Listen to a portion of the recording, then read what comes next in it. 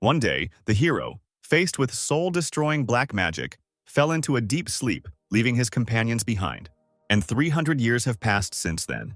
But the restored peace and calm everyday life were only an illusion. And now the whole world is shrouded in darkness. 300 years ago, when the main character turned 31, one hero came to the magic tower for him. The girl said that she had heard that once every 100 years a genius magician appears, and she asked him if it was him, calling him a boy.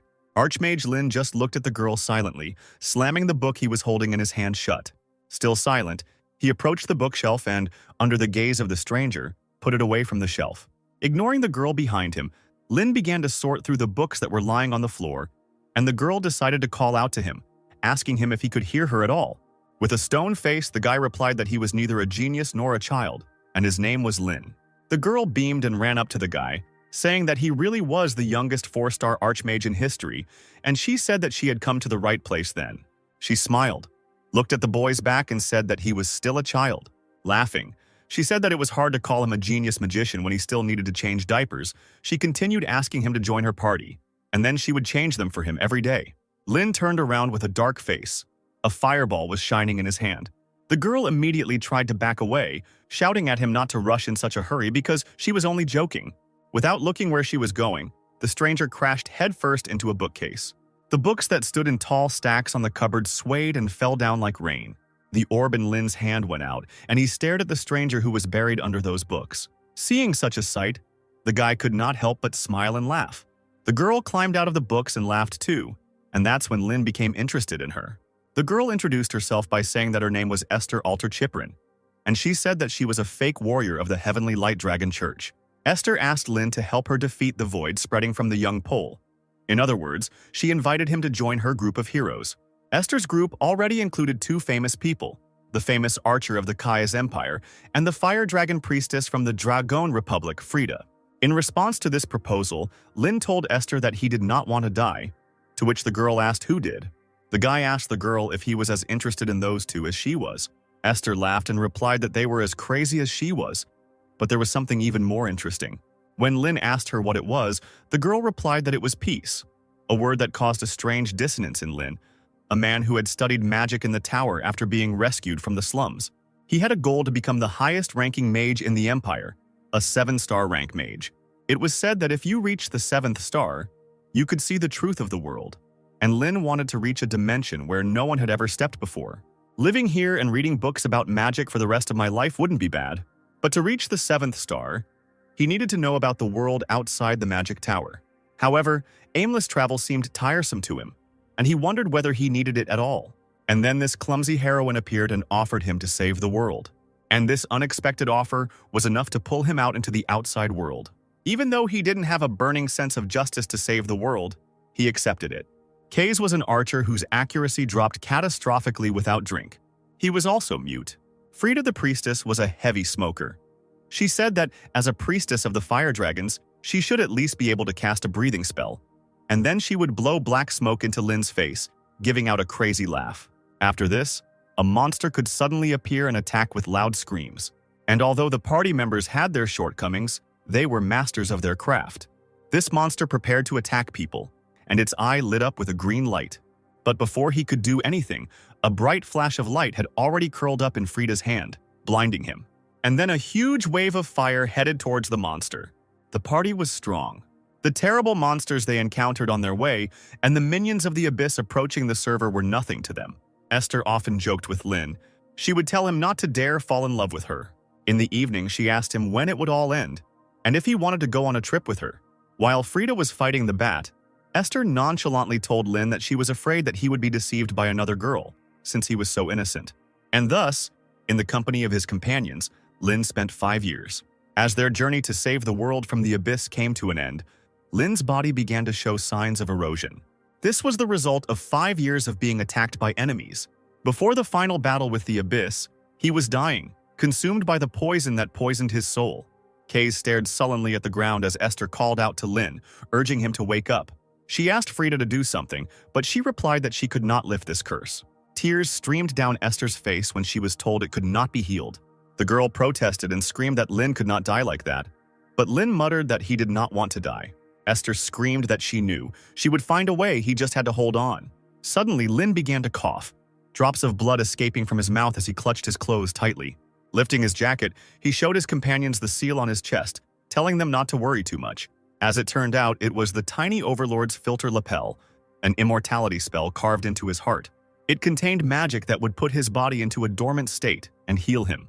Lin muttered a spell, and his body began to be covered in ice. He didn't know how long it would take him to revive, but it was the only option. Esther watched with wide eyes as ice covered the boy's body. Lin tugged weakly at her cloak and told her that he would be back. He chuckled and asked her with all his might to win. Smiling, Esther promised that she would do it. She told him that no matter what, they must meet again. Taking his hands, she said with a smile that then the four of them would go see the world. She told him that she would be by his side until he woke up. Lin smiled at her, promising that she would, and the ice had already reached his head. Lin's consciousness was being pulled into the cold grip of death. He felt buoyant and empty, as if he was sinking into a swamp. Finally, he thought about the fact that he still couldn't see the truth from the magical system of the seventh star. Lin sank deeper and deeper into oblivion. Meanwhile, Esther, Kaze, and Frida returned to the fight. Their journey together across the vast world ended here. It ended in front of the army of the Abyss, which rushed forward with terrible screams. All that was left in front of Lin was darkness. But in an instant, he was already tired of floundering in the darkness. Lin opened his eyes. A female voice came from the side asking him if he was okay, and the woman reflected back to him as rain. Turning around at the sound of the voice, Lin immediately addressed her as his mother. Lin's appearance was now different. His hair was black and his eyes were red, and he looked like a teenager. Lin immediately stopped short, thinking about where his mother came from, since he was an orphan, and the woman looked at him questioningly. A bright light shone somewhere to the side and Lin covered his face with his hand, shielding himself from it. Looking around, he realized that he did not recognize these places. Next to him was not a battlefield, but a city and its crowd. The woman asked the boy why he was acting like that and said that it was Heroes' Square in front of the Vatican. The woman continued, saying that there was a monument there in honor of Esther's group. Hearing the familiar name, Lin turned around and saw a statue in front of him. The monument contained the names and dates of life of all the members of Esther's group. Lin asked the woman what year it was, and she simply asked him what was wrong with him. But Lin didn't calm down and asked again what year it was. Exhaling, the woman replied that it was now 1418, according to the Teresian calendar. Hearing this year, Lin's body became cold, and he began to wonder if he had been reborn, or if his memory had been superimposed on someone else's body. He noticed that the feeling in this body was very strange. The memories of Esther's laughter, Kaze's drunken delirium, and Frida's cigarette smoke were still fresh in his mind. But he realized with fear that all this had happened 300 years ago. With a trembling voice, Lin asked if they had won the last battle, but he immediately thought that it was a pointless question. He thought that if they had not won, they would not have had a monument erected to them, and the sky would not have been so peaceful. With a heavy sigh, the woman asked him why he was saying such obvious things. And then she said that they said that now, if you climb the Vatican Tower, you can see the frozen remains of Lord Lin. Lin didn't ask any further questions but answered tensely that he understood. He wondered what it meant that he had taken over someone's body. The woman continued, saying that Lady Esther had remained by Lord Lin's side until she died. She noticed that it was so beautiful and so sad, and then she asked the boy what he thought. Lin, in response to this, laughed, sweating, and the woman asked him why he was laughing because it was a sad story. Remembering his last moments with Esther, he thought it was amazing that she had kept her promise. Lin walked closer to the monument and reached out his hand to the plaque. As soon as he touched her, he pulled his hand back, thinking that someone had not kept their promise after all. Lin burst into tears and said he had not kept his promise. Lin didn't know what the three of them said about him next, but he became a historical figure. The emperor personally erected a monument to him. Many towers of magicians and families of magicians revered him as a saint. And Reina's mother watched her son with excitement. Lost in his thoughts, Lin thought about how these 300 years had left him with only magic. They left him with memories of travels to many places and the faces of his comrades who smiled brightly at him. Now these adventures could be read about in books. Now these memories have become legends. He recalled that Esther had once said that moments become memories when they are shared with someone. So his memories are not yet memories. Until he dies and meets them, they will remain unshared. These are memories he must live with alone, like an unanswered echo. Noticing movement out of the corner of his eye, Lin turned around and saw a cup of tea. Smiling, Lin accepted the cup from Rain's mother. thinking that his friends were gone now, but they had left him this world. Looking at the cup, he thought about what he should do now, and then he remembered Esther again. Lin's eyes widened, and he thought about what else he had to eat and work with. The Holy Human Empire divided the mage class into 7 levels. Eventually, Lin reached the 5-star level of a mage. Only 2 people in the entire history of the empire had reached the 6-star level, known as a sage. Lin thought that, one could say, they had not reached the end of the truth. But Reina's mother waved her hand at him, getting ready to leave.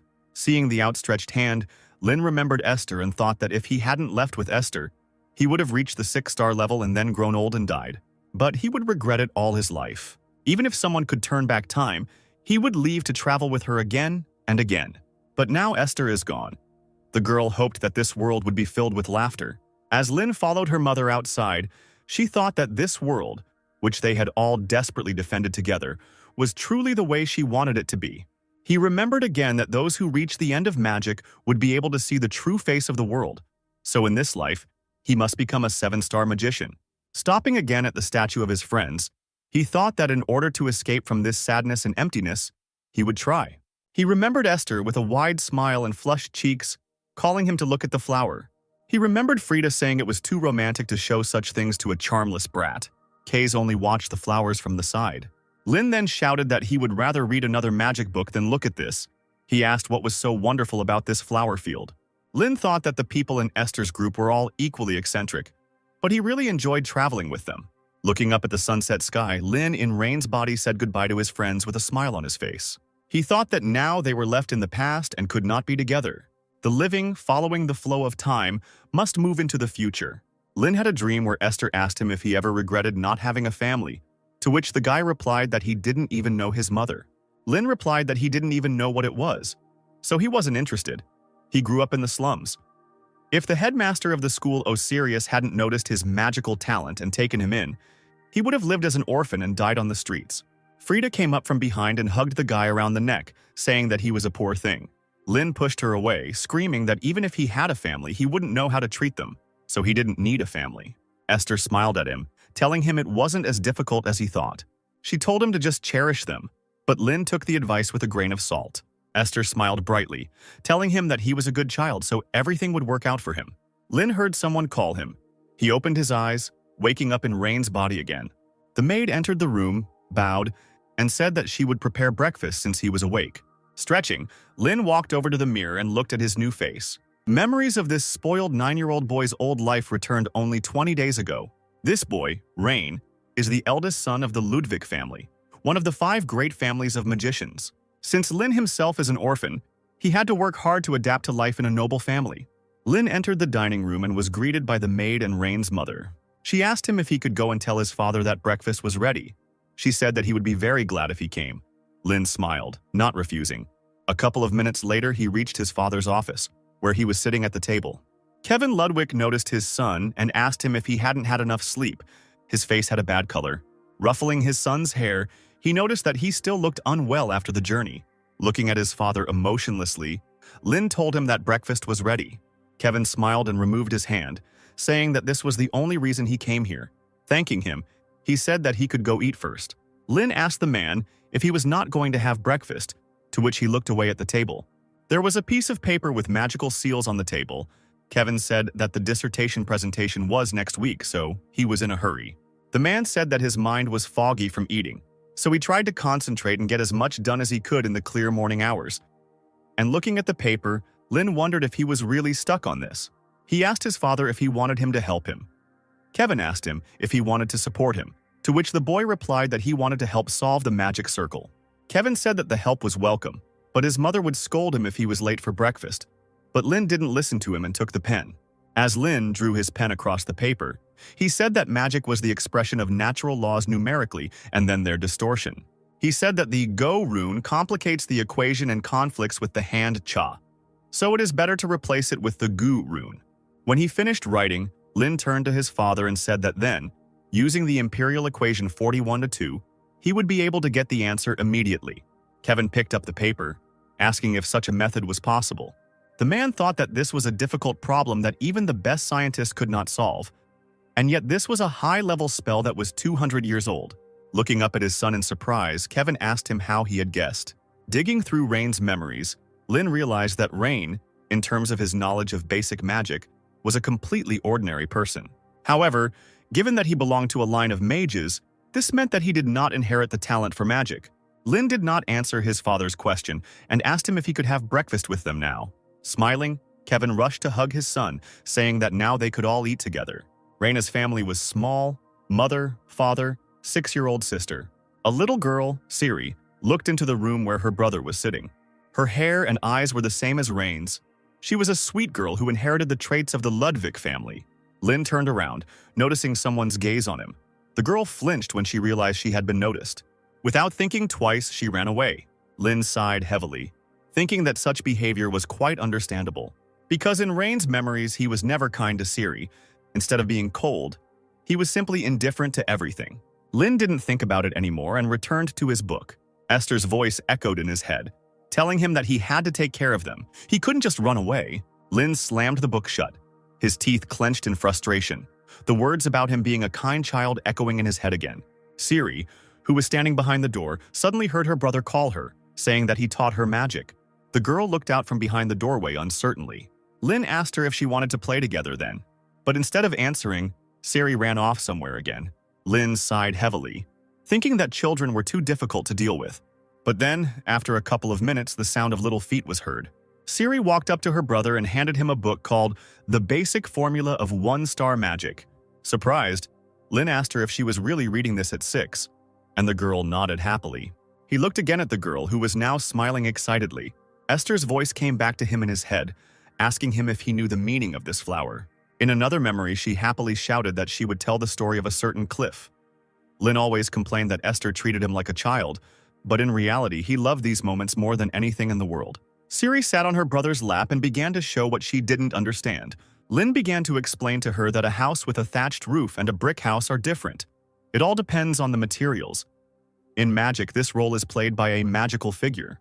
The shape of a magical figure determines the attribute of magic. For example, if you draw a triangle, it will be the attribute of fire, the shape of a fan, the attribute of wind.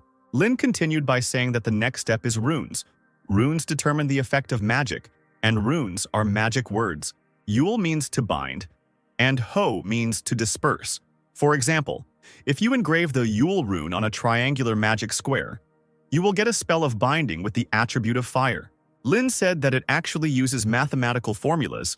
Siri innocently asked him what mathematical was.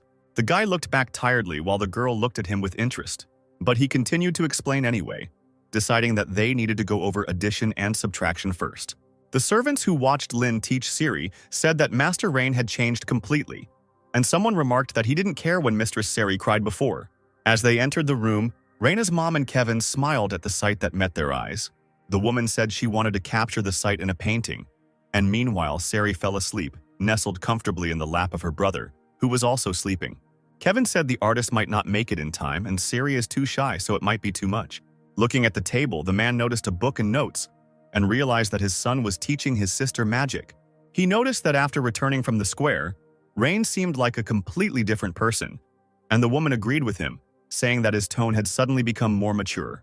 She asked worriedly if it was possible that the void had possessed him, to which Kevin replied that it was not like that. He said that he had a similar experience. He said that when he was still a student, he had the honor of meeting Lord Lin. At that time, Kevin bragged that he had become a 3-star magician. But during the war, Lord Lin rose to 5 stars. Living in the peaceful era that the heroes created, Kevin realized how complacent he had been. Perhaps Rain had the same thoughts.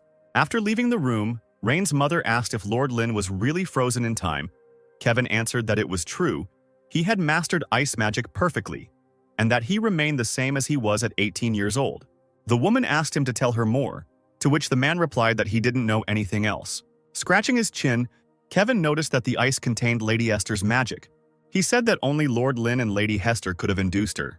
He said he suspected that this letter turned out to be Esther's bequeathed letter to Lin, because one day he would still wake up. Kevin said he thinks their son is a genius. He said that he, moreover, could reach the level of a sage, because he had solved the magic square, which he himself had been struggling with for more than a year, and he had only looked at it. The woman exclaimed in amazement and asked the man if that was why he had come to breakfast today. Kevin said that was true. and he thought it might be a bit early, but it was time to teach him their family magic. Rain can become a mage thief who reads and steals any magic.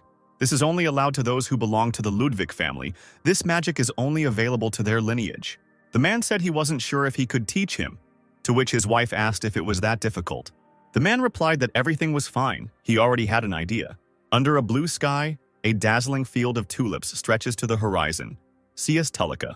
It is a beautiful region famous for its tulips, and a third of its land belongs to the Ludwig family. Rising to a sitting position, Lin said that if you want to develop, you need to set medium-term and long-term goals, especially if it is the path to truth. There is a lot to do to become a 7-star mage. No matter how young you are, there is no time to waste. Lin placed a piece of paper in front of him and said that they needed to call the guide first. Siri appeared behind her brother and asked him what he was doing. The guy muttered that it irritated him so much. Sighing, he nevertheless answered, saying that he was going to call a magic guide. The girl asked again. The guy asked whether he and she should call him. The girl jumped up happily and shouted that she wanted one too. Watching Siri happily spinning around on the grass, Lin thought that she seemed to be enjoying herself. But for a 6-year-old, her speech was a bit clumsy. Could there be something wrong with her? Following this, the guy began to draw on the sheet.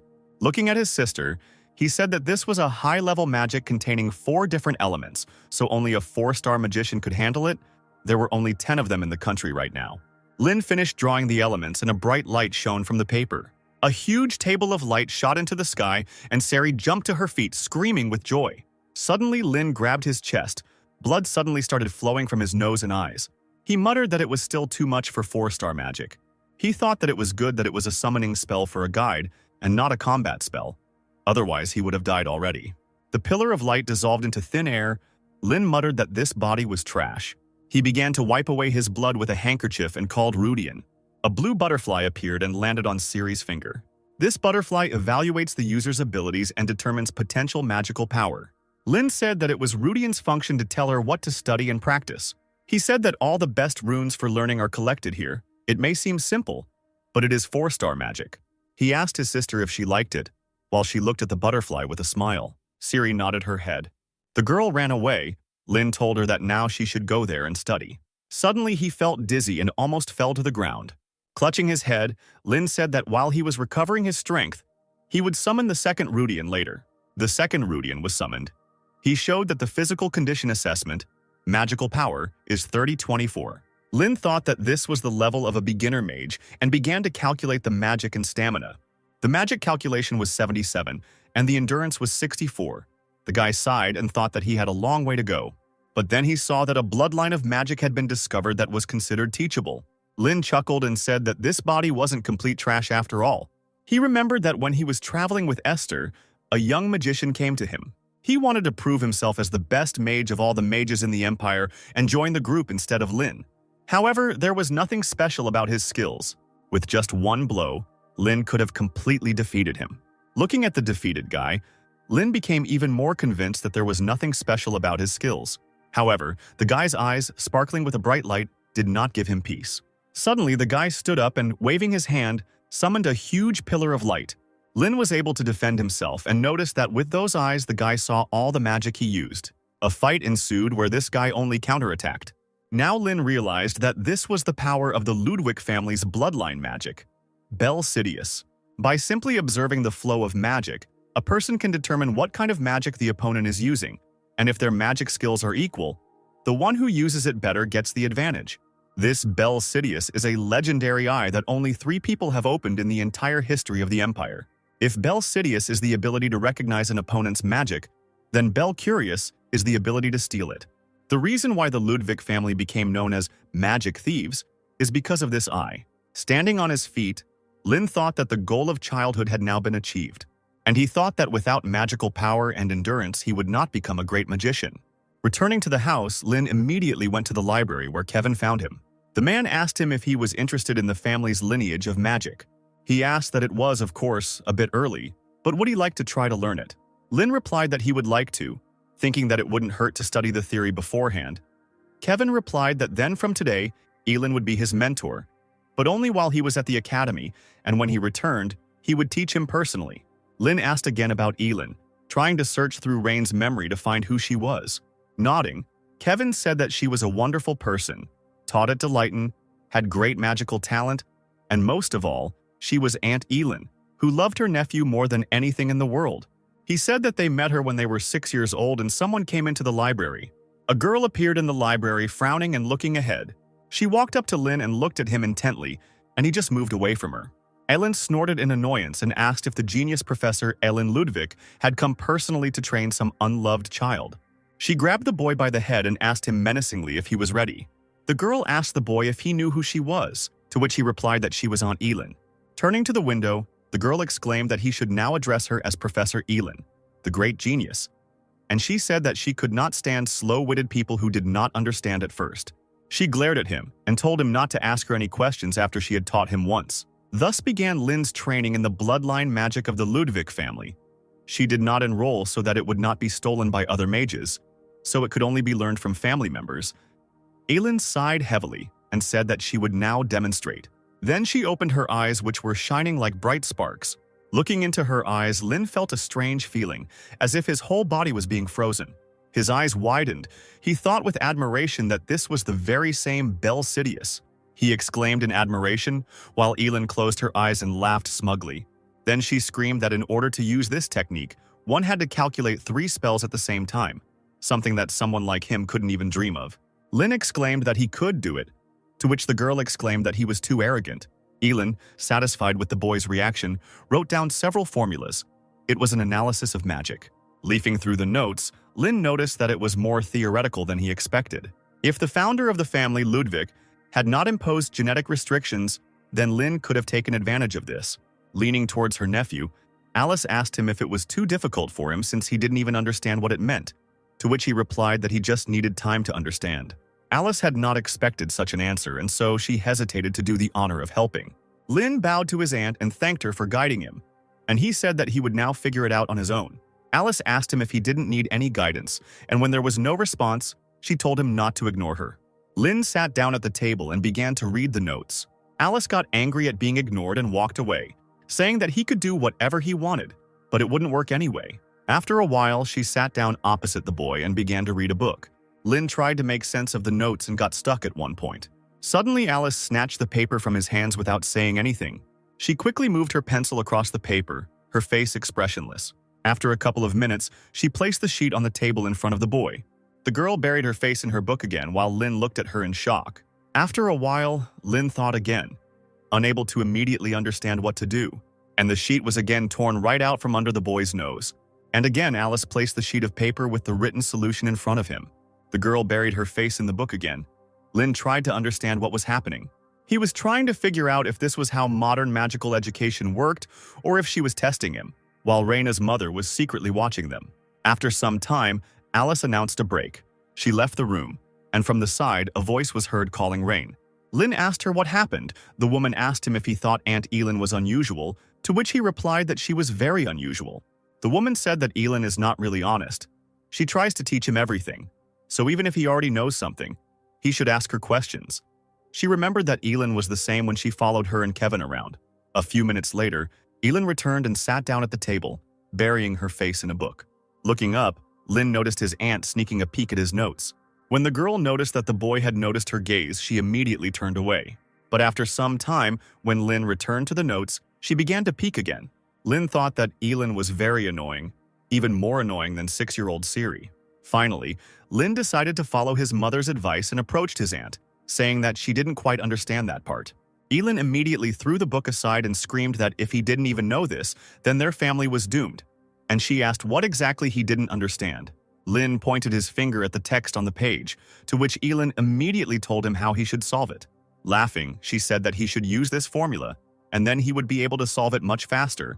Lynn apologized to her, and she continued, asking him about what he did before he was 9 years old. Lynn resigned himself to his fate and continued asking his aunt. Elin's teaching was such that it required a lot of effort, but thanks to her, he significantly reduced the time spent studying theory and gained practical experience. On the 10th day after receiving Elin's instructions, he felt a burning pain in the retina of his eye.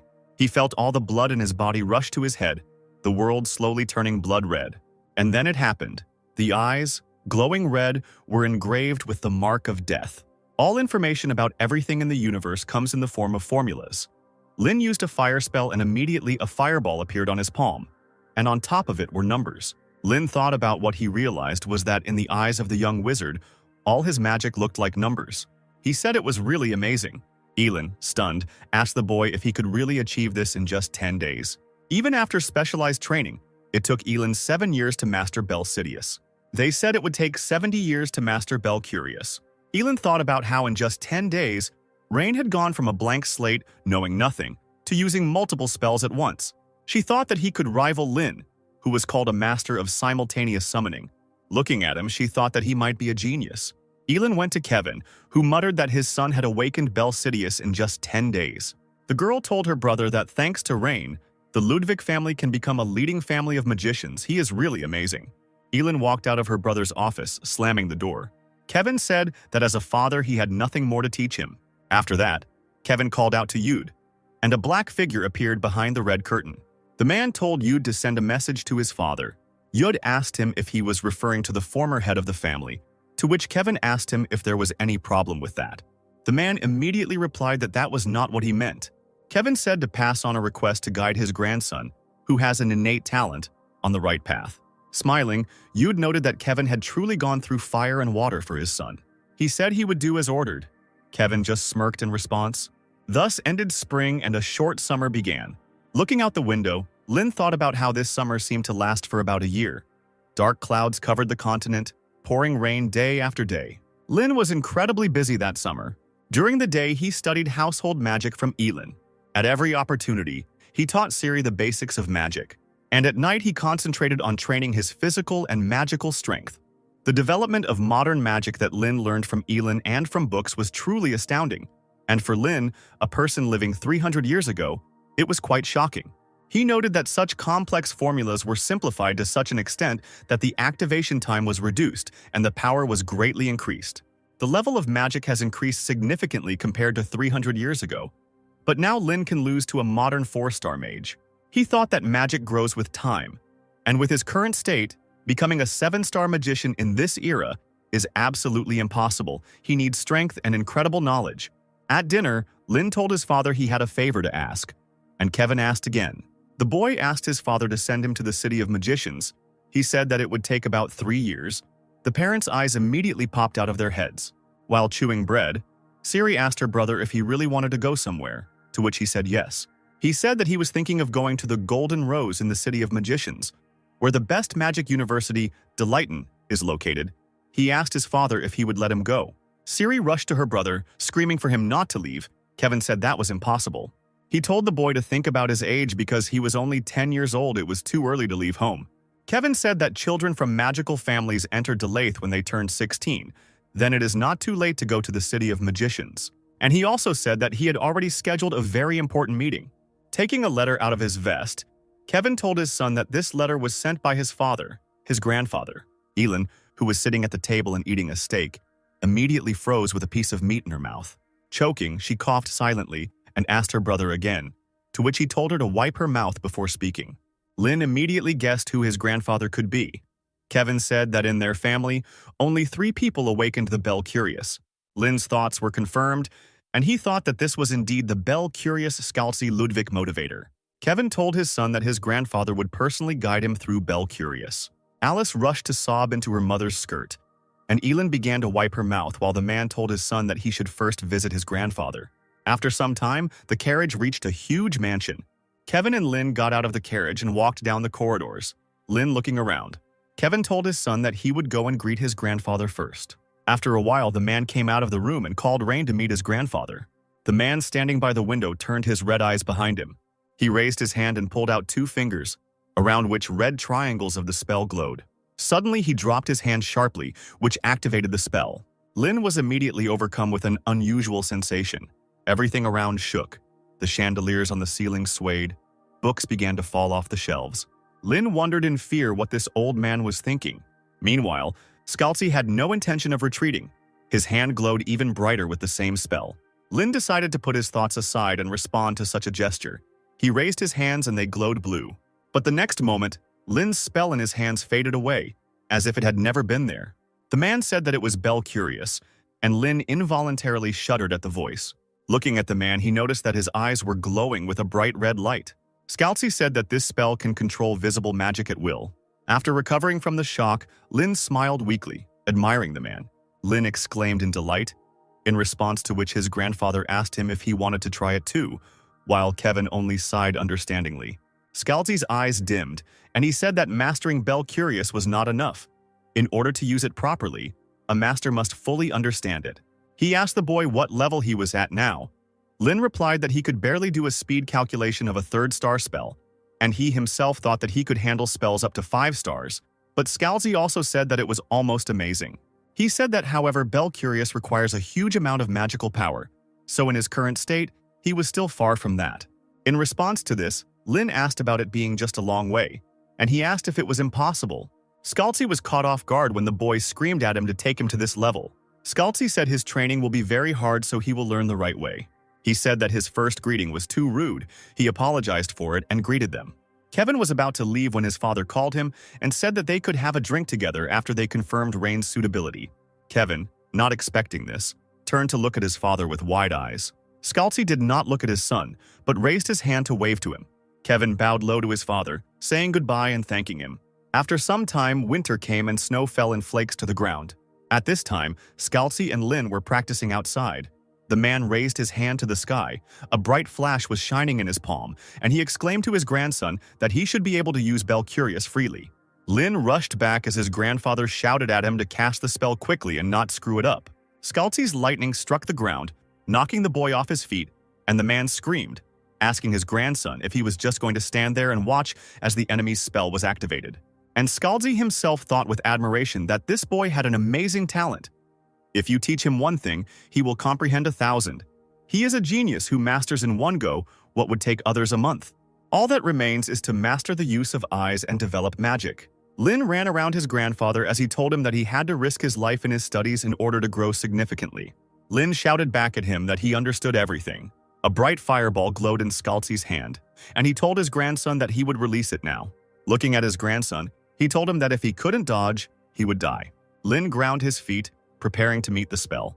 Rushing forward, Scalzi gave the boy the signal to take action. Lin screamed loudly as he used Bel Sidious, and his eyes glowed a bright yellow. Meanwhile, the fireball was getting closer and closer to him. Scalzi shouted loudly at his grandson to hurry up.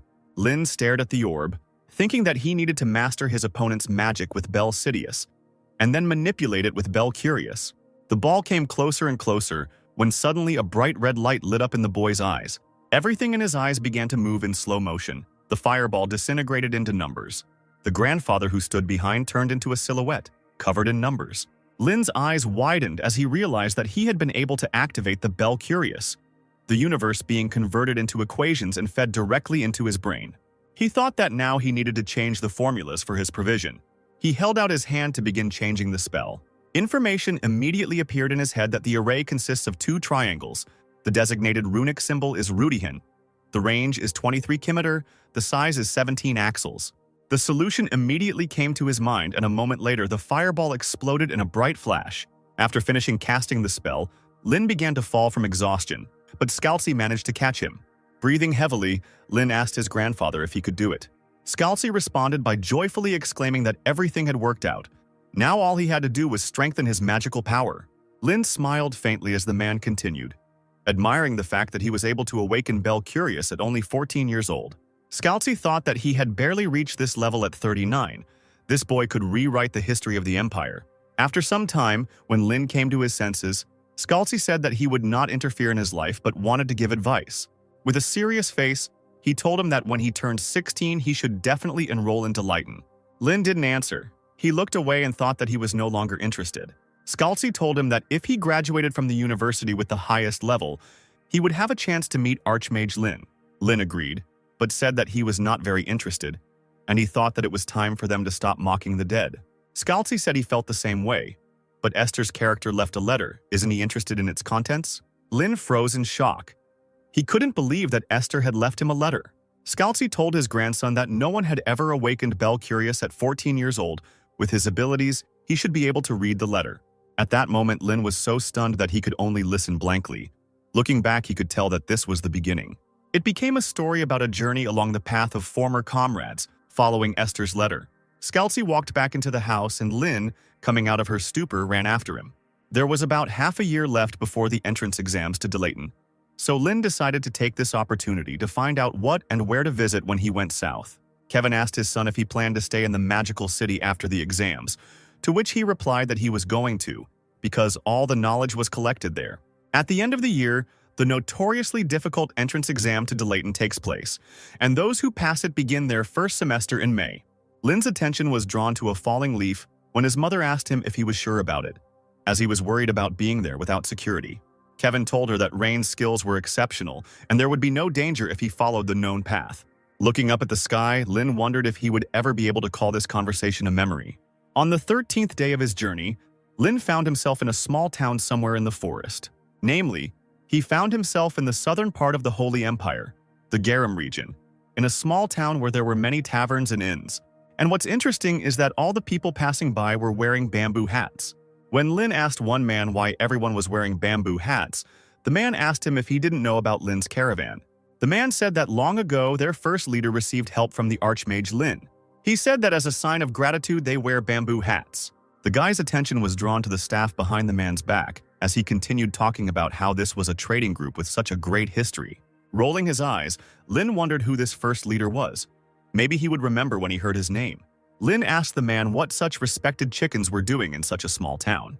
The man replied that there was a problem on the road leading to the sunlit highway, and ferocious monsters appeared and dozens of people went missing. So they wait for the Lord's forces to come and destroy them. Monsters are creatures whose essence has been distorted by the abyss. They resemble animals but have a much more grotesque appearance and dangerous magical abilities. And no matter how many of them are destroyed, they never disappear. Lynn walked away, thinking that as long as this monster wasn't a top-tier one, he had nothing to worry about. Night fell and Lynn walked through the bamboo forest. Suddenly he noticed that someone was definitely watching him. However, nothing attacked. Perhaps this creature sensed the difference in magical power, like an animal instinct. Lynn thought idly that he could deal with these monsters, but it wasn't his concern. The monster-slaying team will take care of that. Lynn walked on, memories coming back to life in his head. He remembered Esther pointing somewhere on the map, suggesting a route. An irritated Lynn listened to how they wanted to stop by a flower field on the way. Unable to bear it any longer, he shouted, asking them what they were doing.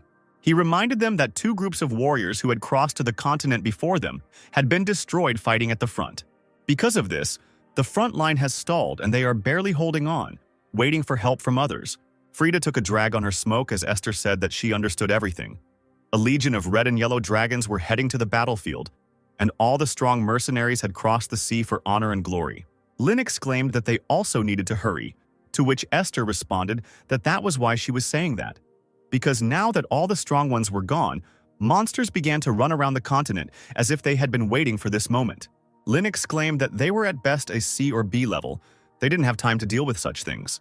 Esther told the boy that there are many people in this world who desperately need help. Even in what seems like a trifle, it makes no difference to ask for help. Covering his face with his hand, Lynn remembered Esther's words about how she hoped he would grow up to help people like him. Lynn muttered that even after 300 years they were still annoying. The boy sat down to rest, a spell glowing in his hand. Lynn muttered the words quietly, activating the spell. Our seal in his hand shone even brighter, ready to act. Lynn lowered his hand and the seal entered the ground and rushed forward to find the monster. The guy remained sitting in the depths of the night forest. Finally, after some time, he heard a loud roar in his head and ordered the seal to bring the monster here. Something flashed like a dark shadow above the bamboo, and something heavy fell in front of Lynn.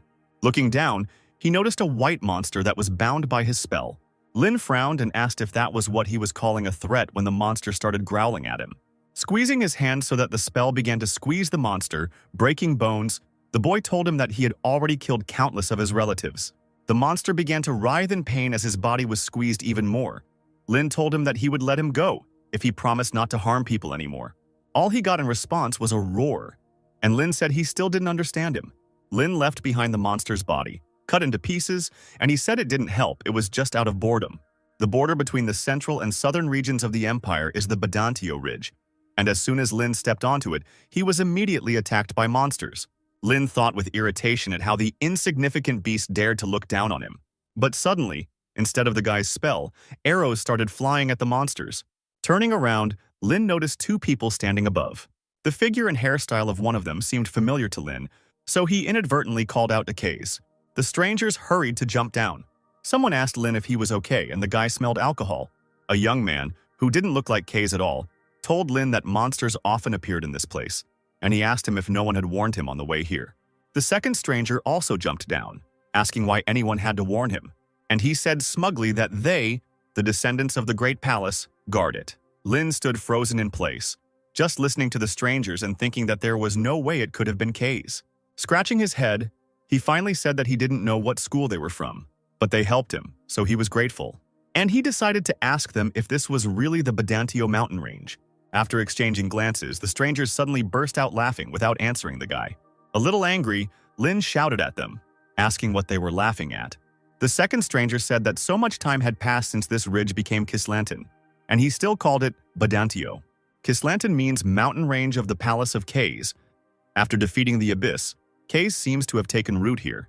The strangers said that they were students of the archery school founded by Kaze. They also said that traditionally this passage is guarded by him, who was recognized by the school director. Watching the drunk guys, Lin couldn't help but laugh, thinking, is drunk archery really the main subject of this school? What did they do to be assigned here? One of the guys put his arm around Lin's shoulders, telling him that he had come at the right time because today was a festival, a day when everyone could drink free alcohol, and he needed to experience the taste of alcohol if he wanted to become an adult.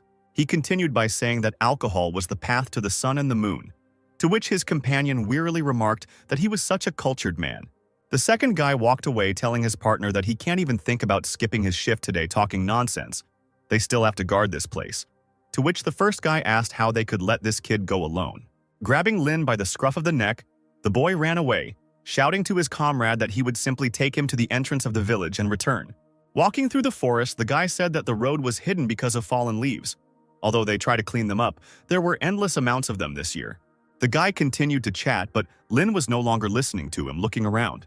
Listening to the boy again, he heard him tell him that if he climbed the wooden stairs from here, he would find the training room. He said that if you follow the path you can get to the village, and at the fork there was a stone that looked like a tombstone. Upon reading the name on the stone, Lin immediately felt his heart break into pieces and his hope disappear. The guy asked Lin why he shouldn't make a wish if he was going somewhere. When Lin asked again, the guy asked him if he really didn't know. And then he said that at the tomb of Kaze, people usually make a wish, asking for protection. Not believing his ears, Lin told the guy to stop joking, to which the guy asked why he was joking. With a trembling voice, Lin said that it was strange because tombs were not built in the middle of the road, and this Kaze was a hero. The guy asked him if he really didn't know the history of this tomb, if he was from this country at all. He asked him if he knew that among Caius's comrades was the Archmage Lin. He continued by saying that it was a well-known fact so he should know, but Lin was said to be very shy, which gave the real Lin a shock. The guy said that Kaze believed that Lin would return even after death. They said that if the grave had been in the village, Lin might not have come because he was embarrassed, so Kaze asked to be buried here. Lin remembered his moments with Kaze, how he got angry at his snoring and the smell of alcohol. He remembered how, in the middle of their journey, he taught him various symbols. Kaze loved to ruffle Lin's hair, which only made Lin angry and yell at him to stop. But now the guy involuntarily patted himself on the head. Looking at the stone, he wondered if Kaze knew that this farewell was forever. Lin continued to deny it, thinking that he had promised to return. Kaze appeared before his eyes, but when he turned around, his face began to melt, revealing his skull. Suddenly, Lin turned around and ran away. Like a madman, the guy ran through the forest without paying attention to the road until he tripped. He fell to the ground, but was in no hurry to get up, breathing heavily. As the sun began to set again, Lin reached the cliff and sat down on its edge. He told himself that he had to go back to Kaze's grave and say goodbye. Remembering Frida, he thought that even if it was already late, he had to go and tell her that he was back. Remembering Esther, he thought that he should say that he was sorry.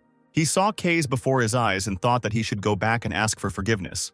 The sun set behind the horizon, but Lin still didn't move from his place. He just lay down on the ground. He recalled how Kaze was able to find an eagle in the sky in pitch darkness. All the guys were wondering how Kaze could aim when he was drunk. When Kaze came down from his drunkenness, his hands began to shake so he could not aim. He recalled how Esther had told him that Kaze had no language and therefore could not speak. He remembered how loudly Kaze snored at night, leaving everyone else unable to sleep. Remembering all this, Lin couldn't help but laugh. But then he remembered their last moment together. But the guy kept laughing louder and louder. Soon this laughter turned into loud sobs. Lin raised his hands and covered his face with them. After some time, he rose from the ground and wandered through the forest. He walked towards the village where he again encountered the tombstone. Rustling dry leaves, Lin came closer, a bright red spell shining on his hand. Gritting his teeth, Lin smashed the stone with a sharp movement of his hand. Burnt leaves rose into the air, burning to ashes there. But the stone remained standing in the middle of the road, as if untouched by anything. The sun set again and Lin turned and walked away, making no more attempts to destroy the stone. He mentally apologized to Case, thinking that it wasn't because he was shy, and all because he lacks courage. He lacks the courage to face them and ask for forgiveness. Without looking back once, Lin walked away, feeling the past recede even further. Autumn in the south was simply amazing. Under such an autumnal summer-autumn sky, a glittering city spread out before Lin. It was the magical city of the Golden Rose, in the center of which the University of Delayton was built. This proud was interesting to Lin from his past life, but he did not live up to his expectations. Everywhere there were shouts from vendors trying to sell books on magic and teaching aids. All sorts of charlatans offered people tools to enhance magic and rare items found in the dungeon. All knowledge passes through the Golden Rose is a phrase that suits the status of this place where everything gathers. Lin sat down next to one of the merchants and asked him how much this item cost. The seller replied that it only cost 10 coins, causing Lin to ask again. Smiling, Lin said that he paid at least 80 coins for it back then. Suddenly, the seller called him, saying that the bell had already rung, which meant the exam would soon begin. Lin hurried to give the money to the seller, almost forgetting why he came to this city. Suddenly, a scream was heard, and a man flew past in front of the guy. People were shouting for someone to catch the thief. The thief ran further through the crowd. Lin thought that the security here was not very good. Turning away, he thought that this was a big city, so the guards should be able to handle it. But then his thoughts were interrupted by the fact that someone crashed into him. Having collided with the guy, the old woman lost her balance and fell to the ground. Lin apologized excitedly and said that he had to go already, he was late. The old woman quietly muttered that it was a family heirloom and that her grandson needed it for the entrance exam. Continuing to mutter, asking for help, the old woman stood up and walked on. Turning away, Lin thought that now was not the time. He had an exam. But suddenly he heard Esther's voice telling him to help her. Coming closer to the old woman, Lin asked her if the man had stolen something from her. Frowning, the guy stopped the old woman, telling her to wait here. After chasing the thief, Lin climbed onto the roof and flew further with the help of a spell. Lin was burning with anger that he still had so much to do, and he was doing this. A bright flash of light flashed in his hand, and he told the thief that now he would turn to ashes. But before he could do anything, a voice was heard from behind and someone's hand touched his shoulder. The girl pushed him away and ran on, shouting at him to move away. She flew down from the roof, and a bright flash shone in her raised hands. Suddenly, the thief slowed down, noticing that sand was starting to rise in front of him. The man looked around in confusion, wondering where the sand came from. Meanwhile, the sand rose higher and higher. The girl shouted loudly to the thief across the street that stealing someone else's property in the Golden Rose was brave, she should give him credit. But he chose the wrong day. The girl stood on her head made of sand, and under her feet were two sand knights holding a sword, and she exclaimed that the thief was finished today. She continued her heroic speech with a smug grin, saying that it would all end for him today, because he had been caught by none other than Kristaten. Lin looked the girl up and down. He noticed her confidence in the sand swirling around her, and he realized she was Warden. The Varden family is located on the eastern edge of the border, like the Ludwig family. It is one of the 5 families of mages. Before Lin regained his memories, they met several times at family gatherings, the girl telling him to put in a little effort to not live like a loser. She pointed her finger at him angrily and shouted that he was a descendant of magicians, even the eldest son. She asked him if he was really not ashamed at all. Lin ignored her every time. Every time they met, she always acted smart, so he called her a nerd. Lin wondered how it was that she was already wearing a uniform since they were the same age. And in the meantime, the thief decided to strike back. Using a wind spell, the thief destroyed the sand tower and the knights, causing Kristaten to fly down. But the wind currents did not stop there. They began to swirl madly along the street, lifting other people into the air. One of the children that were there rose into the air far from its mother, but before it could fly far, it was caught by the tree roots. Using a spell, Lin, who was still on the roof of the house, returned the boy to his mother. Lin raised his head and looked at the thief again, his eyes glowing red, activating Bel Sidious. Looking at the thief, who had strange bracelets on his arm. He thought that this thief was a magician, and he also had quite decent magical power. The guy's gaze involuntarily caught on these strange bracelets, which shimmered golden in the sunlight. Kristaten didn't think of giving up. Frowning, she raised her hands again, activating the spell, and shouted at the thief that he was very good for a thief. She screamed at him to try and block this then, and then she quickly moved her hands with a bright flash shining between them. A little surprised by this outburst, Lynn noticed that it was a 2-star magic that she even used mentally. The girl hit her palm against another palm, causing an even brighter flash. The whole city was shaken, and ordinary residents began to look around in confusion. Behind the girl, the ground began to crack. If the Ludwig family is known as magic thieves, then the Varden family is known as magic commanders. Breaking the earth into pieces, something rose from underneath it with a loud crack. A sand golem appeared behind the girl, its eye glowing red, and Lynn thought that the Varden family's bloodline magic was earth magic. Kristaten asked the surprised thief if he would try to brag again now. But suddenly the golem's eyes flashed with a different red light. The thief raised his hand with the bracelets from under his cloak and shouted that with this he was invincible. His hand glowed with a dark light, and then something pierced the golem through and through. The golem's eyes went dark, and he was ready to collapse as a heavy mass onto the ground. But after that, the golem's eyes flashed red again, and he didn't care about anything. Noticing this, Kristaten turned to the thief and told him not to even think that he would fall from such an attack, while the golem prepared to attack its mistress. The thief smiled slyly, and the bracelets on his hand once again began to shine with a dark glow.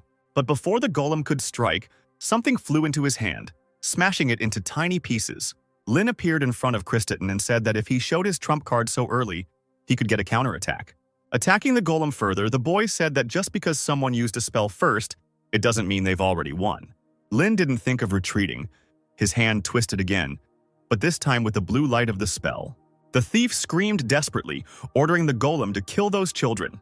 The golem obeyed the orders of its new owner and decided to strike with its other hand. Lynn, in response to this, decided to use a fire spell in a circular shape. Raising his hands to the sky, the boy launched a fountain straight into the golem's face. Kristaten, who, like Lynn, was soaking wet, asked the guy if he was a water mage. She said that although the water element is the natural enemy of the earth element, her golem does not fall from a 1-star spell. And to confirm this, the golem rose to its feet again, its eyes glowing with a menacing red light. The thief laughed like a madman and asked how they could boast of such a thing. Kristaten pushed the guy away and rushed forward again. Meanwhile, the golem did not stand still either, and, at the command of its master, rushed forward. Lynn once again put his hands forward, using another spell, and the golem was again met by a strong stream of water. Kristaten, who was once again behind the guy, shouted at him that he should already understand that this doesn't work. The man still wouldn't stop and continued to shout at her to stop wasting time and just die. But Lynn didn't give up. He continued to use the spell, pressing on the water golem. After a couple of seconds, sounds were heard and cracks began to run across the golem's body. Noticing this, the guy began to spray water even harder at the stone golem. The golem stepped back, and then he noticed that his last hand was beginning to crumble before his eyes. However, she was still intact enough to strike again, which is what the golem decided to do. Lynn grabbed Kristaten by the collar and quickly jumped to the side, dragging her behind him. The golem's fist hit the ground with a loud thud, shattering it into pieces. The thief used his bracelets again. Lynn thought that he was stealing someone else's magic, but he couldn't use his own. Kristaten, lying on the ground, screamed, asking the guy what he was doing because it was dangerous. But Lynn had already jumped to his feet, and a bright flash of a spell shone between his palms. Kristaten noticed that the 1-star spell had only been cast a few seconds ago. Lynn began to transform the spell, looking for a solution to this situation. The guy changed the law of the spell. He raised his hands up, and the spell shone even brighter. Lynn released the spell from his hands, and it crawled across the ground, breaking it into pieces. From these cracks, plant roots emerged and wrapped around the golem's body. After a couple of minutes, the golem's body was securely tied and pressed to the ground. One of the roots slid across the golem's face, breaking his red eyes. The golem was neutralized. The thief wanted to rush forward, but roots burst out from under the ground again. Approaching the shackled man, Lynn tore off his bracelet and asked what it was. Taking a closer look, the guy realized that it was an artifact, and it looked interesting. The thief shouted at him to give it back, to which Lynn replied that he had stolen it. The guy thought that stealing control over the enemy's magic was similar to Bel Sidious. There were 2 magic circles engraved on the stone, which meant that he could steal up to 2-star magic. In a panic, the thief asked the boy who he was and how he was able to cast magic so quickly. But Lin didn't answer him and just turned around, walking away and thinking that even if he told him, he wouldn't believe him. Approaching the old woman, Lin returned the artifact to her, telling her to pass this thing on. The old woman took the artifact back with tears in her eyes, and the crowd erupted in joyful shouts. People began to shout compliments to Lin and Lady Varden. Hearing about Lady Varden, Lin immediately remembered the exam and froze. Without paying attention to anything else, the boy broke loose and ran away. An unknown person in a cloak approached the chained thief and put a sword to his throat. Then this unknown person in a cloak approached Krista, who was still sitting on the ground. Krista recognized the stranger as Professor Caroline, who told her that she had made a mistake today. The woman said that it was great to be confident, but she shouldn't have used the golem so hastily. Getting up from the ground, the girl replied that she knew and would be more careful next time. And then she happily asked the professor if she had seen that boy, and noticed that his magic casting speed was almost the same as the professor's. The woman replied that he might even be faster than her. But then Krista said that the guy didn't seem that strong during the selection. Professor Caroline asked why the guy was here if he had come for the exam. Krista asked her what she was talking about, to which she replied that the exam had already started. Krista sullenly asked the professor if there was any other way she could not accept it. She asked if she could be given some slack if she was late because she was helping someone. The woman asked her since when she thought so much about others. In response, the girl exclaimed that a person like that guy should exist to make things more interesting, and she asked with a grin whether it wouldn't be better for the school to have interesting characters. Professor Caroline made no reply to this, but soon agreed. Back in her office, Caroline looked over Rain's file, which stated that he had no experience in magical competitions and no significant achievements in other areas. Perhaps he is a genius prodigy who can become the White One sent to the Ludwig family from heaven. But then the woman noticed that this guy had been Scalzi Ludwig's assistant for 3 years. She was a little surprised by this, because he was a former great magician and the head of Osiris. It didn't matter to him if someone was his relative. Everything depended on talent and strength. He ruthlessly rejected those who failed to produce results. Professor Caroline wondered if he was just an assistant. Then why was he called a prodigy by the 8 great schools? Thinking about this, the woman smiled to herself. Professor Caroline asked her assistant to make an appointment with the rector because she needed to discuss something regarding a private appointment. The sun was shining brightly into the rector's office, and she said that it seemed like history was repeating itself. They told her that it was impossible to say for sure, but it seemed that talents always appeared at the same time. Examples of this could be Hubert from the Rackland School, Lillian from the Rivendell School, Kaiden from the Harimun School, Nora from the Melev School, Logan from the Chehak School. 5 latecomers from 8 major schools were admitted immediately. The Varden family also sent a talented child, but he may have problems. The principal told Caroline that since the conflict between the magical families and the 8 schools was so deep, it was not very pleasant to get involved in the students' disputes, but it was certainly a special situation. DeLayton's principal, Madelia Page, said she would need to notify teachers and professors. She told Caroline to watch the students closely and intervene if necessary, but not too often. Caroline didn't answer the rector, so she asked what had happened. The woman responded that she thought it was too early. She asked if it was too early to make such a decision. The rector asked her to tell her more, and then Caroline said that she thought there was another genius in this generation besides Krista. Madelia asked if there were any new students she didn't know about yet, to which she received a negative answer. She then asked if this was the child she wanted to give an extra test to which Caroline replied that she wouldn't believe her even if she told her. She could very well have seen him at the family meeting. Madelia told her that she still had a bad habit of slapping her hands. Caroline replied that it was just her personal opinion, but maybe they could give Ryan Ludwig the opportunity to do so and not interfere at all. Madelia thought about this, and the professor continued saying that she was interested in how he would behave in this situation. The rector replied that they would have the results soon, to which Caroline agreed, saying that Owen was there after all.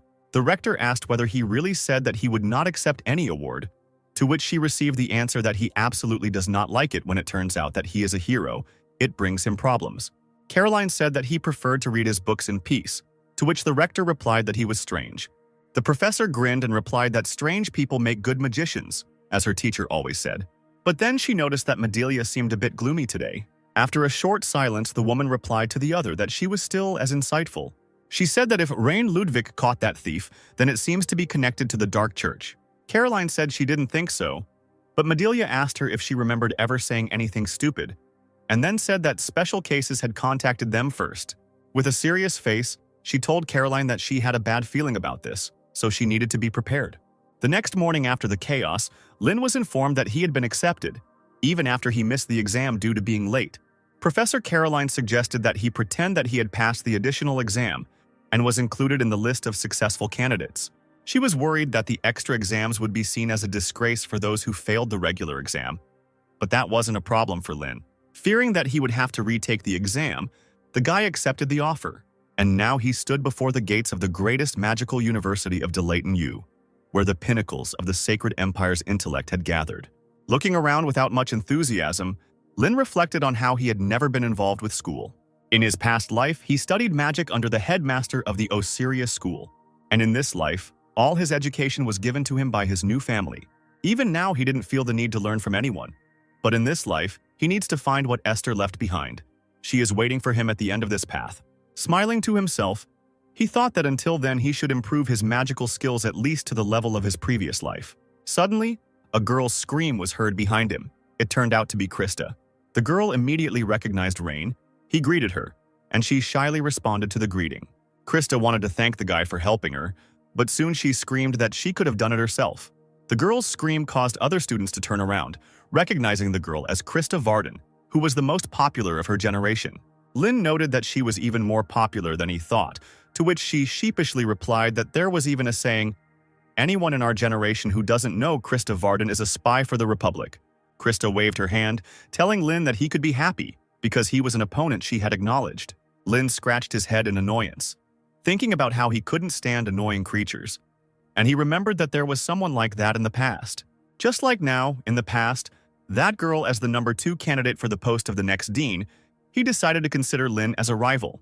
The brat Lin met in the tower insisted on being treated like a senior since she entered the tower first. Lin remembered well how boastful she was. Lin chuckled as he looked at Krista, and she asked him why he was laughing at her.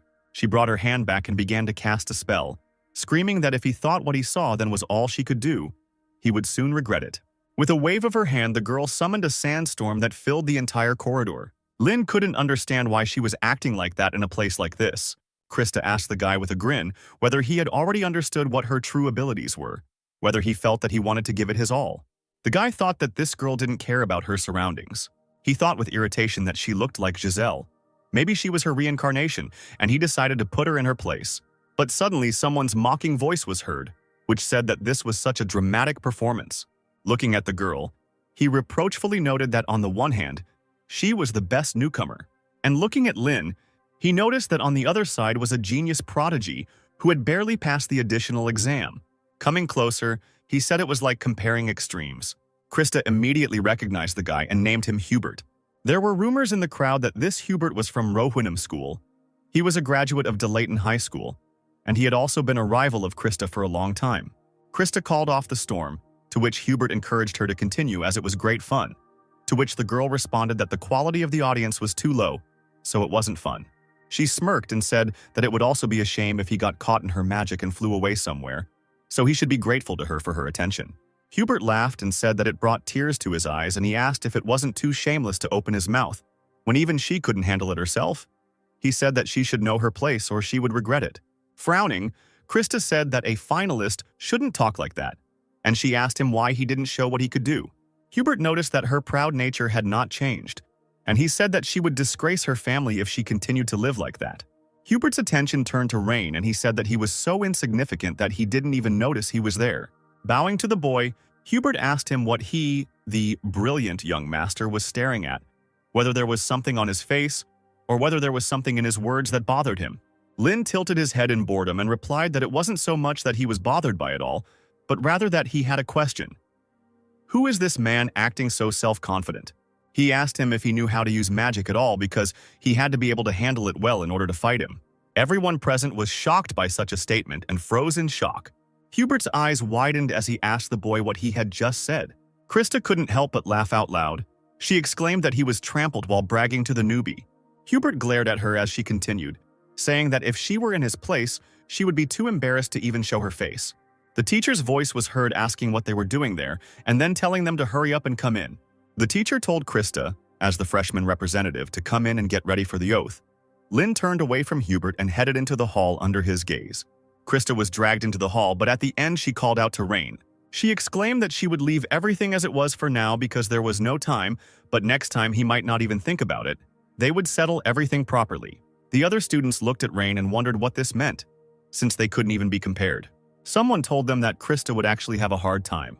The student asked him what he meant, to which he replied that the young gentleman was the assistant of Director Scalzi. Soon everyone would see how strong he was. All the first years gathered in the hall, and the 1338th Delayton entrance ceremony began. Krista, as the freshman representative, gave her speech. Lynn listened to all this with boredom, thinking that it would all end as soon as possible. But then, the rector's welcoming speech to the first-year students was announced, and Lynn perked up a little. Madelia walked onto the stage as the host announced her as the best mage in the entire empire. The crowd began to whisper animatedly among themselves. Lynn thought about how she was the greatest mage in the empire, the current head of the Council of Mages, and a direct descendant of the founder of magic, Imitsa Page. When Madelia showed everyone, the guy noticed something in her appearance. As it turned out, he noticed her purple hair, which was a result of genetics. A microphone flew up to Madelia, and she greeted all the freshmen at Delayth and introduced herself again. She congratulated the 233 freshmen gathered there on their admission, but said that half of them would not survive until their second year, either being held back or expelled.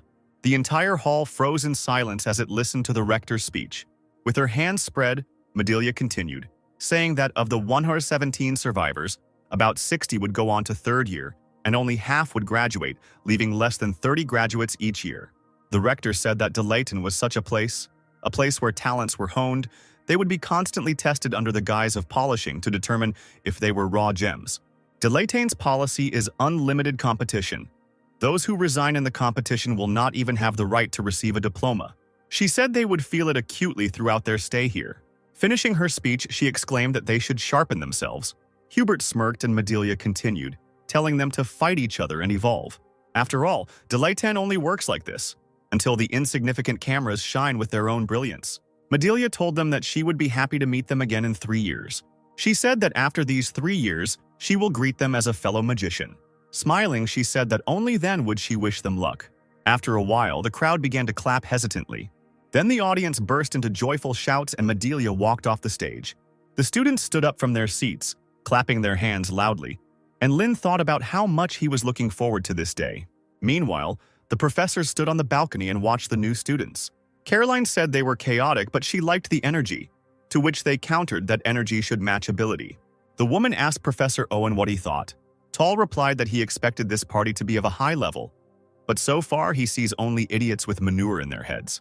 He said menacingly that they were all doomed to failure. The next day, Lynn went to the faculty building, the Hall of the Sleeping Dragon. He noticed that the building was truly majestic. Lynn found his office and went in. There were no people there yet. The guy sat down at a desk by the window and began to sort through his notes. A voice came from the side, saying that they were now classmates, so they should take care of each other. Lynn turned his head with a smile. He froze when he noticed Krista sitting down next to him. The guy covered his face with his hand, and the sky immediately darkened. Krista smugly said that he had the honor of sitting and competing with her, the best student, from the very beginning. A little girl with pink hair appeared from behind Krista and said that this meant she was very happy to sit with him. Krista laughed and said that she was really happy because she would be turning up this guy's arrogant nose from the very beginning.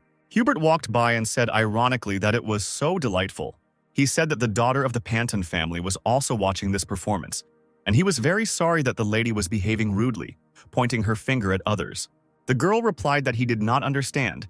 This is actually often Krista's charm. Gertrude Panton grinned and said that even without that she was quite charming, at least more so than someone who was only impressive in appearance. Krista, Gertrude, and Hubert began to exchange barbed remarks which made Lynn's stomach ache. He remembered how Frida had once asked him if he had ever wanted to go to school, to which he had replied no, and the woman had said that was strange. Lynn told her that he was already an elite magician. There was nothing left to teach him at school, to which Frida replied that he was an idiot. And she said that school is not a place to study for academic success, so Lynn asked her, what is the purpose of studying then? Frida replied that there you learn to communicate with people. Looking at the trio, Lynn wondered if Frida was right, and school was the place where they would learn about people like these. The hands on the clock moved closer to the start time of the lesson, and Professor Owen entered the classroom. He walked behind the lectern. Lynn wondered if it was a gorilla, but immediately realized it was the curator. An excited hubbub began again among the students. Noticing the tension, the guy asked Krista who the man was, and the girl told him that he was a professor known for being stingy with grades. Owen looked at all the students with an appraising glance. She noticed that many were yawning, talking among themselves, and in general were not in the mood to study.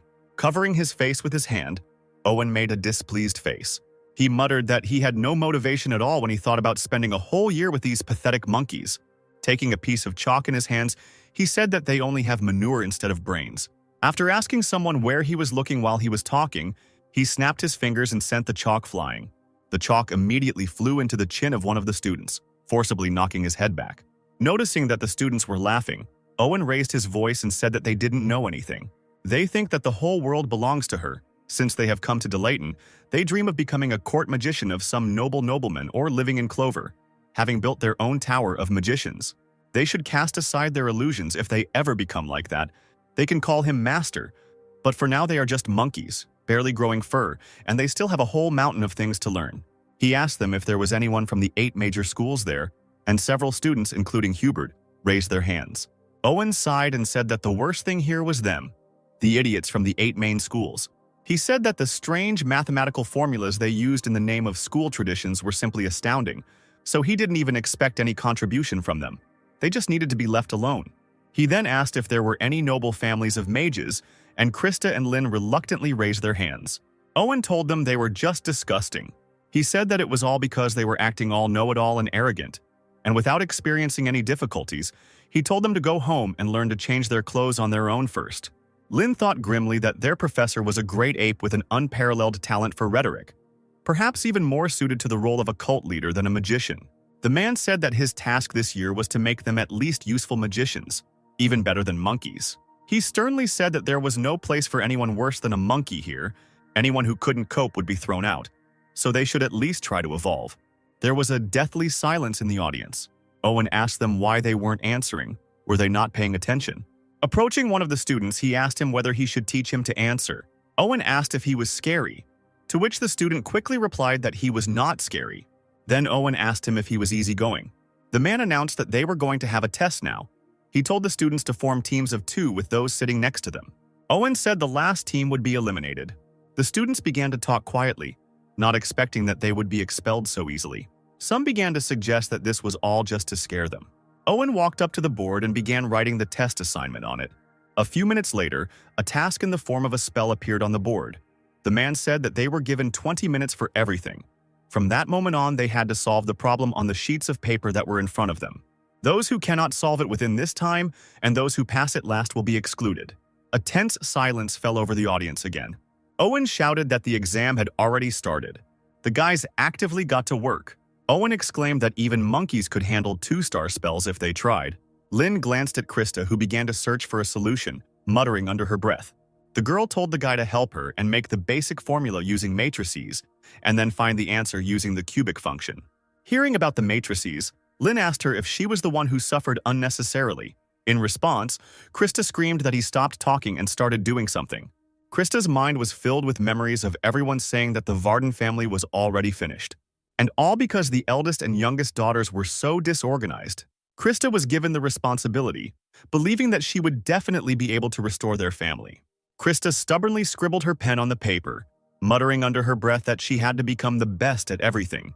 Lynn looked at the girl and thought about the heavy burden she had to bear. Krista asked him irritably why he was looking at her like that. Had he already found the answer from the function? Lynn handed them a piece of paper with the function written on it, and Krista happily said that all that was left was to decide. But suddenly a strong wind blew, and the girl irritably asked why this was happening right now. Lynn extended his hand, using a spell to stop the interfering wind, and then all the sheets of paper with the solution were torn to shreds. Krista jumped up and screamed in panic. Owen told her to be quiet, and he asked if they couldn't do anything without making noise. After apologizing, Krista sat back down and said in a weak voice that she would have to start all over again.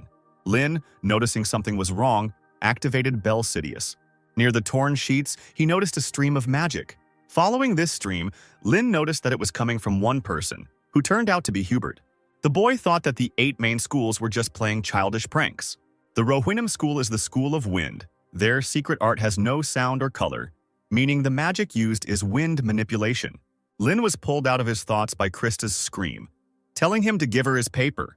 She told him to rewrite it quickly. Unable to bear it any longer, the girl quickly took the piece of paper from him, asking him what he was doing.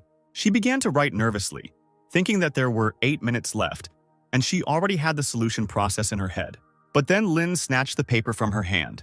Before the girl could ask anything, the guy told her that they wouldn't be able to finish on time using this method. Krista asked him how he could know if he hadn't tried it, to which he replied that she wouldn't understand anyway. The girl looked at the guy with irritation, almost cursing. Lin told her that the task was doable. It was just that the solution was too difficult for her. And right after that, the guy started to quickly write another solution. After some time, the solution was already completed. Lin told Krista that she couldn't be a mage if she burned out so easily. He told her to remember that a strong magician must remain calm at all times. And he himself remembered that in the world where he lived, even 8 minutes was not enough. We had to fight fiercely with the enemies, winning every second. The price for a few seconds of delay was not just exclusion, but death. He thought sadly of all the lost people who had died because of his delay. Lin told Krista that this time he would take the lead, and that she just needed to help. He told her not to delay them. Hubert and his partner had already finished the entire task and got up from their desks and went to the professor. Hubert handed Owen the solution sheet and asked him to evaluate it. Owen took the paper and placed it on the table. He raised his hand over it, which glowed with a bright blue light. The spell on the piece of paper activated and it rose into the air, releasing steam. Owen, with the same stone face, noted that all the runes were working fine. Considering that she had done it before everyone else, that was not bad. Hubert smiled and his partner relaxed. But then the man told them not to be so confident because it was not good. Sitting down at his desk, Owen told them that the problem would only take 2 minutes to solve, and so he gave them only a C. Bowing slightly, Hubert said that he couldn't accept it. He said that he had solved it first and his formula was perfect, so why such a low score? He asked what the reason was, to which Owen sternly told him to stop fooling around. Looking at the boy with a piercing gaze, the man told him that he knew better why he had a C. Hubert's partner asked the professor what it meant, and Lin appeared behind her. Lin asked the girl to step aside. Other students began to whisper that their answer sheets had also been torn up earlier. The students were surprised that they had already finished. Hubert looked at them in amazement. Lin handed the paper with the solution to the professor and asked him to evaluate it too. Smiling slightly, Owen exclaimed that they were already finished, and he was delighted to expel these newcomers from the magical family. Lin said that if someone can't use magic just because the wind blows, they can't call themselves a mage, and Krista handed over a piece of paper. Snatching the paper from the girl's hands, Owen told the boy that he liked his spirit, but it couldn't compare even to his mother's wart. Looking at the solution, the processor noticed that the magic circle was different from what he had proposed. Lin said that one magic circle is shaped like a fan, and the other is drawn as a circle. The professor asked him why he changed it, to which the guy answered him that the rune J works well with water attribute magic. Based on this, he simplified the formula for this rune to work. Lin said that if the rune requirement could be solved with a first-order equation, the activation time would be accelerated, to which the professor remarked that I was reminded of this in high school classes, and he knew it very well. Lin and Owen continued to talk about it, which was starting to give Krista a headache. Lin said that one cannot say that one is using magic correctly until one has fully mastered the runes. So, with that in mind, he changed the shape of the magic circle. Owen thought about how he was trying to shorten the activation time based on his understanding of the runes, and he said that was a smart answer. But whether it would activate properly was another story. Lin didn't deny it, but simply nodded. He grinned and suggested that the professor check it out for himself. Owen raised his hand over the solution using magic and exclaimed that he couldn't wait to see it fail. Krista tensed up, and the professor continued, saying that if he made a magic circle with a double attribute, the math to solve it would become several times more difficult. The paper began to glow with bright colors, and the man said that they would see if it was skill or just a trick. To Owen's surprise, the spell began to work and the flash of light became even brighter. Streams of wind began to spread from the leaf, rushing towards the ceiling. Streams of wind gathered above the heads of those present and came together in a bright flash of light. In this flash of light, a bright star lit up, indicating that the spell had definitely worked. Noticing this, Owen suddenly clapped them lightly. He said he had been teaching for 13 years, and he had seen many geniuses. He said with a smile that, however, they were the first to give such an answer. The students looked at the other students below in amazement. Owen said that it certainly pissed him off, but he had no other choice. He said that this answer deserved an S grade, which he had never given to such a trivial quiz before. Krista started shaking with happiness, and Lin said with a smile that this was high praise. Smiling broadly, Kostra thanked him loudly. Raising her hands to the sky, she began to jump for joy. After a couple of minutes of such joy, Owen came up to her and said that they could go back to their seats if they didn't want him to lower their grade. Turning to Hubert and his partner, he told them that they could leave too. The assessment was over. Krista walked past Hubert with a triumphant look. Lin stopped in front of Hubert and stared at him, causing the latter to flinch. Lin's eyes darkened with irritation, and Hubert asked him with a smirk if he had anything to say. Taking up his book again, Owen told them not to make him repeat it unless they wanted to get discipline. Walking past Hubert, Lin told the boy with a menacing voice that next time everything would be different.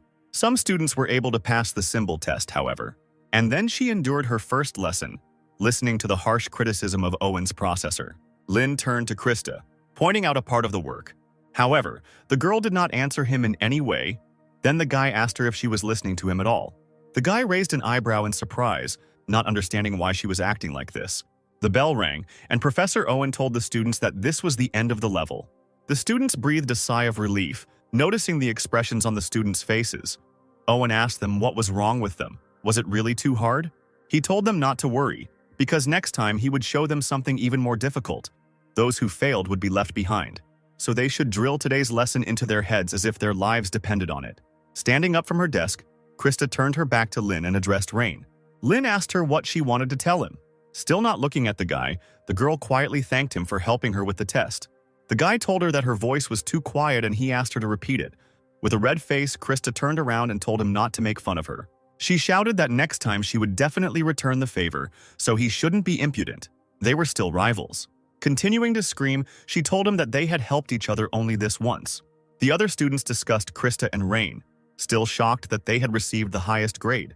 Someone said that it was quite logical that Krista received such a rating, to which the other said that they were in pairs.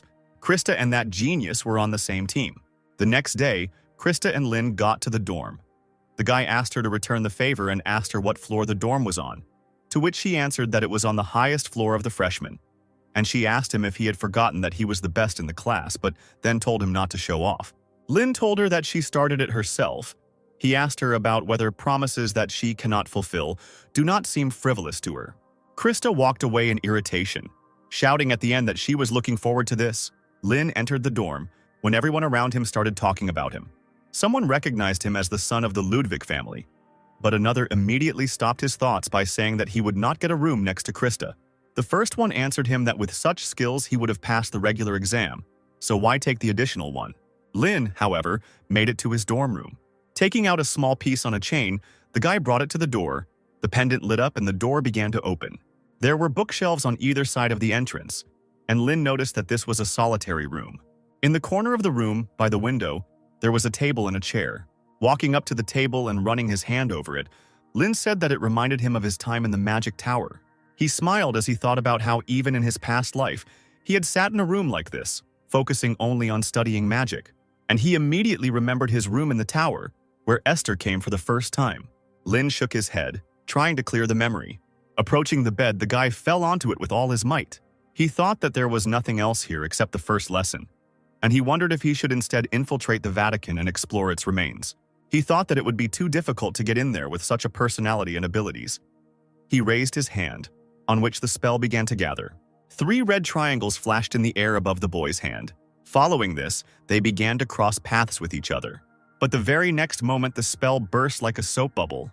Lin frowned and thought that even 4-star magic was still too much for him. Suddenly, the guy noticed someone sitting on the window frame of his window. As it turned out, it was an owl, with a rope tied to its paw in a bag. Lin got out of bed and stroked the owl's feathers, taking the bag and taking out a box. The owl flew away, and Lin noticed that the box had the date 1388 written on it.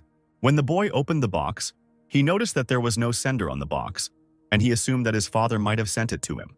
Inside the box were several books with no inscriptions on the covers. Lin carefully took out both books, examining them carefully. One of these books was pretty worn out. The guy looked at it more carefully and his attention was drawn to the inscription. He immediately recognized in this book the diary which he had entrusted to Esther at that very last moment. Lin froze in shock and immediately wondered who could have sent him this. In a panic, the boy looked out the window in an attempt to see the owl or the sender. Looking around the street, he wondered if anyone knew his true identity. The next day, Lin and the other students went to the campus's magical training facility, the Battle Dragon Field. The students watched someone fight while a countdown sounded that there were 30 seconds left to the goal. As it turned out, it was Krista, who fought various monsters alone. Gertrude noticed that there were only 15 seconds left, and she asked the girl if something good had happened. Continuing to fight, Krista asked her why she thought so. Gertrude continued counting and said that she felt more excited than usual. Counting down 5 seconds, she asked her if it was all because she met Lord Rain. Gertrude said she wondered what happened between them. While furiously killing another monster, Krista screamed that nothing happened. She was just annoyed that she would see his annoying face again today. Krista continued to make excuses, and Gertrude remained silent, thinking that she would not deceive anyone with her behavior. She thought that it seemed like the rumors about Rain Ludwig helping her during the exam were true. The girl thought that it was surprising because he was not like this at the family meeting. By that time, Krista's training was over. Hubert walked down the central hall of the student dormitory. Suddenly, someone called out to him, calling him a loser with a C grade. Hubert told this guy, whose name was Logan, not to mess with him. Otherwise, if he continued like this, he might die. Logan, a graduate student at Chakek School, told the guy to calm down. He just heard someone get a C and nearly died laughing. The guy continued by saying that besides, Krista got an S rating even with sandbags. He asked Hubert if that genius wasn't in his group, and he wondered what he really was, whether he was just a coward like the rumors said or not. And he noted that he was still better than him. Hubert simply told him it was none of his business, calling him a muscular fool. Turning around with his eyes blazing with anger, he asked the boy if he wanted to challenge him. Logan's eyes also flashed dangerously, and he said that he could and wanted to. The room began to shake slightly, under the pressure of the two mages' forces. The noise was cut through by a quiet female voice asking them to stop. The girl indifferently insisted that it wasn't just the two of them here.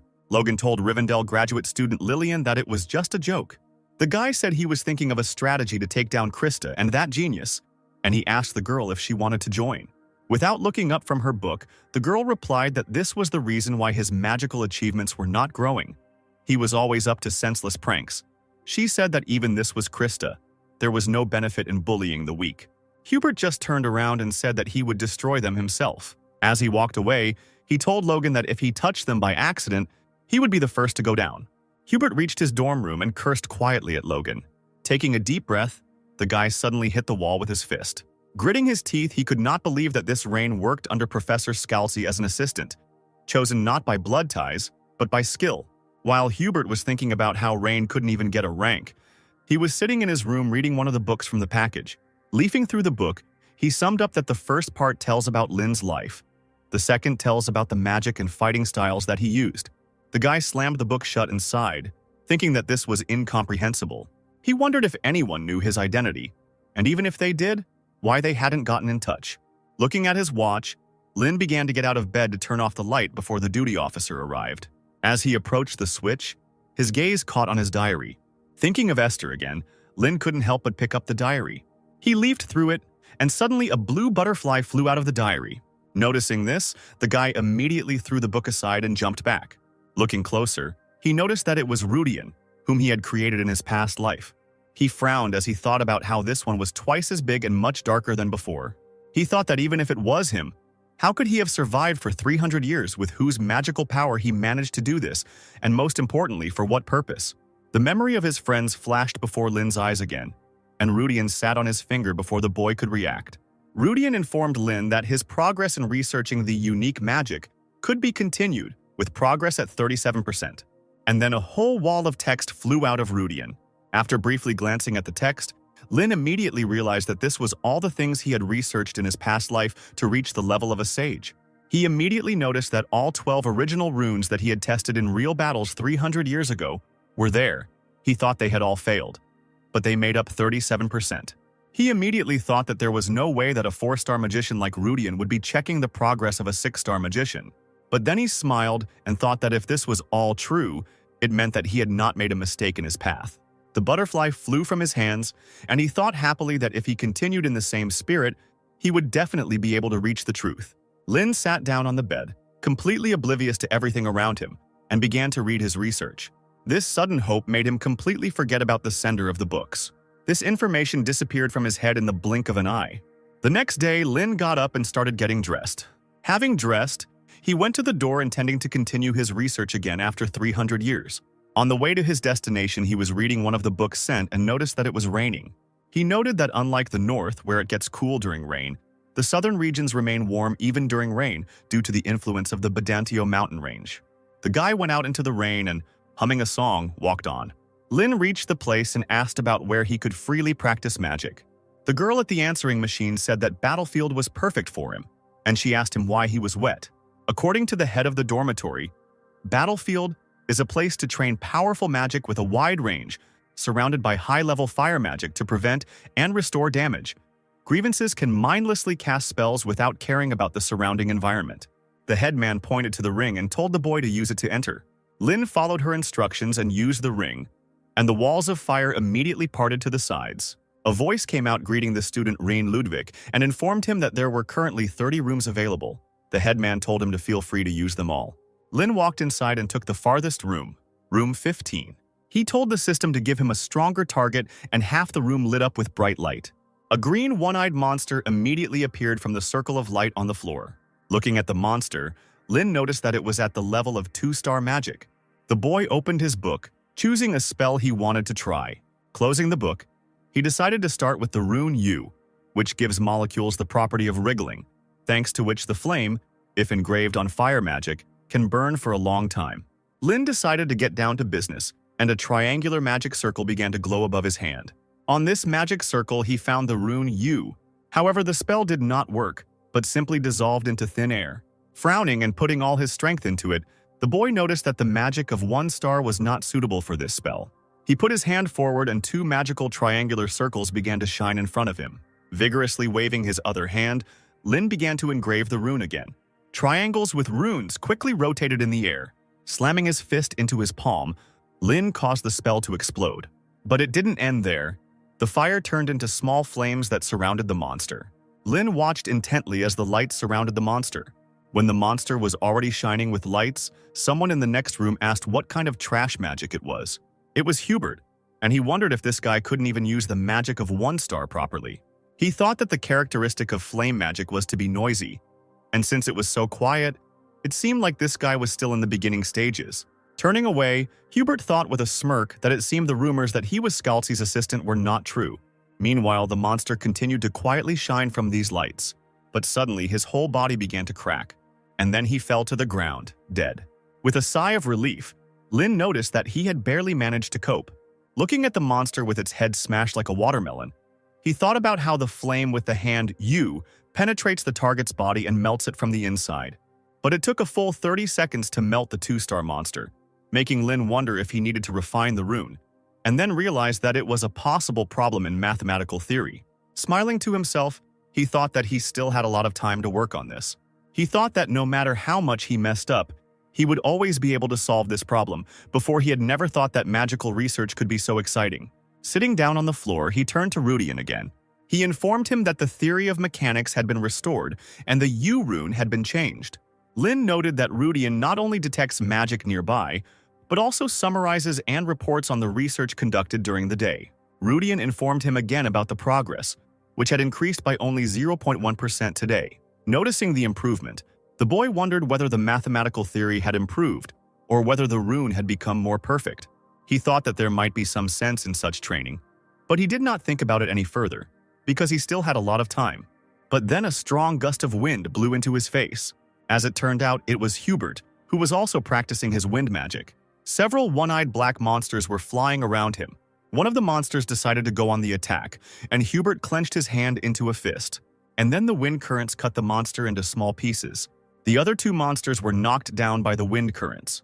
Hubert quickly turned around and cut the bodies of these monsters with his hand, using magic. Looking at the guy who was shaking off his hand, Lin thought that he was not bad. At least it turned out well. Hubert continued training and Lin continued to watch him and noticed that something was wrong. The next day, Lin headed back to the classroom for class, where they were taught the procedure needed to cast magic.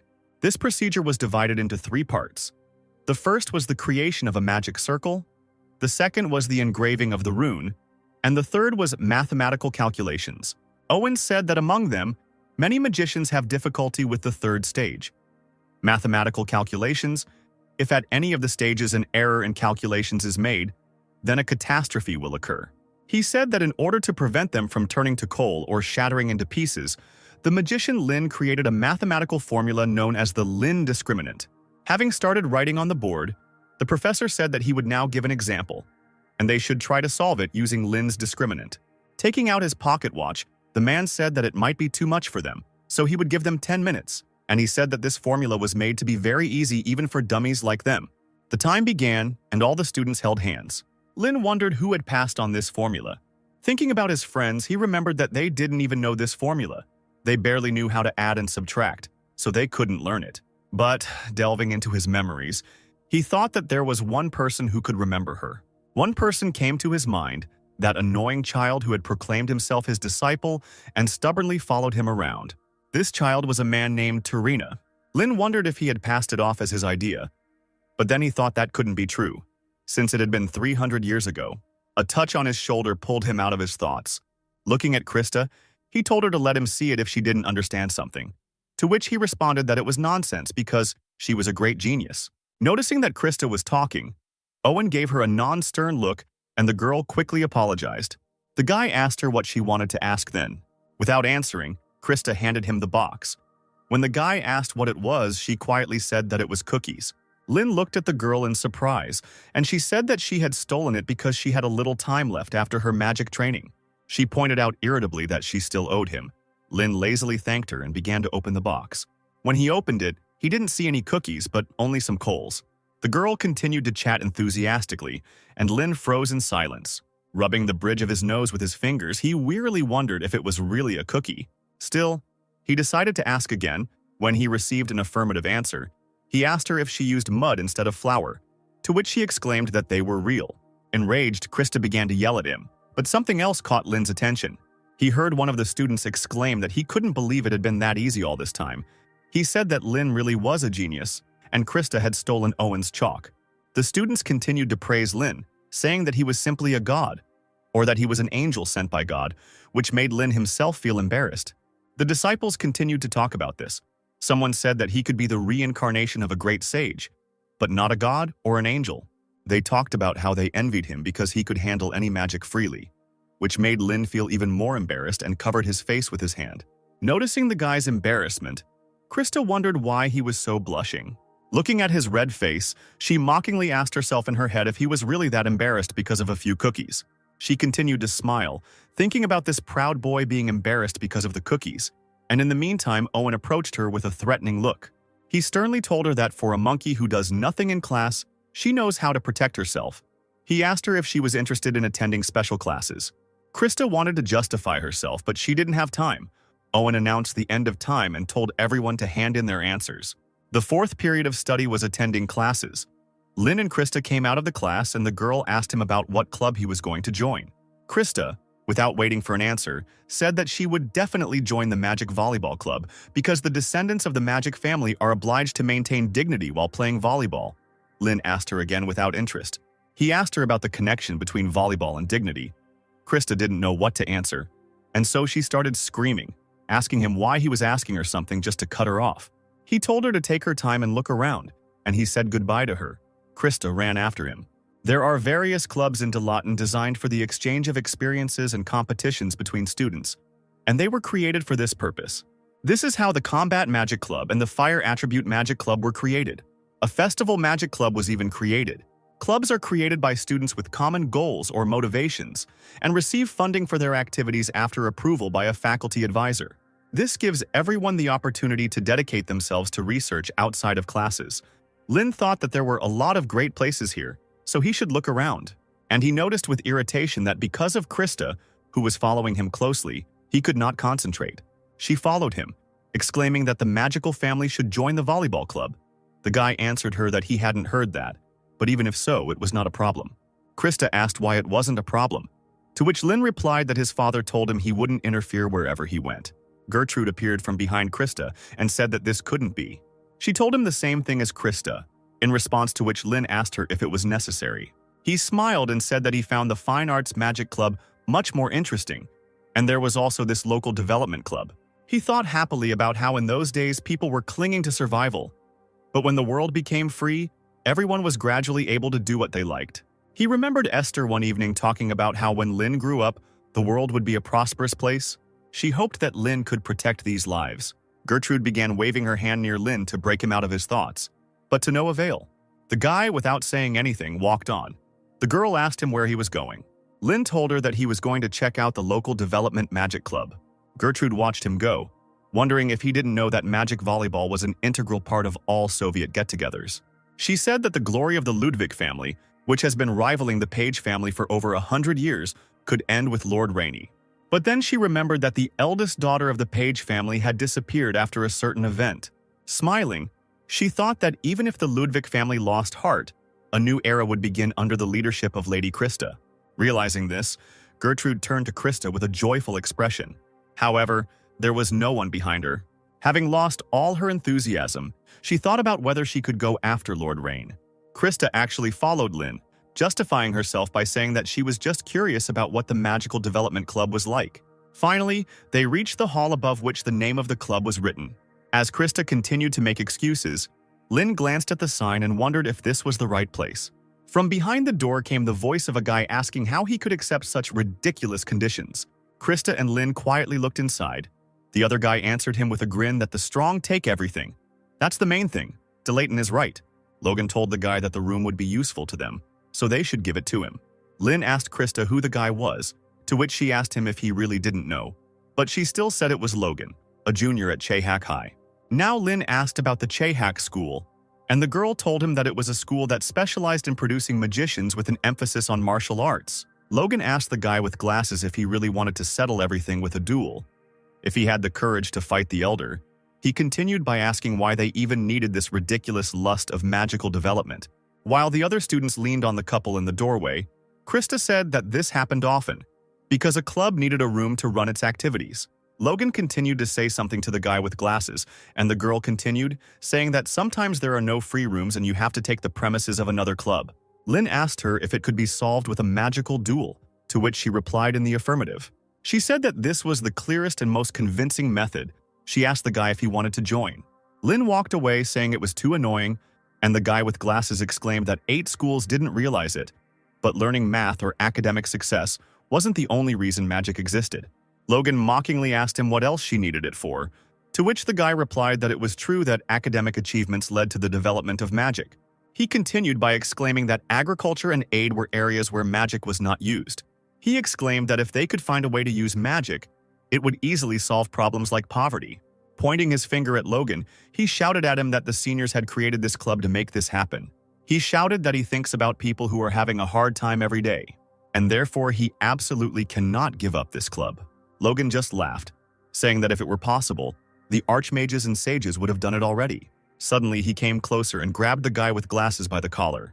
Lifting him off the floor, he said that he couldn't even hold the club against a rookie, so it was all useless. He mockingly asked the guy if these seniors had produced any results. He asked if he really believed that such pathetic research, left behind by these insignificant people, could change the world. Logan told the guy that he didn't even dare fight with magic, so it should be nothing.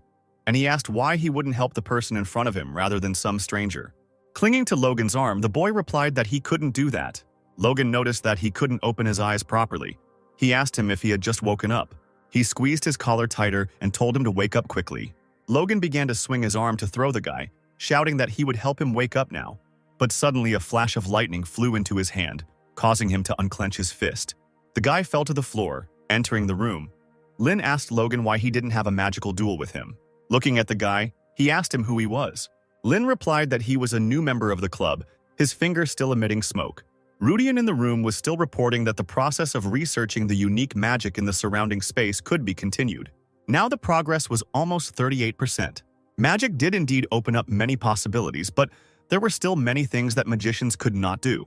In the past, Lynn was able to create an oasis in the middle of the desert, which means there is an opportunity to help travelers looking for water. Esther turned around and asked Lynn if she could ask a question. Then she asked him if he could create spells after this journey that everyone could learn and use easily. Esther wanted these spells to help people in trouble and make their lives a little easier. Remembering Esther's request, Lynn glared at Logan. Logan mockingly asked him if he really wanted to join here. Behind the guy, Logan noticed Krista, and he also noticed the guy's red eyes. Turning away from the bespectacled boy, Logan apologized for speaking his thoughts out loud and said that as a student of one of the 8 great schools, he was on his way to greet the noble Lord Rain when he encountered him. As he got closer, he noticed that he had just mentioned a magical duel. With a threatening look, he asked him if he had made a mistake. Frowning, Lin answered him that he heard correctly. He asked him about why they didn't have a duel since he wanted to fight so much. Laughing, Logan asked him if he seriously thought he could beat someone like him. Lin just laughed in response and asked him if he was really afraid. Maybe he should give in. He asked him what if he didn't use combat magic. Logan's eyes widened in surprise, and Lin asked him if that would be enough for him, or if he could only use the 3 spells that the club had developed. Logan looked dumbfounded and asked him if he was serious. Still with that same carefree grin, Lin replied that he didn't think he would lose. Logan just laughed, saying it was a total failure. Covering his mouth with his hand, he said it takes 3 days to approve membership. He said that it was therefore just a personal challenge, and Lin told him to get to the point. Logan replied that if he lost, he would surrender, and he would drive out all the troublemakers himself. But if he wins, Lord Rain will apply for expulsion from Delatane. Laughing, he said that the reason would be that he felt an insurmountable barrier after meeting Logan. Krista, unable to bear it, slammed the door. Frowning, she told him to stop joking and just stop trying to take the premises. Logan told her that outsiders should shut up. Lin agreed with him and told her to stay out of it. Krista asked him if he understood what was going on, to which he said that there was nothing to understand. He was going to win anyway. He told Logan to choose the time and date himself. Laughing, Logan asked him again if he accepted the terms. Walking past the guy, Logan said that he would invite the professor as a judge. Passing by Krista, he said that they would not delay and would meet today at 6 o'clock at the Dragon's Blood Arena. Turning around, he said with a threatening look that they would see each other there. As he walked past the students in the hallway, Logan muttered smugly that they had caught a really big fish this time, so the seniors would be pleased. He told himself that it would be a fantastic day. Krista was still standing at the door, and she asked Rain if he had forgotten his position here in order to participate in a magical duel. While leafing through the book, Lin asked her if it was because he was a freshman, to which the girl told him not to joke. Noticing that the guy was not paying attention to her, she turned around and walked away, telling him to do whatever he wanted. Lin looked after her and wondered why she was so angry. Getting up from the floor, the guy with glasses told Lin that what he did was something logically incomprehensible. The descendants of a magical family never engage in magical duels. Lin noticed a ring with a dragon with spread wings on the guy's hand, and realized that he was already a second year. Lin asked the guy why this was so. He replied that it was because you had too much to lose compared to what you gained. He said that he was more puzzled than grateful, and he asked why he had helped him. The guy replied that he wasn't going to help, but you could say it was for the task. The guy with glasses said that he was grateful anyway, but it seemed like he was underestimating Logan. Lin asked him if he was really that impressive. The guy replied that he was a king-type mage, and was especially strong against general mages who specialized in long-range magic. Moreover, thanks to his strong physical abilities and character, he has already participated in several duels and won more than 90%. Sitting down on the table, he told Rain that he had embarked on a very reckless adventure, all because he had spoken carelessly. He went on to say that he may have exaggerated when he argued with Logan. It is not such a great club. While wiping his glasses, he said that he grew up in a village and that the villagers collected money for his education here, and he decided to repay them in his own small way to make the village better. That's why he joined this club and started studying magic. But things didn't go as planned. Over time, the anxiety and worry only increased. But he continued to cling to it for his own personal reasons, but he never achieved anything. He asked Lin if it was really a shame. Laughing, the guy with glasses said that it was simply the will of God that he drop everything and take part in this duel himself. But Lin asked him what was pathetic about it. He said that he had agreed to this duel himself, and he asked if he could borrow some books related to the club's magic to look through. Taking the books, Lin walked away, saying that he would return them when the duel was over. The guy with glasses called out to him. Suddenly, Lin asked him if he knew why Archmage Lin started practicing magic. He himself answered by saying that he started it to survive, and everyone starts for personal reasons. Lin walked down the hallway to the sound of other students sniffing, wondering if the rumors had already spread. Catching glances at himself, he thought that this was more than expected. Suddenly, someone called him sharply, causing him to flinch. Turning around, he noticed his Aunt Elin, all sweaty, asking him how he was doing. Before Lin could respond, Elin ran up to him and punched him in the chin. Just recently, she received news that the genius of the Ludwig family was participating in a magical duel. Rubbing his cheek with her fist aggressively, She said that she must have misheard that he was starting a duel. But Lynn told her honestly that it was true. Squeezing her nephew tighter, Elin said that her nephew had caused quite a stir, and for that she needed to drink some liquor. After letting the guy go, she told him that if Logan hit him, it would hurt several times more, and she asked him what he was even thinking. Looking at his aunt's back, Lynn asked her if she was worried about him. Running up to him, she screamed, asking him if she really looked like a pathetic aunt who was worried and asking about someone like him. Tapping her finger on his chin, she said that he would only come to his senses after he got a good beating from Logan. Puffing with irritation, Elin walked away down the corridor. Rubbing his cheek, Lynn apologized to his aunt and told her that he didn't know that wasn't allowed. But he assured her that it did not bring shame on their family. Elin replied that it was already connected, because of his thoughtless actions. In the worst case, it would end in expulsion. And then she said that everything was fine. She was still irritated by those who laughed at him as if he were a worthless offspring. She smiled and looked at the guy and told him to trample them properly when he left with victory, since he started it. She exclaimed that the name of the Ludwig family was on his shoulders, so he must do something that others could not even think of, to rise to his level. Lynn smirked, and Elin told him to teach them a lesson. At 6 o'clock in the arena, Lynn and Logan met. The stands were filled with people. Lynn thought that his aunt need not worry, since that had been his intention all along. Some students in the classes noticed others running somewhere. All the students came running to watch this duel. All eyes were on the worthless loser and jock from Chaycock. Professor Caroline asked Professor Owen who he supported. Logan from the same faction, or Rain, whose student was being sent. Owen replied that status, pedigree, or education meant nothing to him. He simply replied that he would support the one who was stronger. Judge Theon entered the arena and announced himself. He announced that this duel was officially sanctioned by the school.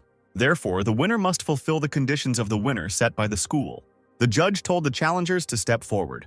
Logan took a step forward, throwing his cloak off his shoulders and revealing his chest, hidden by bandages. Lynn looked him over and asked him if he had prepared too much for the battle against the failed nobleman.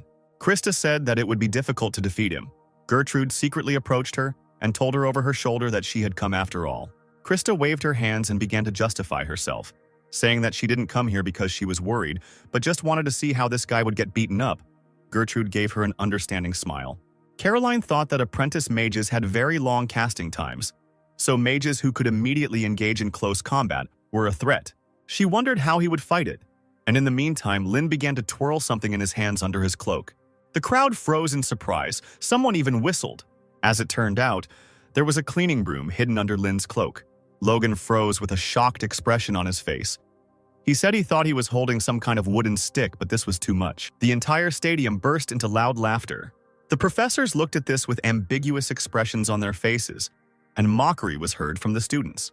Krista covered her face with her hand in shame, and Gertrude simply froze in shock. Judge Theon asked the guy what it was, to which Lynn replied that he took it from the library.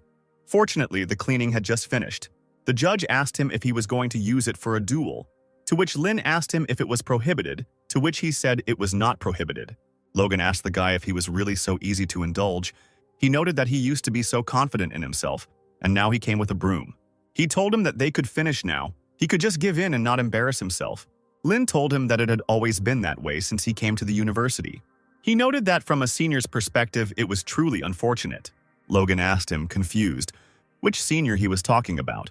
But Lynn didn't answer him, but only continued, asking him why young people at this time are so good only at empty talk. They are not witches sending curses. He asked him since when magicians began to win with words. Judge Theon told the boys that they were getting too close and he told them to move away. After clearing his throat, the judge said that he would now announce the final confirmation before the duel. He announced that if Logan lost, he would serve as a security guard at the local magical development club until he graduated. Otherwise, Rain will be expelled from Delayton. The judge asked them if they agreed to these terms, and the boys answered yes in unison. Theon, raising his hand with a spell, told them to disperse. Logan and Lynn moved a few meters apart and the referee began the countdown. Using magic, he summoned a golden clock that began to count down 10 seconds. Students from all over the university ran to the duel. Elin's assistant asked her if she wanted to take a look, and she would sort it out, to which she replied that she didn't want to. The assistant noticed that she was so calm when her nephew was facing a serious test. Elin asked her threateningly if this meant that she could not remain calm. Elin turned to the window, and the assistant began to say that she had not meant it. Smiling to herself, she mentally told her brother that Rain could be a sage. As Logan began to remove the bandages from his chest, he said there was no need to watch. He said that the outcome was already predetermined. 10 seconds passed and Logan ripped off his bandages, telling his opponent to watch carefully. He shouted at him that once he was expelled, he would no longer have the opportunity to see it. Waving his hand, Logan cast a spell on the mark on his chest and exclaimed that this was the secret technique of the Chehak school, strengthening the body. Gertrude noticed that he seemed to be going to finish it in one go. The mark on Logan's body glowed green, and that green light began to flow through his veins. Noticing the speed of the spell's activation, Hubert thought that a small mistake could lead to broken bones or ruptured internal organs. Caroline thought that it was no wonder that Logan was considered one of the great graduates of Chehak school. Lin gripped his broom tighter. Lin closed his eyes and exhaled, collecting his thoughts. Logan's eyes turned red from the strain, and he exclaimed that he would finish this in 10 seconds. Lin continued to stand in place, and Logan jumped up and rushed forward. Lin stood there with his eyes closed, even as his opponent came very close to him. As Logan raised his fist to strike, he thought that this guy couldn't even move, but the result would be the same even if he could. He thought that body fortification was a spell that both attacked and defended. It created a wall of magical power on the surface of the body to defend and exploded the magic at the point of impact to damage the opponent. As he flew forward, he thought that this could not be stopped. He would end this duel with this blow. But suddenly, a broom handle approached his fist. Lin began to spin the broom in his hand, pushing away his opponent's hand. But he didn't stop there. Turning around on the spot, he swung the broom. Lin swung his arms and hit Logan hard in the chest with the broom. The force of the blow sent Logan flying upward. The professor's eyes widened and they froze in shock. No one expected that Logan would fly back with one blow from some broom. Owen noticed that it was a staff technique from the Osiris school. He remembered that 300 years ago, this amazing achievement elevated the Osiris school to the rank of one of the 8 major schools. This staff technique was developed by the great magician Lin. He thought that even mages needed strength to engage in close combat. That's why it is said that he created this technique with the help of the hero Esther. He wondered how the heir of the Ludwig family had mastered this technique, and in the meantime, Logan woke up. He immediately turned around in the air and landed on the ground a few meters from the enemy. Caroline kept her eyes on Rain, still surprised. She noticed that even from such a blow, the broom was not yet broken. She thought about how if the guy hit the body surrounded by body reinforcement with a normal broom, it should have shattered into pieces, she replied. The incredible magic control that was needed to enhance the strength of this broom.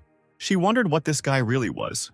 Lin twirled the broom and threw it over his shoulder, and the entire stadium exploded with cries of delight. They started shouting that Logan had simply been thrown out while he was still on his knees. Suddenly, he felt a sharp pain in his chest, and saliva began to flow from his mouth. As he leaned on the ground, he thought that the reinforcement of his body had been broken, and he couldn't believe that it had happened with the broom that this useless scum had used. Lin said mockingly that 10 seconds had already passed and the end had not yet come. The guy said it wasn't fun to torment a promising junior, to which Logan shot him an angry look. Twirling the broom between his fingers, Lin said he was done in 6 seconds. He moved the broom behind his back and told his opponent to attack. Logan stood up with difficulty, thinking that he was showing off just because he was able to land a punch. Deciding to take a different approach, Logan quickly lifted his leg.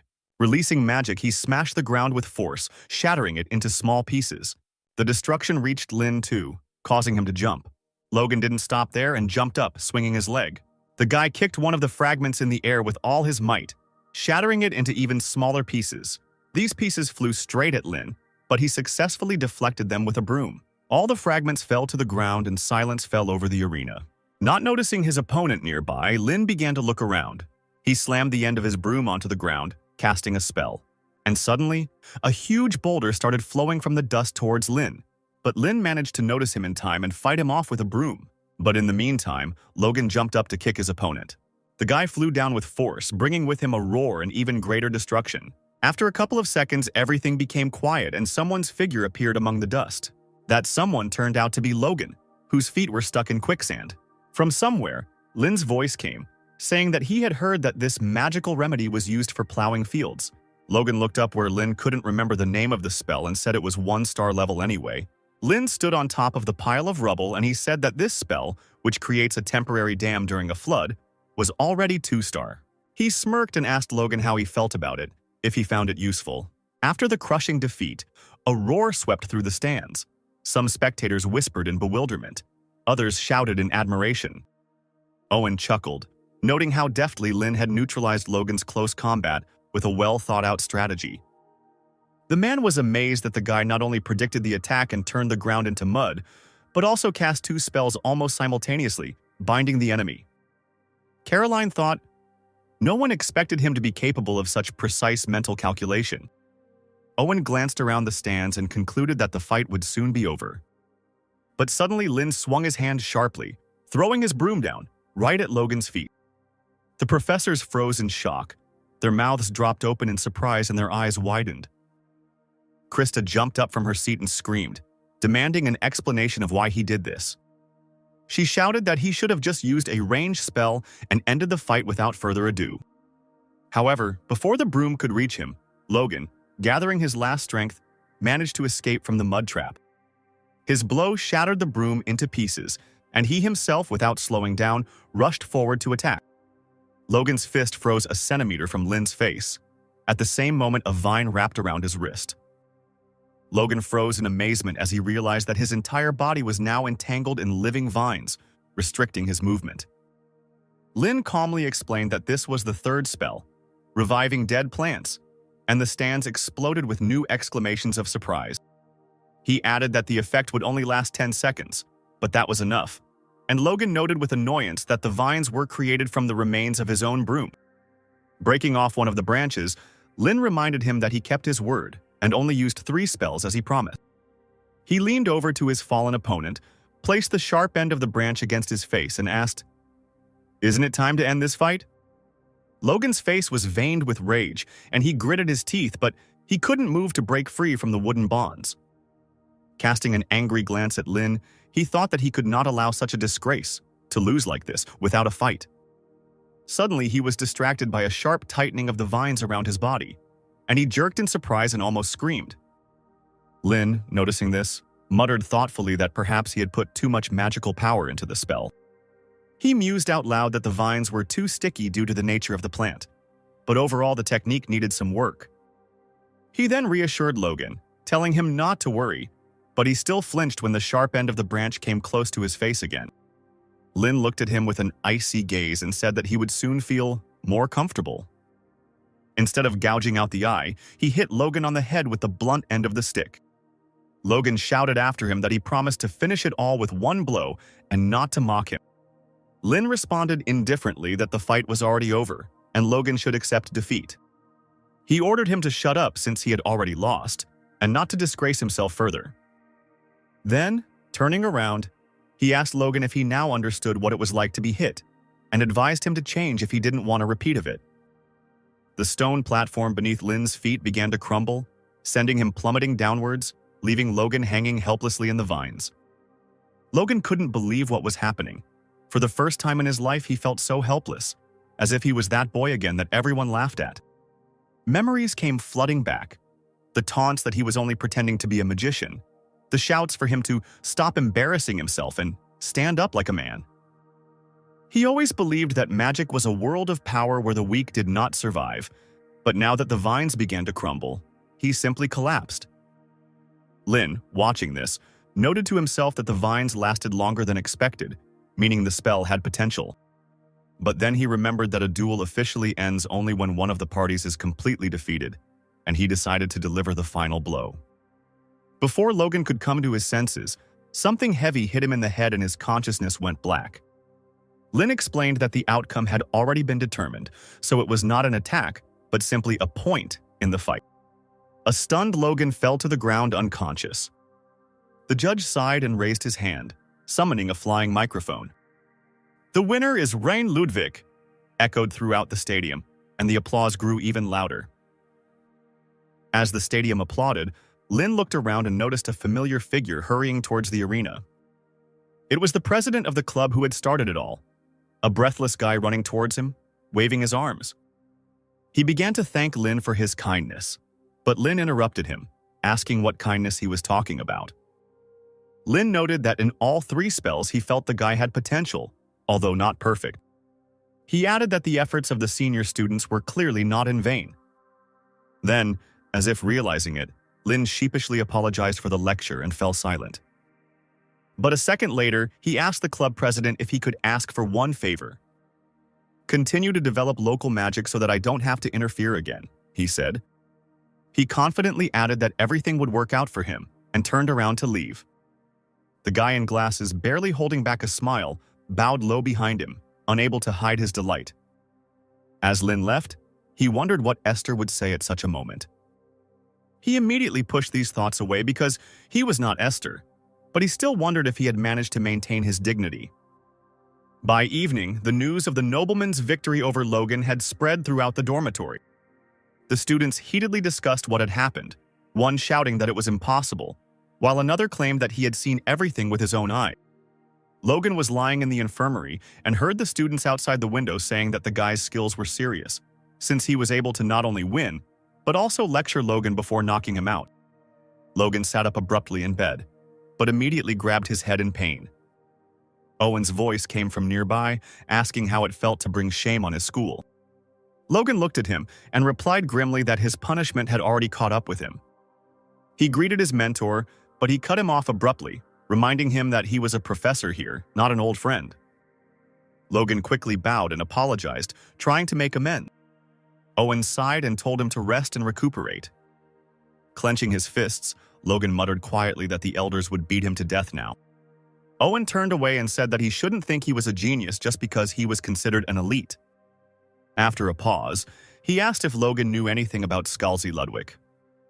He explained that, according to the students from Rivendell, this old man had kept Rain as his assistant for 3 years. If even the heartless Scalzi tolerated him for 3 years, it means that this guy's abilities are truly impressive. Logan thought angrily that he would never acknowledge the eldest son in such a family. Owen advised him to establish connections with Rain now, because one day he will become an important figure in the magical world, but Logan sharply refused. He shouted in irritation that this guy was a disgrace and next time he would definitely beat him. Owen also started to get angry and asked if Logan was so stupid that he couldn't see the obvious. He asked sharply who was really the disgrace if Rain defeated him in close combat, and even felt sorry for him. Owen added that he was the one who observed Rain the closest and understood his strength better than anyone else. But if Logan can't realize this, then let him do whatever he wants. As he left, Owen reminded him that since Logan lost the duel, he had to fulfill his promise. Left alone, Logan admitted defeat through clenched teeth. He muttered that he wasn't at all afraid of Rain, but kept silent out of respect for his elder. 15 minutes before the duel, Lin went to the Delathan Central Library, where thousands of books, biographies, and historical records were kept. Lin found it strange that his own diaries and biography were now lying before him, already part of history. He approached the librarian and showed him the list of books he wanted to find. The girl looked through the list, then took out several volumes and placed them in front of him. They were The Life and Achievements of Palace Archer Caius and Fire Dragon Priestess Frida. Seeing them, Lin smiled slightly, remembering the past. He remembered how Frida had proposed a bet on whose biography would be longer. Lin then asked why he should care about a rating compiled by a stranger, to which Frida replied that he didn't have confidence in himself. She laughed, came closer and asked if he was afraid because he was arguing with the legendary priestess. While Esther was training, they continued to argue, and eventually Lin accepted the challenge. Holding a huge boulder, Esther suddenly said that she was betting on Lin. Frida laughed, calling it an obvious choice since she always spoiled him, while Esther wiped the sweat from her face. Lin asked why she chose him anyway. Esther laughed awkwardly and said there were many reasons, but he insisted on an answer. He didn't back down, demanding honesty, and the smile slowly faded from her face. She admitted that due to the limitations of her lineage, she would not be able to live long. Kays was older than all of them, so his life would also be short, and Frida would not outlive him by much. But Lin is still young, and therefore his biography will be the longest. Smiling awkwardly, she added that this was precisely why his book would be thicker. She laughed and said that the future was unknown, but she hoped to see his biography one day. Remembering this, Lin bitterly thought that he had died first. He looked at the book in Frida's hands and mentally congratulated her on winning their argument. Comparing the thickness of the volumes, he noticed that Kays' biography was still slightly larger. Opening the book, Lin began to read about how Kays, known as the Holy Archer, founded the Drunken Archers School, where they taught archery even when drunk. As Lin continued reading the book, he was surprised to learn that Kays had married a noblewoman 20 years his junior and had descendants. Smiling, the boy realized that his friend must have lived a happy life. Lin put down the book about Kays and picked up the book about Frida. As he leafed through the book, he noticed that there were no entries after 1168. He read there that she had led the Republic for a long time as a priestess, but her subsequent whereabouts were unknown. She did not appear until 1200, and the Republican Association of Witches officially announced her death. Lin couldn't believe that Frida, who loved being the center of attention, died alone. But he didn't think too much about it, deciding that this could have happened. She could have changed. But the very next moment he changed his mind again, because he could not come to terms with this information. He knew Frida better than anyone alive, so she certainly couldn't die alone. Lin thought that there was definitely some kind of incident that was bound to happen. The thought crept into his head that she had simply been made to disappear. Lin's head couldn't get over the fact that the altar priestess who saved the world simply disappeared and no one noticed anything. The boy was pulled away from his thoughts when he noticed that he was gripping the page of the book tightly. Forcing himself to relax, he thought that this book would not be suitable. He decided to look for books from the Republic. The librarian came up to him and said that if he was studying Esther's group, then he should read this book too. Thinking it was a book about Esther, Lin thought he shouldn't read it, but he still couldn't help but accept it.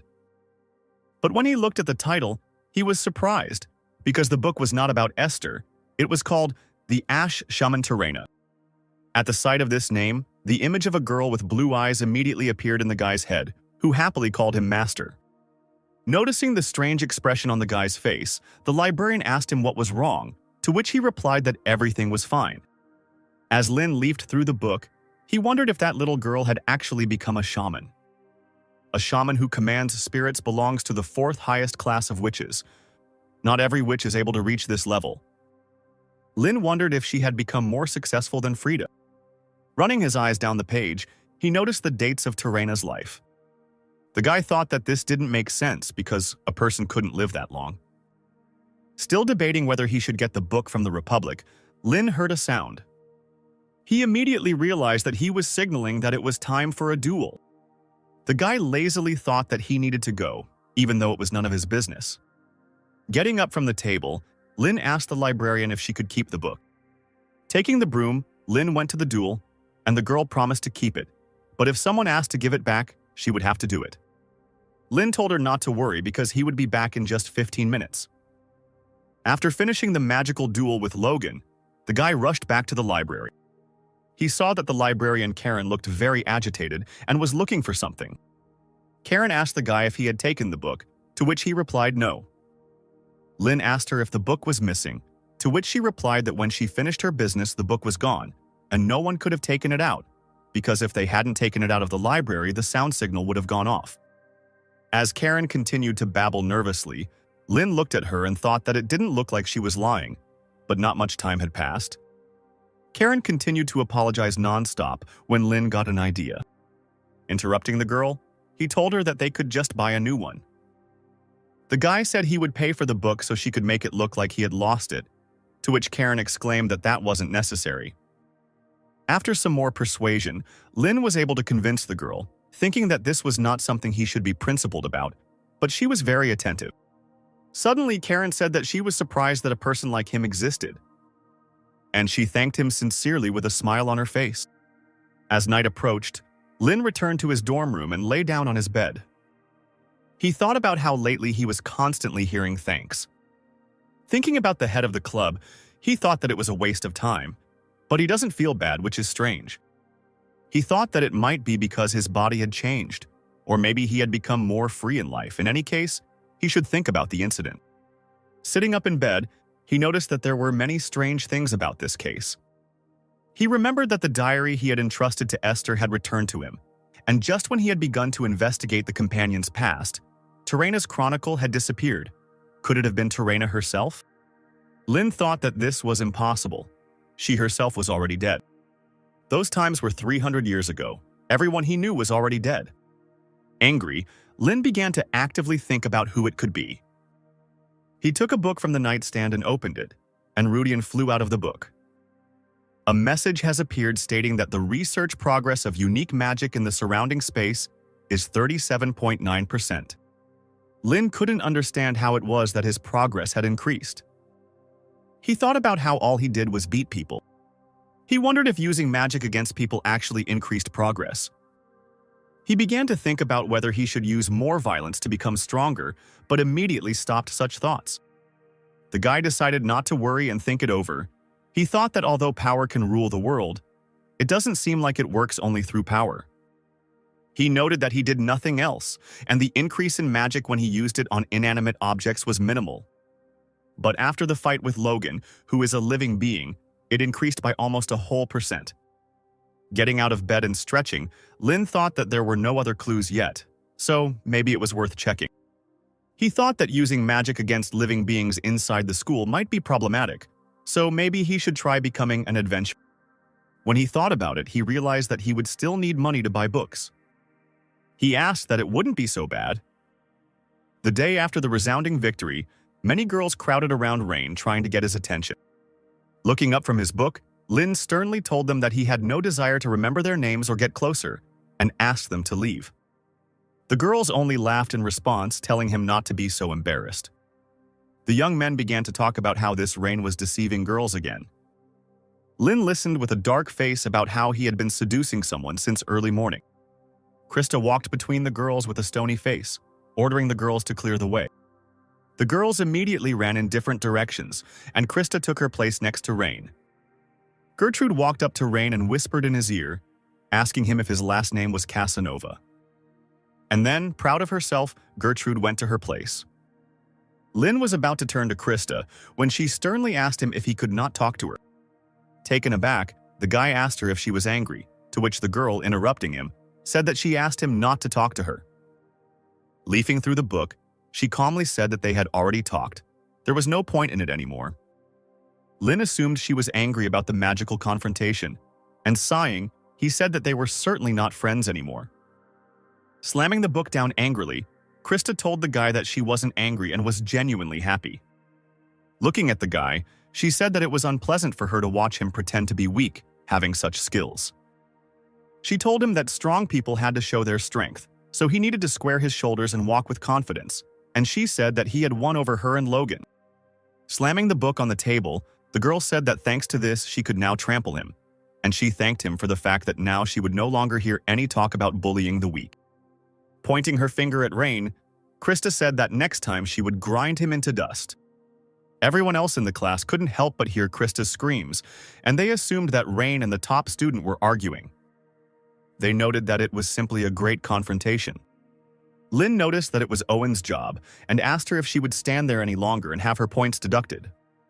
Having come to her senses, Krista sat up and calmly thanked the guy. Gertrude thought that if she had rehearsed this dialogue all night, she must have at least tried. When Lin came back to the library, Karen told him that they had a problem. When the guy asked what the problem was, the girl replied that it seemed like all the books about terrain had been discontinued, and all the publishers had reported that there were no books and there wouldn't be any. Lin asked about the reason for such an event, to which Karen told him that it was not exactly known, but they say that the Golden Children, the body for investigating the heresy of the Light of the Dragon Church, suddenly put all books related to Terraina on the censorship list this year. The guy couldn't understand why she was considered a heretic after her death. He asked the girl if she had read these books, to which she replied that of course she had. She said that since she worked in the central library, these books were required reading. Besides, she was a follower of the Archmage Lin and Frida, the Dragon Priestess, and Terraina left behind as many great achievements as those two. This information did not surprise the guy. Lin asked her if there was anything strange in those books, something like black magic. Karen replied that she didn't remember such a thing, and since it was a biography, even if there had been any dangerous content, it would have been censored. The guy shrugged and said that they needed to go to the black market, and the girl asked why. Lin said that there was everything there, from books that had fallen under the status of heresy to magical items destroyed in the pool, so he would quickly be able to find works related to Terraina. Karen voiced her suspicions about the price. Since the books were censored, Lynn thought that this could actually be a problem, and it would be difficult to ask the family to buy something like this. Karen said it would cost at least 3 gold, so her salary wouldn't be enough. Scratching his head, the boy thought that he needed to find money, but he thought that in this life he would not have to worry about such things. He thought about how he could get a lot of money in a short period of time. The first of his ideas was to sell magic on the street. Next, he thought about becoming a teacher. But all this took a lot of time, so the only thing left to do is move on to a strategy with high returns and risks. Thinking about where he could make money by risking his life, Lin immediately realized what he had to do. Turning around, Lin thanked Karen and said he was leaving. The girl asked him where he was going, to which the guy replied that he needed to try something. He said confidently that he was going to take part in an adventure and make money at the same time. Hearing this, Karen rushed to stop him, saying that he couldn't do such a thing with his status, and she would sort everything out herself. The guy quickly stopped her, saying that this was the only quick way that came to his mind. The next morning, one of the library workers noticed that Rain Ludwig had taken Turena's biography. He said that a first-year student during the first semester cannot take such a thing, and he asked who gave him the book. The girl standing next to him answered that it was Karen, who had been working for them for 4 months. The worker asked the girl where she was, to which she replied that she had a day off. A girl passing by overheard a conversation about how Karen had not yet received permission to issue books, and apparently Rain had been begging her for a long time. But the worker said that she was not the one to make mistakes. The girl suggested that the name might have been written incorrectly, and Professor Elin often comes here. The workers noticed that Karen's handwriting was very messy, making it really difficult to tell who had taken the book. And since everyone is talking about Rain right now, Karen might have accidentally made a mistake. Besides, she's been spending a lot of time with Rain lately, and when she's in love, she could make even worse mistakes. The worker decided that there was no problem then. And you just need to correct the reader's name to Professor Elin's. If we talk about adventurers in the past, their work was always dangerous but at the same time profitable. There was still a chance to run into scammers among such people. However, now it has taken on a different form. Adventurers are either masters of combat who help people or mercenaries who exterminate monsters. If they reach the highest level, they will be treated as a hero. Lin entered the Adventurers Association building, and conversations could be heard from all sides. The guy heard talk about how things were going well with earnings lately. It wasn't the same feeling without dead ends and labyrinths, to which another man said that after the Red Dragon Legion left, the mountain range was full of monsters. It was literally a gold mine. Others said that the spider rats were a nuisance and dangerous, but the rewards were substantial. Lin decided for himself that he would then go after these spider rats. Approaching the counter where the girl was standing, Lin said that he wanted to register with the association. The girl asked him to show his ID or student card, since he was a student. The guy asked her how long the registration would take, to which the girl, taking his student ID, said that she would just check his details and it would be done. Looking at his student ID, the girl noticed that he was Ludwig, and she was talking to him like a commoner. She couldn't understand why he needed to register as an adventurer at all, and Lin asked if there was anything else required. Handing over the piece of paper, the girl told him to fill in the necessary information in this section. Pointing her finger, she told him to be sure to check the last part. Lin asked what it was. Lighting a stick, the girl replied that it was a special form for noble families, something like that they were not responsible for problems that arose during work. The guy asked if there were people who tried to hold the guild accountable. The girl replied that she had heard that this happened often 100 years ago, so they developed such an agreement. Handing over her ID, she said that registration was complete. Now his ID is made of iron. Then the level will rise in turn: brass, silver, gold, platinum, diamond. Lin asked if everyone started at the bottom, to which she replied that this was not always the case. If a person had combat experience before becoming an adventurer, then the level in the association will depend on the level of the above. This simply shows whether someone has the ability to carry out assignments. The girl continued to explain, saying that you need to pass an exam to reach the level, but the guy interrupted her, saying that he understood everything. She asked him if he wanted to know anything else, to which he replied that that was enough for him. The girl wished him success and said that the higher his level, the more difficult work he would be offered. Looking at the entire ID with a smile on his face, Lin thought that now he had the opportunity to receive a reward for exterminating monsters, and with the ID, he could enter dangerous areas, thereby increasing his scope of activity. He calculated that he now had 44 silver coins, and he decided that he would first catch the rat spider that people had talked about. Looking at the quest rack, he noticed that one head was worth 2 silvers, and it looked like they were pretty weak to be worth that much. Scratching his head, the guy said that all he could do was catch as many as possible. Deciding to get down to business, Lin headed to Dragon Peak. Looking around at the red peak and the city in front of it, he noticed that the place had changed a lot. As he entered the city with the red arches, he immediately heard someone selling life force potions for 10 copper. People immediately started buying up the potions at such a low price.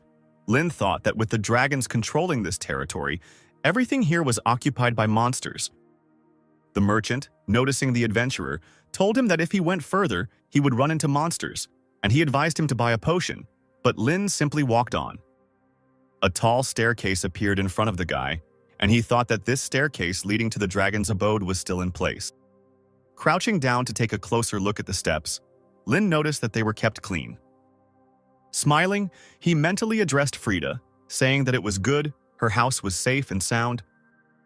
Rising to his feet, Lin stretched and said that he had looked everything over, so now he was going to destroy all the pests on this land. But suddenly from behind he heard a voice calling him. The girl asked him if he was a magician, and then she said that it was useless to hide, you can't fool her eyes. Lin told her that he wasn't hiding. He asked her if everyone could tell who he was just by looking at her uniform and asked her why she was bragging, to which she told him to shut up. The stranger invited him to join their group. They just lacked a magician to complete the team. Lin asked again, and the girl enthusiastically decided to introduce everyone. A huge man appeared behind the guy, whom the girl introduced as Bart. Lin turned around in fear and met his gaze, and the girl continued, saying that he was a very strong silver-level fighter. Lin finished telling her not to play a prank on him. He can't be human because he looks like a monster, to which the stranger told him to be more polite because Bart is sensitive. Behind the girl stood another guy, whom she introduced as Sam. He was a priest and a doctor. And finally, she exclaimed that her name was Rem, and she was a genius shooter. Looking at this suspicious group, Lin asked them if they were a group of criminals waiting for entry-level adventurers. Rem asked again, in response to which Lin asked them if they were really trafficking people and using their abductions as a cover for joining the group. Bart's eyes widened in menace, causing Lin to flinch. Noticing the strange expression on the man's face, Lin shouted at him that they could fight if they wanted to. But suddenly, this huge, menacing man burst into tears, and Ram and Sam began to calm him down, saying that this was not the first time something like this had happened to them. Lin asked the girl why they needed someone with an iron level at all. Rem replied that they didn't care about his level at all, she identified people by smell. And she noted with a smug smile that he was strong. She said that Bart simply couldn't bear the thought of walking alone on a mountain road infested with monsters. Sam said that young students sometimes get into trouble when they come to earn money. He told the guy that they were not insisting and he could go, but he should be careful. Lin turned and walked away, saying that he felt more comfortable acting alone. Rem sighed and said that nothing could be done. She continued to reassure Bart that everything would be fine with this guy. Once Bart had calmed down a bit, Lin heard Rem say that it was time for them to go exterminate the spider rats, and they already knew where they were, so they could just go have some fun. Rem took a map out of her bag, but suddenly Lin came up to her and grabbed her by the shoulder. With a wry smile, Lin introduced himself as Rain and exclaimed that if they needed any magic, they could feel free to contact him.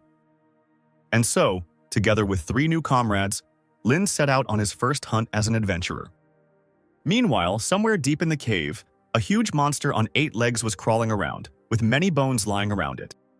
Somewhere in the forest, one of the rat spiders was gnawing on a tree, when suddenly a voice was heard that said that they had been walking for quite a long time, and there was no trace of these rats. Bart said that these creatures are very shy, so they hide, but here and there are traces of gnawed trees, so they are definitely somewhere nearby. Bart asked Rain if he was okay with splitting the reward 4 for 4, to which Rain said it was fine. Rem crouched down to examine the gnawed tree, and Bart asked the guy if he knew anything about these creatures, in response to which he asked him to tell. The man said that spider rats are monsters with the body of a spider and the head of a rat. They live in colonies, which include a queen, an army, and workers. The latter are carnivorous pests that gnaw trees, and the warriors attack people. Lin asked about the queen, who was not on the mission. Sam told him that it was because this colony did not have a queen. The man said that the army is being exterminated, but the queen, who almost never comes to the surface, is not touched. This is the basic strategy. Lin asked why they weren't touching her. Shouldn't they all be exterminated? To which Bart replied that the danger of the queen was no match for the army, and that finding her would require a full-scale operation that cost a lot of money. Smiling, Lin noted that if such a monster were caught, the reward would be appropriate. Rem continued to search for rats, digging in the grass, and she said that in this colony there are none anyway, but it is difficult to catch her, because she is a tough opponent even for skilled adventurers. Finally finding the rat somewhere in a ditch, Rem jumped into it with a loud scream. The spider rats looked up at the girl, looking up from eating the deer. On the fly, the girl took out her bow and quickly fired several arrows. Bart also set to work, cutting the rats in half. While Ram and Bart were actively fighting, Sam and Lin stood aside and watched. Somewhere above, another adventurer appeared, who called out to his comrades, shouting at them to come here, because there was a whole bunch of them here. Rem shouted at Bart to deal with the others quickly. Lin asked Sam if he could really not fight and get his share for this matter. The man answered him that it would be enough if he later made a fire and got water. Sam told the guy that the two of them had never intended to involve him in the fight in the first place, to which the guy replied that he didn't understand why they even invited him into the group. Sam said they just genuinely wanted to help. Recalling the old days, he said that the same thing happened to him. He had to earn money to pass the exam to become a priest, and they, only after hearing this, accepted him into their group, although they saw him for the first time in their lives. He had already collected the necessary amount long ago, but he was still with them, and when they were together, he could feel the love of God. Lin asked if he was talking about unconditional love and remarked that God would like that. Sam just laughed in response. The man said he didn't know the reason. He felt a sense of unity that religion couldn't describe. He said it was like wanting to be one. And the reason is simply because it's a lot of fun. Sam said that the days spent together, the travels they took together, made his chest feel warm. The man quickly came to his senses, apologizing to the guy for talking so much and saying that he, as a follower of God, should be ashamed. But Lin suddenly agreed with a smile, saying that traveling with someone really is great. Remembering his comrades, Lin suddenly remembered terrain. He asked Sam if he knew about terrain. The man asked him if he was talking about the Ash Shaman. While the adventurers were chasing rats, Sam calmly told them that everyone knew her. Lin asked him if the church had recognized her as a heretic. The man replied that it seemed so, but at the same time it seemed as if it wasn't. Meanwhile, the adventurer, who had run away from his comrades, met a huge monster. Sam and Lin's conversation was interrupted when they heard a loud scream. Everything around shook. The adventurers began to look around, not understanding what was happening. But then a huge spider rat came into their field of vision, with the body of that adventurer sticking out of its mouth. Rem immediately tensed up when she noticed this monster and cursed quietly. The huge monster was getting closer and closer to the adventurers, looking at them with its dark eyes. Everyone screamed in panic that it was the queen. Lin panicked and asked Sam how this happened. Because they said that this colony did not have a queen, Sam only noted its size and said that this queen was twice as big as usual. Rem answered the guy that everyone had simply forgotten about this queen a long time ago. With her red eyes shining, the queen raised her head and screamed piercingly. The adventurers immediately panicked and ran away. Bart shouted after the fleeing men to stop, because they needed to fight her face to face. Feeling something strange, Sam yelled at Rem and Bart that they better leave. Rem replied that there was no problem. The queen was just a huge rat, to which the man responded that that was not the issue. The man exclaimed that when the queen appears, the remaining individuals turn into groups of mass murderers. The monster's eyes glowed red, and they began to attack everyone around them. Taking out a bottle of alcohol and taking a sip from it, Rem began shooting, exclaiming that this was why the young were useless here. Bart, breaking the rats into pieces, shouted to Rem that there was no point in catching these small fry. They needed to target the queen, to which the girl replied that she knew. Rem yelled at Sam to heal the newbies and at Raina to protect Sam. Taking 4 arrows from her quiver at once, the girl shot at the queen with a precise and quick movement. All 4 arrows hit the queen in the eye, causing her to let out another piercing screech. Hearing this cry, Lynn turned around and noticed that all the arrows hit at the same time. A bunch of small monsters wanted to pounce on Rem, but Bart appeared in front of the girl, chopping them with his axe. Having pushed aside the crowd of monsters, the girl and the man ran to the queen. Continuing to suffer from her damaged eye, the queen did not have time to do anything, and Bart managed to run up to her and hit her on the head. Noticing this, the other adventurers immediately perked up and began to smile. The queen stopped moving, her eyes rolled back, drool began to flow from her open mouth, and everyone decided that she was dead. But then Lynn noticed that black liquid began to ooze from the wound where the blade of the axe had hit. The boy shouted at the man to run away quickly, otherwise he would die if he touched him. Leaving the weapon in the monster's skull, Bart rushed away, managing to run away a moment before the black liquid gushed out like a fountain. The other adventurers, who were still fighting off the other rats, suspected something was wrong because it wasn't blood. As it turned out, the queen was not dead. She grabbed the axe in her skull with her paws.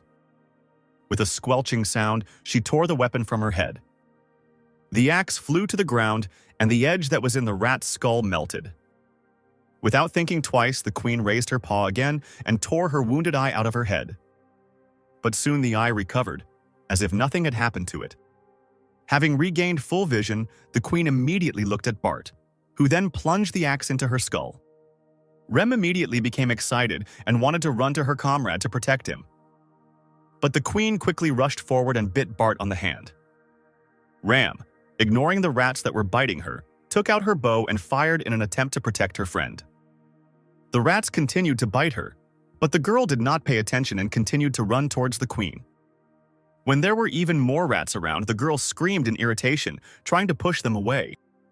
A panicked Sam shouted for Rain to help them. Lynn just froze in place, not hearing anything around him. The only thought in his head was that the black liquid was not water. He immediately remembered himself dying from this liquid, which was a black poison that destroyed the soul.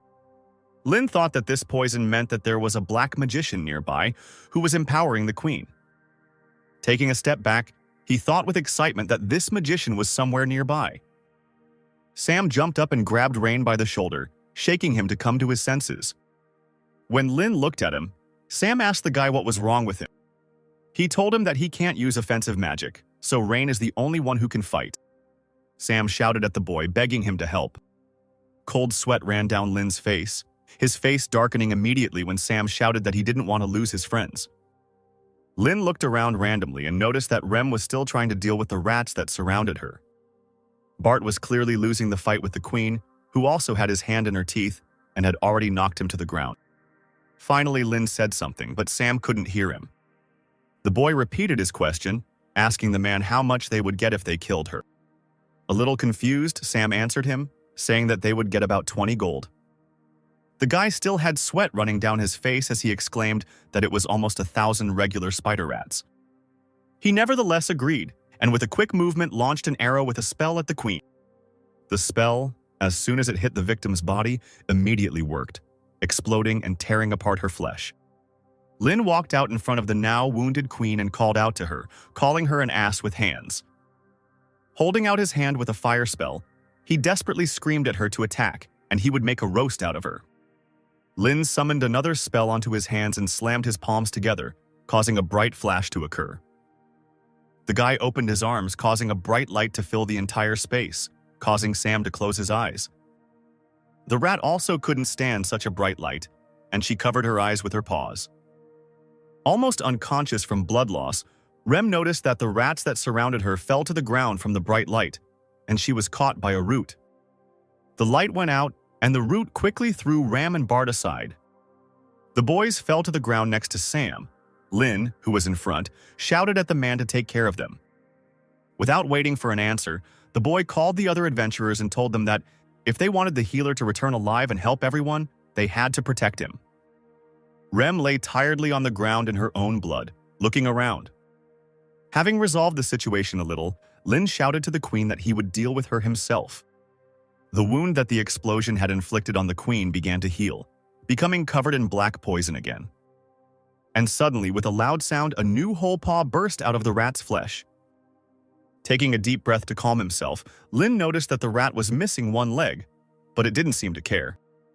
Deciding to act a little differently, the boy rushed forward, casting a spell as he went. He quickly ran past the rats, and behind him, the spell exploded. Getting closer to the queen, Lin began to cast a spell again. The queen wanted to hit him with her paw, but the guy managed to dodge. Sliding on the ground, the boy said that he was using the spell's power at full capacity. But the spell was never cast. The queen struck again with her paw, which distracted the guy, forcing him to dodge.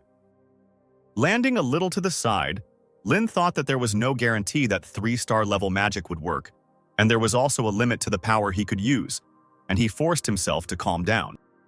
The guy decided that first of all, he needed to understand the enemy, and he decided to use Belsidious. Looking at the queen, Lin noticed that many dark spirits were crowded around her. The boy noticed that it was 3-star level dark magic. The regular rats didn't stop attacking, but Lin still managed to come to his senses and dodge. The boy extended his hand and cast a spell, causing a thin twig to wrap around a tree branch. Pulling himself up, he thought that there was too much poison and his body could not handle such a dose. He thought that if he couldn't remove it with Belcurious, then he would have to use 4th-tier magic, but he immediately thought that it was too reckless, and if he failed, it would be the end. He couldn't forget that there was a dark mage somewhere nearby, and the risk was too great, and Rem was watching Rain. She couldn't help but notice how the guy's face distorted in painful thoughts.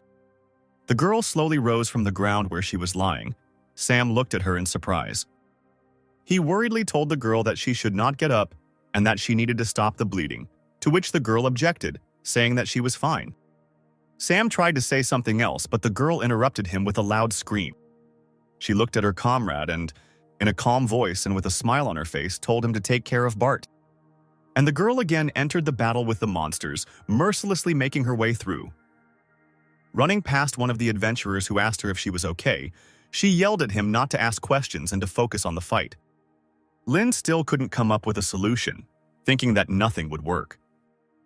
Deciding that he should retreat first, he noticed that something had flown into the tree he was sitting on. Looking to the side, the boy noticed with fear in his eyes that it was the eyeball of a monster. Looking back at the queen, Lin noticed that she was throwing her own children at him. The next such projectile hit exactly the branch on which Lin was sitting. It broke and the guy flew down. When the boy fell to the ground, the queen immediately rushed to attack him, but he managed to use a spell, summoning a stone shield. Meanwhile, the sound of a shot was heard again, and the arrow again hit the queen's eye. The rat took the arrow out of its eye and looked in the direction it came from, breaking the arrow into small pieces. Completely exhausted, Ram told the rat that she shouldn't have ignored her, and now she would pay for it. With a furious cry, the queen now rushed at the girl who dared to attack her. While everyone around was shouting at the girl to run away, she just dropped her bow on the ground and thought that it was not time yet. Almost falling off her feet, the girl thought only about how she had to stand firm. Noticing that his comrade was in danger, Lin immediately jumped to his feet to cast a spell. Throwing a small dagger, Rem shouted at the guy to finally pull himself together. The dagger hit the queen in the eye, causing her to lose her balance, and Rem was able to jump on her. Looking at the guy, she desperately shouted to him that he would cope with everything. Lin hid behind a rock and tried again to calm himself and concentrate. A first-level spell glowed between his palms with a dim red light. As Lin worked with a tense face, the triangles in the spell grew larger and larger, and the light grew brighter. Rem was trying her best to resist the queen who was desperately chasing after her, and Lin couldn't believe that something had thrown him off balance like that. The girl lost her last strength and could no longer move. She fell down without the ability to do anything, and at that very moment the queen struck her.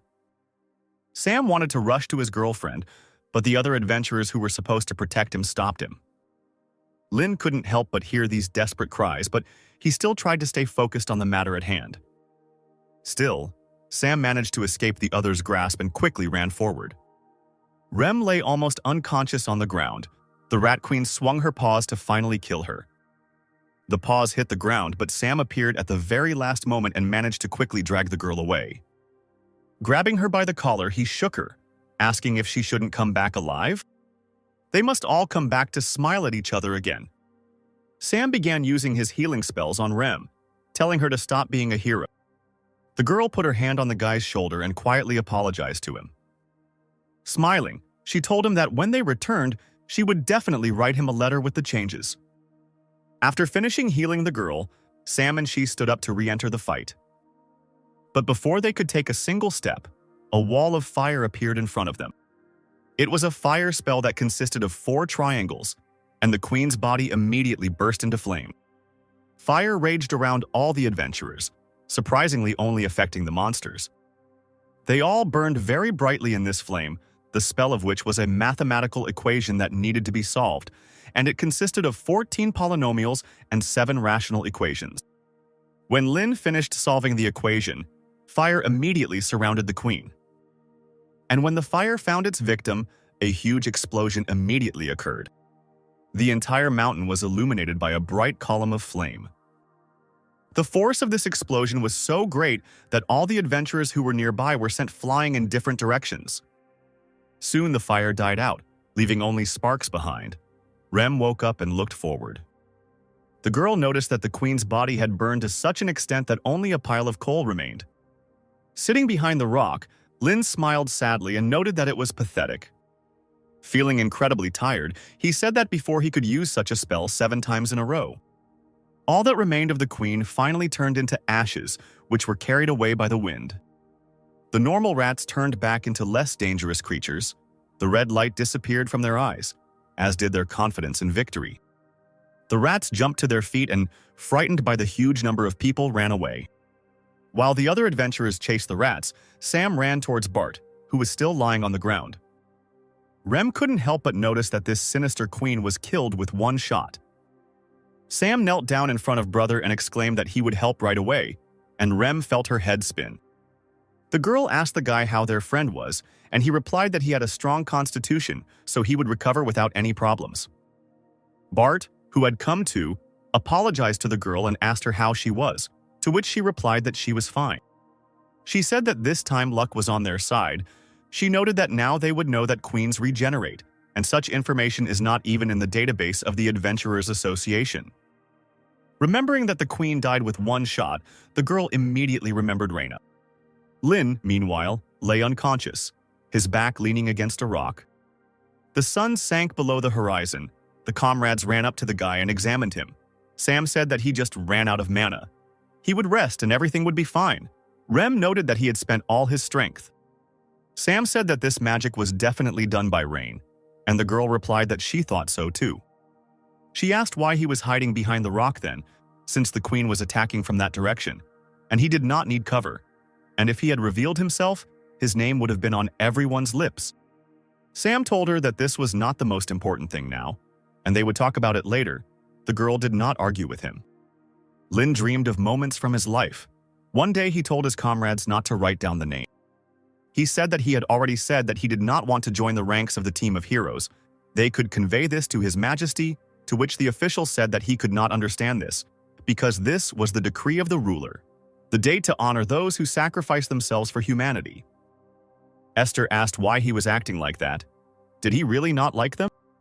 Frida asked him if he was joking, adding that he was being a troublemaker and going too far. But suddenly the guy screamed at the top of his lungs that it wasn't because of that. He said he was not like them. Frida's face twisted into an irritated grimace. Lin said he doesn't carry the same evil fate as Frida and Kay's. He continued by saying that he had no mission to fulfill like Esther. Clenching his fists, he exclaimed that he did not give his all for someone because of his pride, and that the fact that they were here together was just a simple coincidence. He said that because he had no right to put his name in, otherwise their reputation would go down the drain, the team members looked at each other. And then they laughed loudly. Kays, as usual, ruffled the guy's hair. Frida began to say through her laughter that he was just a cutie. Esther, relieved, told him not to worry about it, and an irritated Lin exclaimed, waving it off, that he had not worried, but had come to the conclusion with the brains in his head. Taking the boy by the hand, Esther told him, "No matter what others say, he was and is part of the team. He doesn't have to worry about self-sacrifice and other things. He can do whatever he wants." She told him with a smile that this world had already recognized him as the archmage of the team of heroes. After some time, Lin woke up and found himself on Bart's back, with the city lights shining nearby.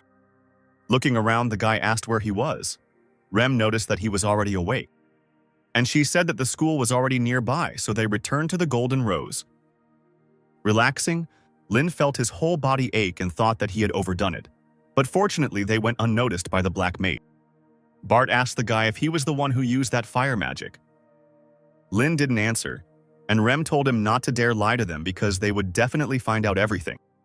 After a short silence, Lin said that he had nothing to hide, and the girl said that she knew it. She said that they thought he would want to keep it a secret, so they wrote in the report that they used a scroll bought from a peddler. She asked him if there was anything that needed to be corrected, to which the guy replied that everything was fine. He was satisfied with this version. Rem told him that it seemed like he had his own reasons for keeping it a secret, so she wouldn't pry into his soul, but he still saved them, so they owed him.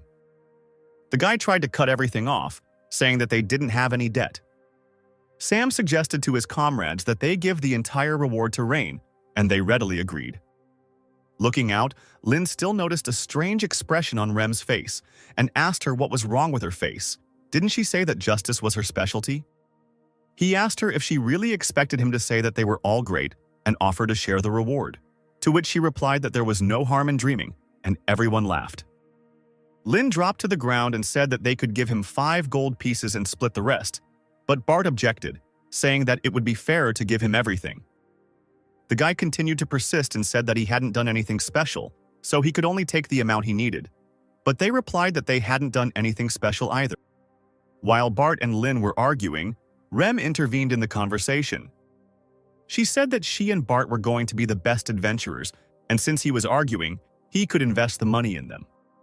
She asked him how he liked the idea, and he said with a smile that it was not bad. Sam intervened in the conversation and asked Rain if he remembered asking him about terrain. Sam shook his head and said that when he was studying, he heard some things, but they were just rumors. Leaning towards the boy, he whispered in his ear that it seemed like she had been practicing black magic in her later years. A couple of minutes later, Lin said goodbye to his comrades, remaining in the square. When they turned around, the smile slowly slid off the guy's face. Back at the dorm, Lin began to thoughtfully flip through the book. After looking through it, he noticed that it certainly didn't contain any information about Terena having anything to do with black magic. Looking at the book in his hand, memories came back to his mind. In some ruined city 300 years ago, Lin looked at all that remained. Hearing a rustle, the boy grabbed his staff and began to climb the stairs. Climbing up, he slowly looked into one of the destroyed houses. And there, in the ruined city, among the houses that were half buried in the swamp, he found Terena. Finding some boards and tearing up some books, Lin started a fire with a snap of his fingers. As he rose to his feet, he heard the sound of a rumbling stomach behind him. The guy's hand reached into the bag. The frightened girl became even more afraid and began to shake even more. But to her surprise, the guy sat down in front of her and handed her a loaf of bread. Lin told her to eat if she was hungry and not to worry. He wouldn't ask for money or anything else. Esther and Kays, also walking through this ruined city, noticed smoke from a fire. Lin noticed that the girl had not even touched the bread, and he told her that she had better eat, since he had nothing else. Suddenly, Terena quietly said that everyone had disappeared. Her friends, family, loved ones had disappeared. Lin asked her if her village had no contact with the outside world at all. The girl replied that she didn't know, which made the boy just sigh. Standing up, he said that he didn't even know such a village existed, but that was understandable since it was a distant outskirts.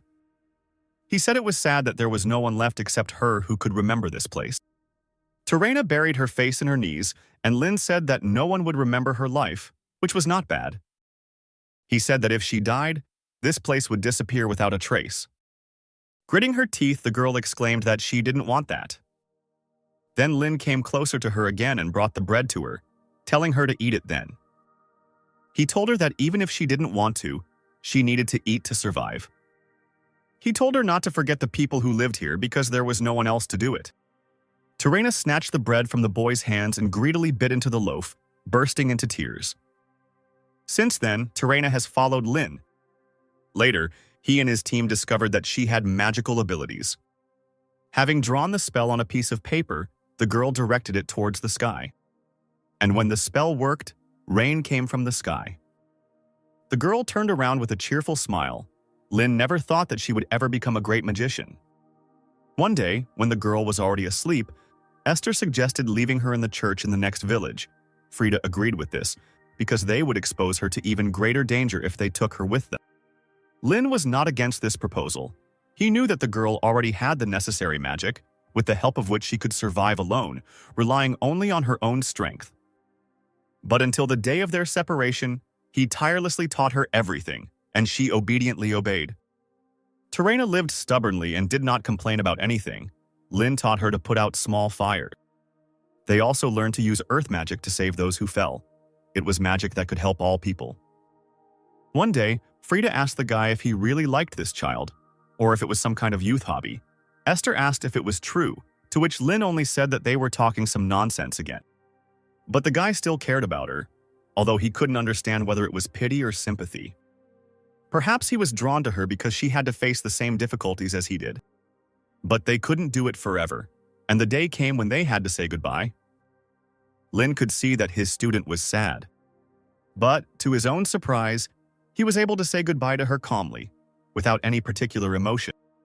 The team decided to leave the village immediately, otherwise they would have felt uneasy, and Terena was taken to the church. The pastor told her that this was now her new home. The building might be a bit big, but she would soon get used to it. He told her that from now on, she had nothing to worry about. They were her family now. But Terena replied that they were not her family, and this was not her home. Her family was her mentor, and a spell began to shine in the girl's palms. After some time, another church minister came out and told the pastor that they had finished processing the new disciple.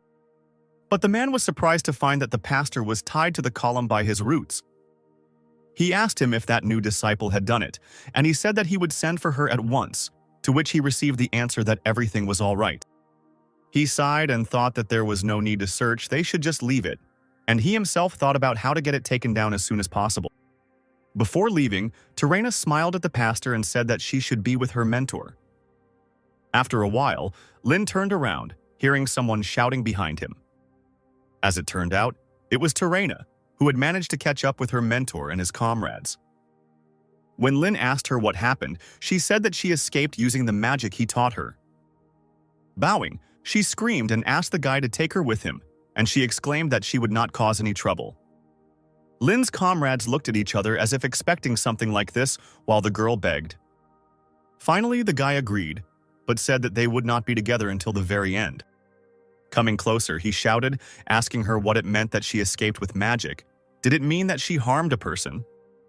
The girl quickly replied that it was not so, and then Lin turned around, telling her not to forget that magic was not created to harm people.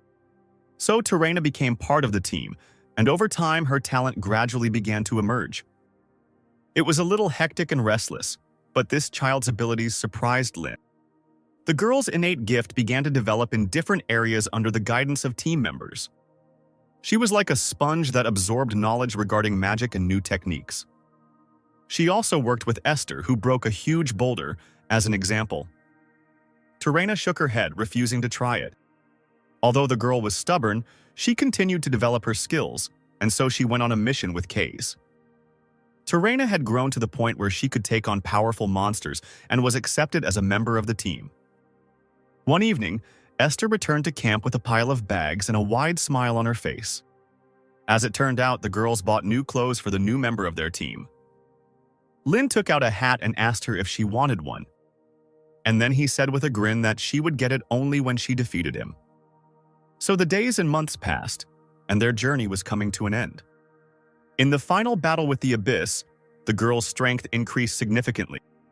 She lay in the middle of the rubble, but there was a triumphant smile on her face because she had managed to take the hat. One day, the team of heroes stopped in the territory occupied by the Abyss. Lin told his student that she should stay here, in their base. The girl jumped up, not understanding why she couldn't go with the whole team. She exclaimed that she would fight. Esther exclaimed that they knew what the girl was capable of. She could help, but the team agreed with Lynn. She told her that they couldn't take her with them because it was dangerous. Then Terena turned to Kaze and Frida to say something, but they only remained silent. Terena clenched her little fists and said that they had been through so much together and it was just too unfair to leave her here alone. Rising from the table, Lynn told her that she was too small and that the enemies they would face were very dangerous. Ruffling his hand through her hair, he told her that they had originally started this adventure as a foursome, and that it was now over for her. But he told her not to worry because they weren't abandoning her. As he walked away, he told her that he would return and continue teaching her magic. When everyone had already come out of their shelter, Terena shouted that she agreed.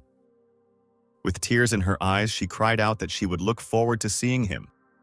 And so his journey with Terena ended. Lynn now could not understand why she got involved with black magic, and it was also very suspicious that all the books with her were censored. Lynn opened the book from which Rudian flew out. Rudian sat on the guy's head, and he noticed that his progress had increased by a whole 2%. As he leafed through the book, he wondered if they had gotten any better after destroying that rat, but in any case, there was still a lot to do. His gaze fell on one page, which had a drawing of Lynn on it, and at the bottom was the caption, "The coolest mentor ever." Lynn chuckled and wondered out loud when the little one had managed to do that. But suddenly a realization struck him, and the smile slowly slid off his face. Meanwhile, at dawn, at the place where the battle with the queen took place, a man in a green cloak kicked the ground and shouted that he thought it would reduce the number of adventurers and reveal the golden children to them, to which his comrade noted that there was still a lot of fiery ash left, and the explosion radius was huge, so it was at least 4th level magic. Those adventurers who fought the rats with Lynn, Ram, Bart, and Sam were now hanging limply from the branches of the tree. One of the cloaked men said that if they were telling the truth, then it was Ram and Bart, and his comrade shouted that they would take revenge. He would gut both of them and hang them by their guts. The second man in the cloak said that this way he would leave material evidence for the golden children that they were in the south. It was impossible to destroy the case just by starting it, to which his less patient comrade irritably kicked the rat's corpse. To begin with, they need to focus not on the place, and then the first asked him about that. And on what then? The second said that they should report everything to Terrain. The next day, Lynn went to the Magic Development Club and greeted his clubmates. At the main table in the auditorium stood the head of the club, who noticed that the number of participants had increased. The leader greeted him and said that his name was Juin, and that he was the chairman of the Magic Development Club. He said that he didn't expect so many listeners to come, so he was very surprised, but he couldn't help but be happy, and he hoped that they would all get along. Jowan said that he would now talk about the club's purpose and objectives. The guy started talking about how they were studying magic for the development of the area and agriculture, when suddenly his speech was interrupted by the appearance of another participant. Somewhat irritated, Logan walked into the classroom without saying anything. The guy reluctantly said hello and introduced himself. Jowan was a little confused, but immediately said that he came just in time. Waving his hand nervously, he told him to sit in any empty seat. Looking around the audience, Logan noticed that there was only one empty seat left, which was next to Rain. Shuffling through his papers, Jowan exclaimed that they should change their tune then. Lynn snidely asked Logan if he kept his promise, to which he replied that he was just following the rules. Jowan continued to talk enthusiastically about his club, occasionally drawing something on the board. Lynn couldn't help but think that there was a black mage nearby, and he wasn't sure he could defeat him again in his current state. Rudian flew out of his pocket and showed his stats, where his magic power was 12,564 and his physical power was 311. Lynn thought that he needed to strengthen his body as soon as possible. He thought that without training this could not be achieved, and he thought that it would be great if someone helped him. As he thought about this, his gaze immediately turned to Logan, who was sitting next to him. After some time, Logan and Lynn moved to the gym, where Lynn tried to do push-ups, and Logan harshly scolded him. An irritated Lynn tried to keep himself in his stance, under the indignant shouts of the other guy, and thought only about how he would shut up. But if he wants to develop physical strength, then he needs to listen to the guy. Then in the audience, Lynn asked him to help with training, to which Logan replied that he did not understand. Didn't he defeat him then? Why should he learn anything from the loser? Lin asked him why he was refusing so quickly. He was the best in the group at building muscle mass. Logan angrily told him that he had indeed lost the confrontation, so he could ignore him. But he has no reason to treat the entire faculty with contempt. Tapping his finger on the book, Lin told him that he didn't have time to make fun of others, and it seemed he didn't understand, so he would say it straight. Lin told him that he was strong, so he asked him for help. He said this without sarcasm and had personally seen it, and he was surprised that someone at such a young age had achieved this. Not understanding the part about being young, Logan still thanked her for the compliment. The guy told him that a strong body is the foundation, but he doesn't have it. He said he wanted to devote time to training but not waste it, which meant training under the most promising person in the field. After receiving compliments, Logan finally agreed, saying that no one was better at this than him. But he still told him that he couldn't, and that he should ask others. Lin immediately exclaimed that it was not free, and he could pay, to which the other said that was not the point. Logan sighed and replied that he was from a great family of mages, and he was a student of one of the 8 schools. They were enemies. How can they ask each other for help? Lin didn't answer him, but only called him by name. Opening his eyes, the boy noticed that another one was pointing a finger at him with a spell. Lin fired theatrically, causing no damage to his neighbor. Without any emotion, Lin told him that he was lucky. Lin said that if he had thought the same way, the guy would have been dead in that fight. The fact that he stopped and did not kill him suggests that they are not enemies. They are not warriors but students, and this is not a battlefield but an academy. Lin put his hand on the boy's shoulder and told him that they were not enemies but colleagues studying magic spells together. Finally, Logan couldn't find what to say to this, although he himself couldn't believe it. After Lin finally finished the set, Logan told him that he was surprised because he didn't think he would do it, to which Lin responded that he was sincere. Logan told him to get up for another exercise, so the guy asked him to lift him, which the other guy immediately refused. He asked what would happen when someone saw them. They would laugh. Lin asked him if he really thought about it all the time, if he really needed muscles just for beauty. He told him with a smirk to get rid of everyone who said nasty things. Logan smiled and took his hand to lift him up and told him he was right. Owen stood behind the wall and listened to their conversation with a smile. Suddenly, a woman's scream was heard. As it turned out, Krista entered the hall and, noticing the guys together, asked what they were doing. She assumed that they were fighting again, but they dispelled her assumptions, saying that they were training, but the girl could not believe it. Logan, ignoring the girl, handed his student the magical protein and told him to drink it. Krista asked Rain if he was crazy for humiliating him before, and an irritated Logan asked her if she couldn't see that they were busy. The girl continued to scream, not believing that they had become such friends. Owen came up to her from behind and put his hand on her shoulder, saying that the girl always made a lot of noise. Hearing a familiar voice, the girl immediately calmed down and froze.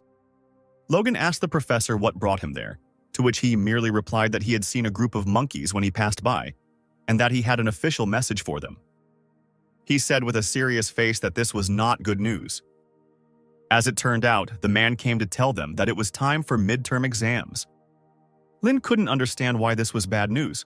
Krista told him that at Delathe, these were not normal exams. She said that this is, in fact, the same as the transition to a new stage of life. There will be those who will be able to break through and those who will fall behind. Owen reminded that Delayton's ideology is one of endless competition. Turning around, he said that those who did not comply would be expelled. Returning to his room, Lin lay down on his bed. Rudian flew out of the book again, and the boy thought about what he needed to check, what he needed to do before the exams. But suddenly he noticed that Rudian looked strange. He was blurry. When Rudian became normal, everything around him was illuminated with a bright light. Looking around, Lin discovered that he was no longer in his room. A message appeared stating that the research progress of unique magic was now 40%. Confirmation of a new magical power scheme has begun. A message appeared that the mental barter is being detailed. The holy stream is within a radius of 20 meters from the magician. Lin noticed that some kind of glowing sign appeared on his hand. Now the success rate when using unique equations and runes increased to 33% and the power to 66%. But the required amount of magic power to understand was 20,000, while the guy only had 12,564. The activation imprint for using the mental barrier was determined. Blinking again, Lin found that he was back in his room. He realized that he had now reached a mental barrier due to the fact that he had reached 40% mastery. The mental barrier was a secret technique that even among the sages, only 2 could use. The guy thought with anticipation that this was simply incredible. He wrapped his hand with the sign in bandages, hiding it. Once he got out into the city, he headed straight to the black market. Humming the song joyfully, he thought that so much had happened in the last few days that he was almost going crazy. Suddenly, he crashed into someone's large back. He immediately apologized, rubbing his bruised nose. Suddenly, he realized that the voices in front of him sounded very familiar. As it turned out, he met Ram, Bart, and Sam by chance. Bart grabbed the guy and said that they hadn't seen each other for a long time, and Rem noted that it had only been a couple of days. Bart immediately threw Rain over his shoulder to Rem's loud laughter. Having grabbed the guy, the team immediately decided to go on a new mission. Lin shouted at them to stop, asking them what they were doing. Rem cheerfully replied that the students were very busy, and they were all going together, so this was the fastest way. Sam told Rain on the run that they had been told that for their punitive expedition against the rat spiders, he, as the main character, was obliged to receive a reward. Bart told him not to be so stubborn, and besides, sometimes you need to visit places like that. And he said that this award would be given at the central office of the Adventurers Association, which surprised the guy a little. The boys reached the branch of the association and climbed the stairs, and a whole crowd had already gathered behind the fence. Everyone immediately recognized Bart from the Black Iron, and Rem from their drunken shooters. And the boy with red eyes was immediately recognized as the eldest son of the Ludwig family. Lin asked what all this pathos was about. Rem said that it couldn't be otherwise, because Bart's school is the first holy school of the 7 swords, and she is from the school of drunken shooters, and he killed the monster with 1 blow. Lin asked her about the likelihood that their schools, including the founders of the schools, were not distinguished in any way, and Rem immediately shouted at him, asking again. Bart told the boy that it might seem that way to him, but even though he and Rem had fought countless enemies while achieving the silver rank, they never thought that they lacked skills. However, this was true until they encountered the Queen. The knights, noticing that a familiar figure had appeared, immediately stood at attention, letting him go ahead. There were admiring whispers and conversations throughout the crowd, and Lin's eyes widened in surprise. Leorin Akka, the Saint Bow of the 4 Emperor's battle stars, asked the boys if they were Rising Star adventurers. Unable to bear it any longer, people began to express their admiration louder. They could not believe that he had been sent here straight from Central Control. Sam said that the Empire gathers the best warriors and grants them the status of the Emperor's 4 battle stars. They are guaranteed power and honor, but in return, they obey the Emperor without question, and as expected, his ego is huge. Noticing that Ram's face had darkened and she had lowered her head, Sam asked her what had happened. Leorin noticed the girl, looked into her face, and with a grin asked who they had here, in response to which she asked him what he wanted. The man exclaimed, asking who this cutie was here. Rem told him that he was mistaken, in response to which he said that this could not be. He exclaimed that it was impossible for a little man who got angry and left the martial arts hall to dye his hair and become an adventurer. Leorin asked her if she was stalking him, saying that she needed to ask her brother for permission first.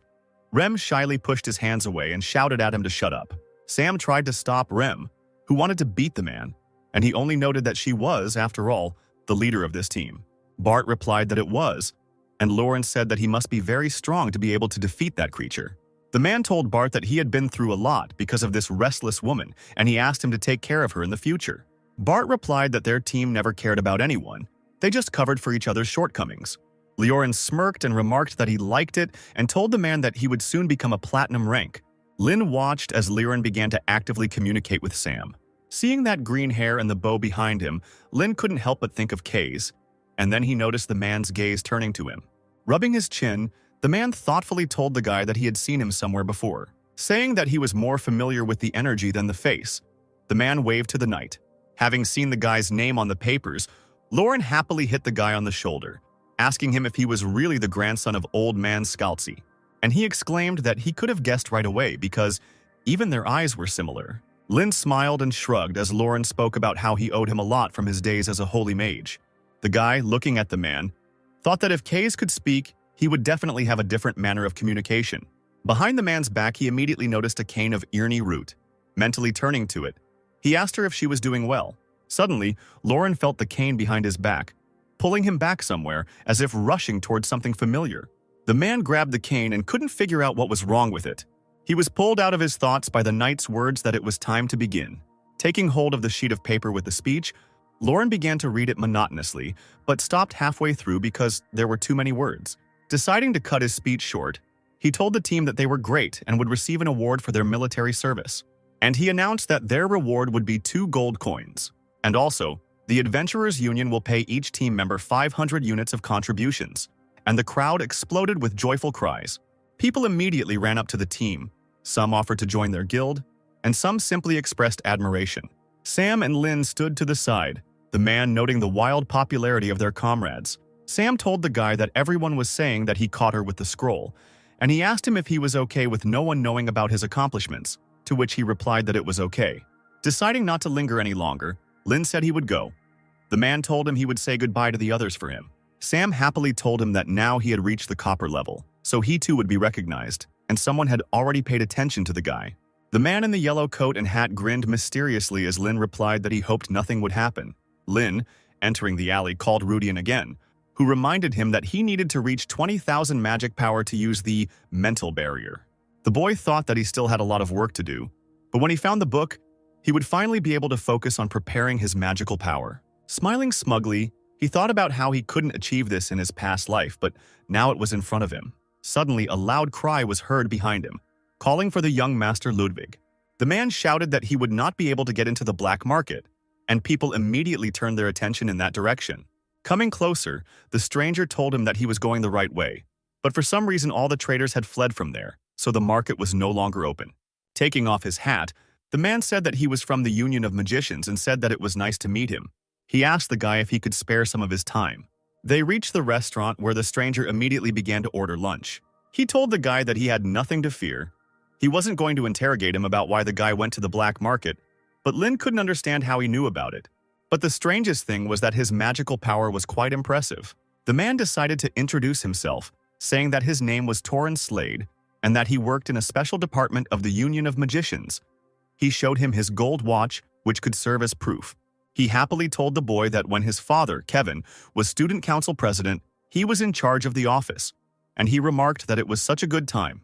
Torrin said that he decided to tell about it so as not to look too suspicious, and he is also a fan of the young master. He came here to check a couple of things and asked the guy if it was his magic that knocked down the queen. Lin frowned slightly, not understanding what was going on, and Torrin said that there were no recent records of Bart's team visiting the magic shop. Even if they had prepared in advance, they didn't have anyone selling scrolls. And in the past 10 years, there hadn't been a single 4-star mage who could create a scroll of such power. That's why he thought that Lord Scalzi Ludwig did something like that for the self-defense of his grandson. But that turned out to be wrong too. Looking at the guy with a sharp gaze, he said that then there was only one conclusion left. Lin told the man that he wasn't hiding it on purpose. It was just something he was worried about. Torrin asked him if he was talking about the black magician. Lin couldn't tell if the guy was just curious, but he was brought out of his thoughts by the waiter who placed the plates on the table. Looking at the plate, Torrin asked the waiter if this was a portion for 2, to which he said that he thought there were 2 of them. That's why the portion was like that. But the man did not complain and said that he would eat everything. While he was busily devouring the meat, Lin decided it was time for him to go. But the man said that he was already getting to the point. With a smile on his face, he asked him if he wanted to join the work of their department of the Magic Union. The guy replied that he was still a student, to which Torrin said that they would invite him after graduation. He said that Mr.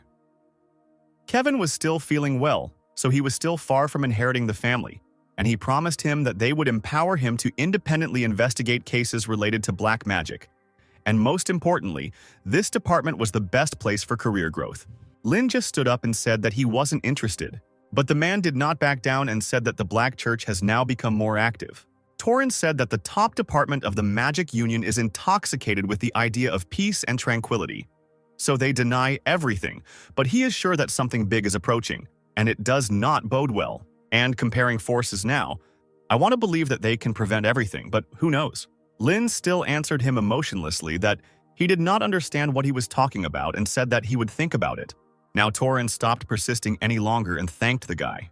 As he walked away, the boy wondered whether he would have to fight with this scum in this life, which he didn't want at all. Finally, Torin shouted to the guy that if he needed to find something on the black market, then in the Adventurers Union he would definitely need to complete the order VIP security.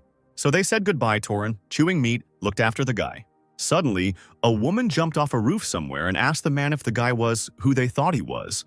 Tyrantid, who was also from the special department, said that they said that this year's freshmen Delayton were the golden generation. But no matter what reason he chose him, he was a natural disaster. Torin said that he did not think that Mr. Rain belonged to the golden generation, and sitting down at the table, Tyrantid asked him why that was. The man said he had no contact with Tarina. They needed to look for another suspect. The woman asked him if he really thought anyone there knew Tarina. With his cheeks full, Torin said that this was just his guess. Anything could have happened before entering the academy, so it was better to be on the safe side. He wondered how anyone could even say that they belonged to the golden generation. He thought about how Mr. Kevin had given birth to a real monster, and this was the first time he had been so scared by someone's potential. When Lin arrived at the library, he told Karen why he couldn't find the book, to which she replied that it was okay, it was her fault, and she thanked him for his help. She said the important thing was that he was alive and well. The guy asked the girl if a strange guy, smiling and wearing a hat, had come in there, to which she replied that no. But then she noticed that a man who worked in a special department of the Magic Union came in. She said that she heard that he came, remembered the old days, said that he had known the high-ranking librarians for a long time, but she was not able to meet him, so she does not know what he looks like. Thanking the girl for the information, Lin walked away, thinking that the guy had definitely come, but he couldn't understand how he knew about the black market if he hadn't seen Karen. As he approached his door, he noticed that there were 2 huge boxes standing there. After taking them inside and unpacking them, Lin discovered that there were 2 huge white spheres. The guy thought that he made the right choice by buying the largest ones, because with such soul pearls, he will be able to save the necessary amount of magical power for the mental barrier. He sighed and placed his hands on them, remembering that he currently had about 12,000 magic power, but needed 20,000. He decided that now he would save 8,000 units in these balls, and when he would create a barter, he would take them back. The guy tensed his whole body and the balls under his hands rolled with a bright light. The light grew brighter and brighter until Lin fell to the floor exhausted. Out of breath, he announced that the introduction of magical power was complete. He decided to wait until they were safe. Lin sat in his room until the evening, meditating to restore the strength he had already spent. When he felt that he had already recovered, he decided that it was time. He clasped his palms together. A bright light lit up between them. In response to this, the balls also glowed with a bright light, and the guy began to establish a mental barrier. A huge stream of force poured out of the balls, and they, unable to withstand the load, began to crack. The spell flashed between the guy's hands like a bright flash, and he suddenly almost choked on his own blood that came out of his mouth. Both balls were destroyed, and once again exhausted, Lin leaned his hands on the floor. Looking at his hand, he couldn't understand whether he had succeeded or not. But the mark on his hand shone even brighter than before. Looking around, Lin noticed that 4 runes were glowing around him. Yu, Flow, Ryan, Understanding, Chan, Strengthening, and C, Peace. With the last of his strength, the guy stood up on his feet while his entire room was illuminated by this bright light. He felt something new inside himself and decided to try some magic. 3 runes were able to appear with ease and they began to spin in the air. Lin discovered that it was a feeling when the missing pieces finally came together. He thought he knew it intuitively. This magical figure was perfect, and the runes were transformed into suitable ones, and the mathematical equation was also supplemented. The boy's last strength finally gave out and he fell to his knees, the spell crumbling. The shining runes on the floor disappeared, and the guy fell limply to the floor with his whole body. Turning over onto his back, he thought about the sage Rayut Woden once said that the mental barrier is like a mirror, reflecting the inner state of the magician. Now Lin understood this. His thirst for truth is embodied through thought. The holy stream does not give any new knowledge. It only superficially supplemented his knowledge and abilities. Clenching his fist, he thought that this method was perfect for him, because now he could learn all the magic on his own without resorting to anyone's help. Smiling, he said to himself that he had taken another step towards becoming a 7-star. The next day, All the professors of the institution gathered in the Daylayton conference room. Madelia glanced at the piece of paper and said that they were finished with the undergraduate graduation schedule. Vice Chancellor Madelia Kyle said that since they have already decided on the current location for the internships, they will be able to focus on freshmen within a week. Among the professors who spoke of the great things they expected of them were Owen and Theon, who remained silent. Professor Ivan said he didn't know about the rest, but it looked interesting, especially that young disaster guy hiding his talent. He was about to continue talking about this when he suddenly noticed that someone right in front of him was burning with rage. Elin said with a frown that he was already talking too much. Caroline hastened to reassure her colleague and told her that there was no malicious intent in the professor's words. She asked the girl if she had much time. Otherwise, after Logan, the girl she was guiding could be erased. Madelia thought only of Canessa, who could also study here if everything were as before. As the heir to the Page family, she could become a student representative and a key figure in the Golden Generation. Professor Marjana told the rector that they needed to hurry. Following the advice, Madelia announced to the professors that they should announce to the students that the exams were starting today. A completely tired Lynn sat at his desk and thought about how Logan was giving him increasingly difficult assignments every day. He noticed that his classmates were getting ready to go somewhere. Lynn asked Krista what all the fuss was about, to which she responded by saying that there would be a briefing about midterms right now, and that everyone was told to gather in the auditorium. The guy asked if the exams weren't starting next week, to which the girl sadly replied that this was Daylayton, where the director and professors changed the schedule at their own discretion. He asked her why this was so, and then Gertrude intervened in the conversation and asked the guy what he thought the reason was. And she answered her own question, saying that this was all so that the students wouldn't have time to learn everything at the last moment. And she said that last year they announced the schedule and started midterm exams the next day. Lynn responded by saying that he liked how funny the professors were. The girl replied that she couldn't believe he said that, because she was simply abusing her power. The guy said with a smile that if a student can show his skills at any time, then this is real knowledge, and the professors know about it. Gertrude laughed in response, agreeing, but thinking about how much this all irritated her. But what irritated her more was that it was true. But in any case, children from powerful families are nasty, of course, except for Mrs. Krista. Standing up from her desk with her bag, Krista said that this is why you always have to make every effort not to get upset. All the students gathered in the assembly hall on the first floor of the main building. Looking around the crowd, Lynn noticed that most of the students were very nervous. In the crowd, the guy quickly found Logan. They greeted each other in a friendly manner and began a dialogue. Gertrude ran up to Rain and excitedly told him that he couldn't be so friendly because Logan was one of the opponents he should be afraid of. But Lynn told her that they are not opponents. He is his trainer, and he gave him magic protein every day. The girl asked him if he really thinks that he is good. Since he gives him food, he is not some kind of pigeon. Logan intervened in the conversation, mockingly asking Gertrude if Krista's lackey was there.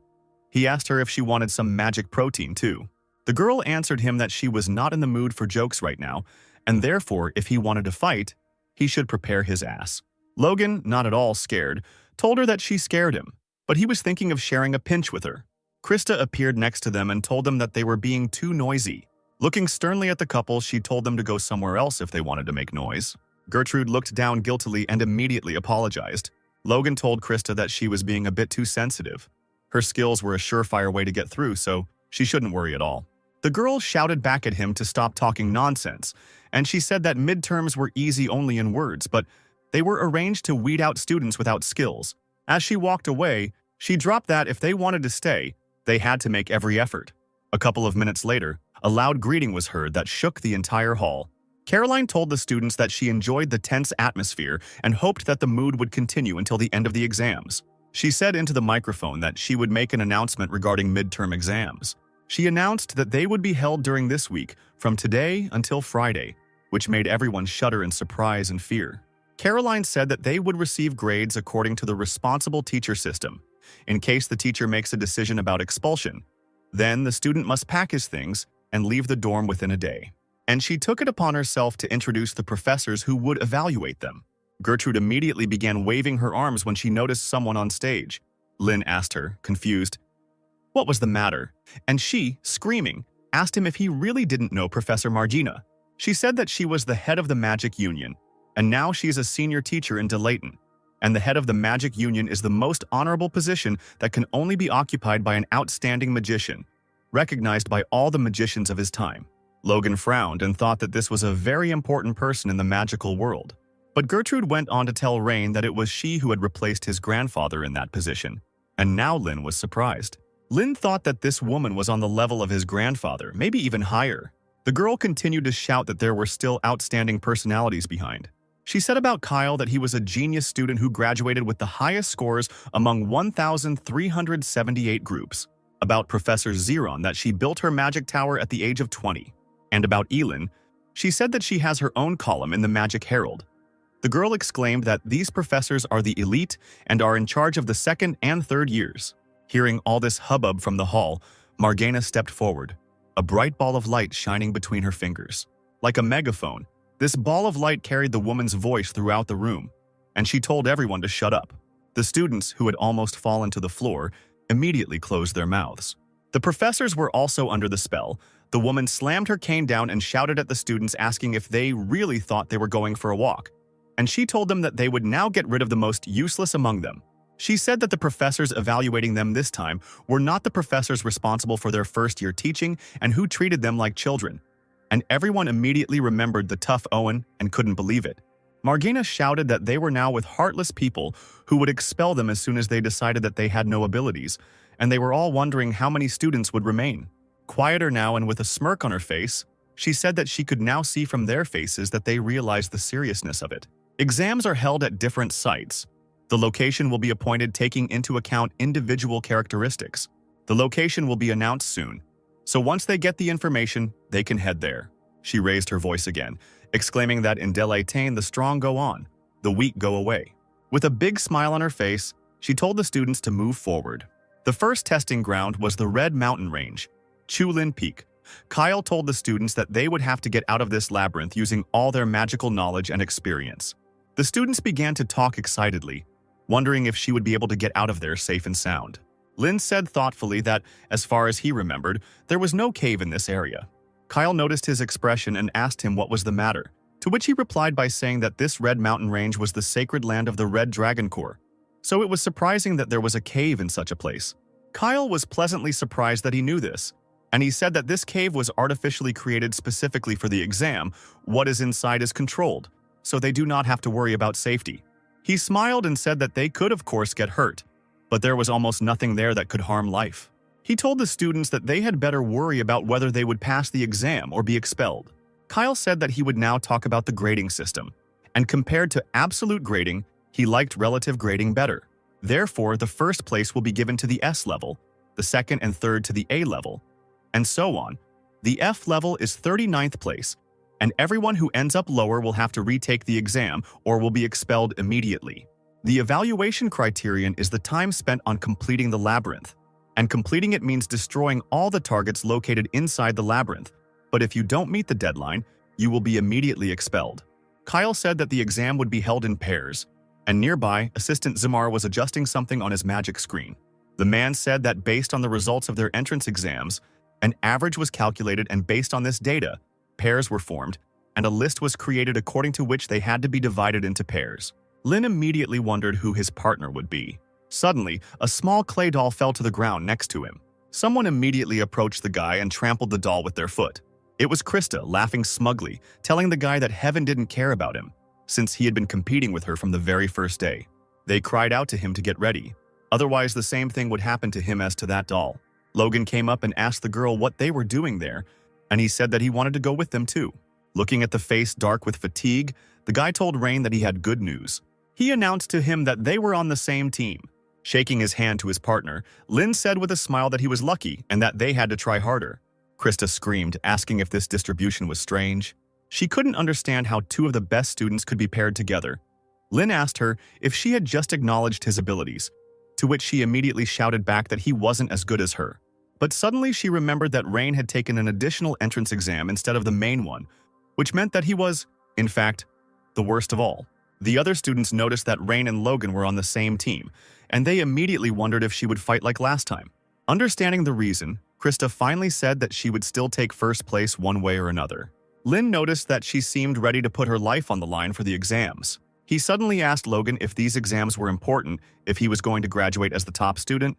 The guy replied that they were very important because they only take 4 official exams a year. Hearing this, Lin apologized to Krista, and he said that this time he wouldn't be able to be a gentleman. Smiling, Krista told him not to even hope. Kyle announced that he was giving the students 10 minutes to discuss how to get through the maze, and they could come in whenever they were ready. The exam would start as soon as time was up. Kyle said that there were a total of 20 routes in this maze, each with the same number of targets. There could only be one team on one route, so it was better to focus on their own route rather than others. And all the students began to discuss heatedly what to do. They discussed how to use magic and which one was best to use. Zmar asked the professor if there was a reason why he insisted on giving this exam to freshmen every year. He replied that the moment when one can see the true abilities of a magician comes precisely when he encounters something that he has not encountered before. In such situations, all thoughts disappear from the head. The ability to make decisions decreases and their execution slows down. However, it is in such situations that geniuses emerge. Exams are only a basic assessment to identify talents, and they find such children and encourage them to further education. This is his job. Logan suggested to Rain that they kill everything they see when they go inside, to which he smiled and said that it was all brilliantly simple. Putting aside the jokes, he said that this was indeed a good option, but it was better to have a spare one, because if you didn't distribute the magic correctly, there would be problems. Someone behind him mockingly repeated the guy's words. Krista asked him with a smug grin if he really thought he could get better with such a plan. The guy sullenly told her to think better about how she would go about it, to which the girl said that they had already come to an agreement regarding their plan. Logan told her that the magic they would be using was not too different. She was too confident, to which Krista said that he would soon see for himself. The girl asked Rain if he had expressed a desire to graduate as the best student. She said that she had never won first place before, so she would show him today. She exclaimed that he would definitely see the difference between their abilities. Calling out to her partner, Krista quickly ran to the entrance. Entering the cave, she announced that the second team was beginning the exam. At the entrance to the cave, a magical projection appeared, in which one could see girls running through the cave. They jumped down and Krista commanded her partner to conjure light. In her other hand, her partner had a reconnaissance spell that gave a signal. Krista told her to trust her to land, and she continued to search for targets. The girl shouted that she had found two, and the girls landed in the soft sand. Standing to her feet, Krista raised her hands up, calling on her warriors. All the students who were watching her were surprised by the speed of her spell. They were also amazed by the number because she immediately summoned 10 of them.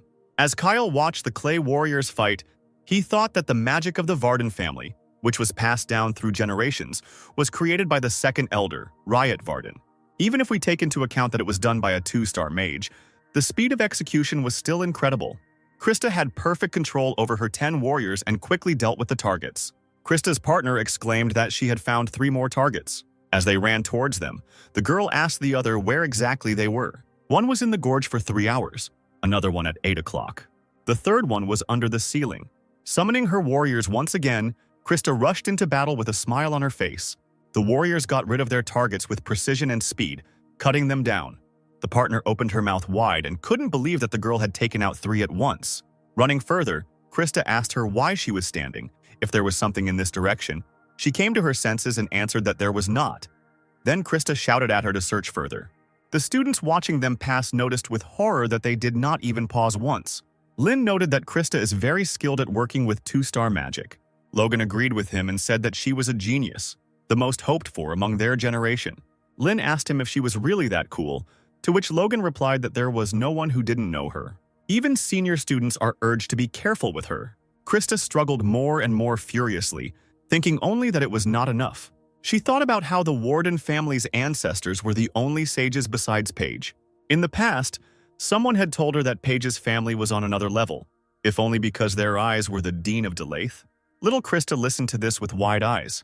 The Varden family continued to be ridiculed, and the girl was told that the head of the Varden, her father, had barely reached the level of 2 stars. She was asked how it was possible that 2 families descended from sages could be so different. The man's friend told him to stop, to which he replied that the girl should understand this. As he walked away, he told her one last thing, to tell her father that their family did not fit into the status of a family of magicians. This burden was too much for them to bear. He said that everyone thought so, even her mother, because her 2 older daughters couldn't use magic properly. He said it was time to retreat, because despite the suffering, things would only get worse for them. Krista continued to fight furiously, killing 20 targets already, thinking that they had nothing to be ashamed of. It was just a lack of talent. Krista immediately turned to her partner to find out where the next target was, in response to which she, breathing heavily, asked to rest. Krista grabbed her partner with a hand made of sand and carried her further, asking her again where the target was. Dragging the girl behind her, Krista continued to run forward, drenched in sweat. The students whispered that it was amazing. They even got goosebumps. Krista thought that everything was fine. She could already handle magic of this level. In her childhood, when she was learning magic, one day she was asked what was wrong. The girl replied that she would become the best magician, simply magnificent. She said that this way, mom, dad, and sisters will no longer be treated with disdain. As she continued to cut down the monsters, she thought only of how she would definitely return their glory, authority, and make them respect her all. Meanwhile, a monster jumped to the ground, which was several times larger than the previous ones. He waved his paw and the girls flew to the side. Krista's mother in the past grabbed her daughter by the shoulders, burst into tears, and said that all hope was only on her. Krista quickly gathered herself and summoned a golem of a larger size. Driven by the determination to lift her family up, she rushed towards the monster. With one of his fashionable blows, the golem killed the monster, slamming it into the stone. Zmar, looking at his screen, announced that there was a signal on this route that all the walls had been destroyed. He announced that the second team had completed the exam. He said it took them all 4 minutes and 13 seconds. Zmar said he couldn't believe it took them less than 5 minutes. Kyle chuckled and said, as expected from a descendant of one of the magical families. While Krista was trying to catch her breath, Kyle said that she was a great S-tier. With a satisfied smile, Krista walked out of the cave. The students gossiped about how someone had not yet finished the discussion, and they had already finished the exam. Logan thought that he knew about Krista's abilities, of course, but he didn't expect this. Now he understood the reason why the elders were so wary. He thought that she was already being considered as a candidate for the position of head of the Union of Magicians. Kyle told the girls that they were, in all his practice, the second team to complete the exam in under 5 minutes. Krista said smugly that overcoming odds is a family motto. Kyle thought that the strengths of the Varden family, who settled high in the mountains, were their incredible physical and magical strength. And in order to maintain these strengths, a plan was developed. But that did not explain all of Krista's actions. He thought that it must have taken her a lot of effort to achieve this result. Her strength is that she is smart and at the same time very hardworking. Smiling, he told the girls that there was no need to tell them that they had passed the exam. And although not all the students had finished yet, he rated them at S level. Remembering her manners, Krista made a small curtsy and said that Kyle was too kind. Looking at Rain, she thought that she was a good girl and that she was the best student. Lin told his partner that exams were a lot more fun than he thought. One day in his past, Lin and his team reached the southern star Orvidon. Earlier at noon, the sun's rays poured down on the city from all 4 directions. But now, Esther said that she didn't even want to get close to it. Frida asked her what their plan was then, since entering that fog meant voluntarily going to their death, to which Lin agreed. Esther, with an unchanging face, told the guy to blow everything up, to which he immediately agreed. As soon as he realized what Esther had said, he turned to look at her in surprise. He asked her if that city was a cultural heritage site, to which she replied that it was. He exclaimed that then it was necessary to preserve its original appearance as much as possible, to which Esther agreed. She told him with a smile on her face that sometimes you just have to do something first and regret it later. Frida agreed with the girl with a smile. Esther said that for her they are more important than some cultural heritage, and she told the guy that next time he should leave the role of being dissatisfied with her, because she is the leader after all. She exclaimed that if necessary they could use her fist. Lin asked her if it wasn't such a simple problem, to which she replied that she hated to complicate things. Lin, already starting to create a spell, said that then it didn't matter what they would say later, but he himself was very worried. Remembering this, Lin called Logan, thinking that it was such sudden actions that changed the world. He told his partner his idea, in response to which Logan said that they could be suspended from the exam, to which Lin told him not to worry. If anything happened, he would take care of everything. Looking away, Logan said that even if they passed the exam, it wouldn't be interesting. After hearing about the exam suspension, Krista asked them what they were going to do. Lin told the girl to just wait and see. In response, Krista screamed, getting everyone's attention so they wouldn't forget that this was an exam. She screamed that there were other things to have fun with, but now they had to take everything that was happening seriously. Turning away, Lin told her that magic was supposed to be fun. The time for discussion was already coming to an end. and everyone ran to the cave to begin the exam. Lynn didn't go inside, but went to the professor. He asked him if they guaranteed the safety of the students who entered the cave, to which he said that they did. Kyle said that they control everything with magic, so even if something happens, the students are not in danger. Lynn asked Logan if he heard it, and he said that then they would do as they discussed. Zmar said there was 1 minute left. Logan, throwing off his jacket and shirt, said that 7 seconds and he was ready. Lynn stopped at the entrance to the cave, not even thinking about going in. The lights of Belsidius shone in his eyes and he screamed that they were going to turn everyone upside down. Krista and her partner couldn't understand what was happening and why they weren't going into the cave. Kyle, looking at them, already began to guess something. Looking into the boy's eyes, he immediately recognized the magic of the Ludwig family, Belsidius. Kyle couldn't believe he was using it at 16 years old. Out of all the geniuses in the family, it was the fastest result. Logan also began his preparations, his green magic coursing through his veins. All around, Krista's screams could be heard, and she still couldn't understand what was happening. Lynn, with the help of his powers, immediately found all the targets, which for him were little lights. Having found everyone, he descended to the ground, on which a magic circle began to shine, and he gave a signal to his partner. Logan ran up and hit the ground with all his might, right where the magic circle was. Krista, who was blown away by the impact, screamed and asked what they would do if the exit collapsed. Kyle noted that the scale of the damage was too small for such a force.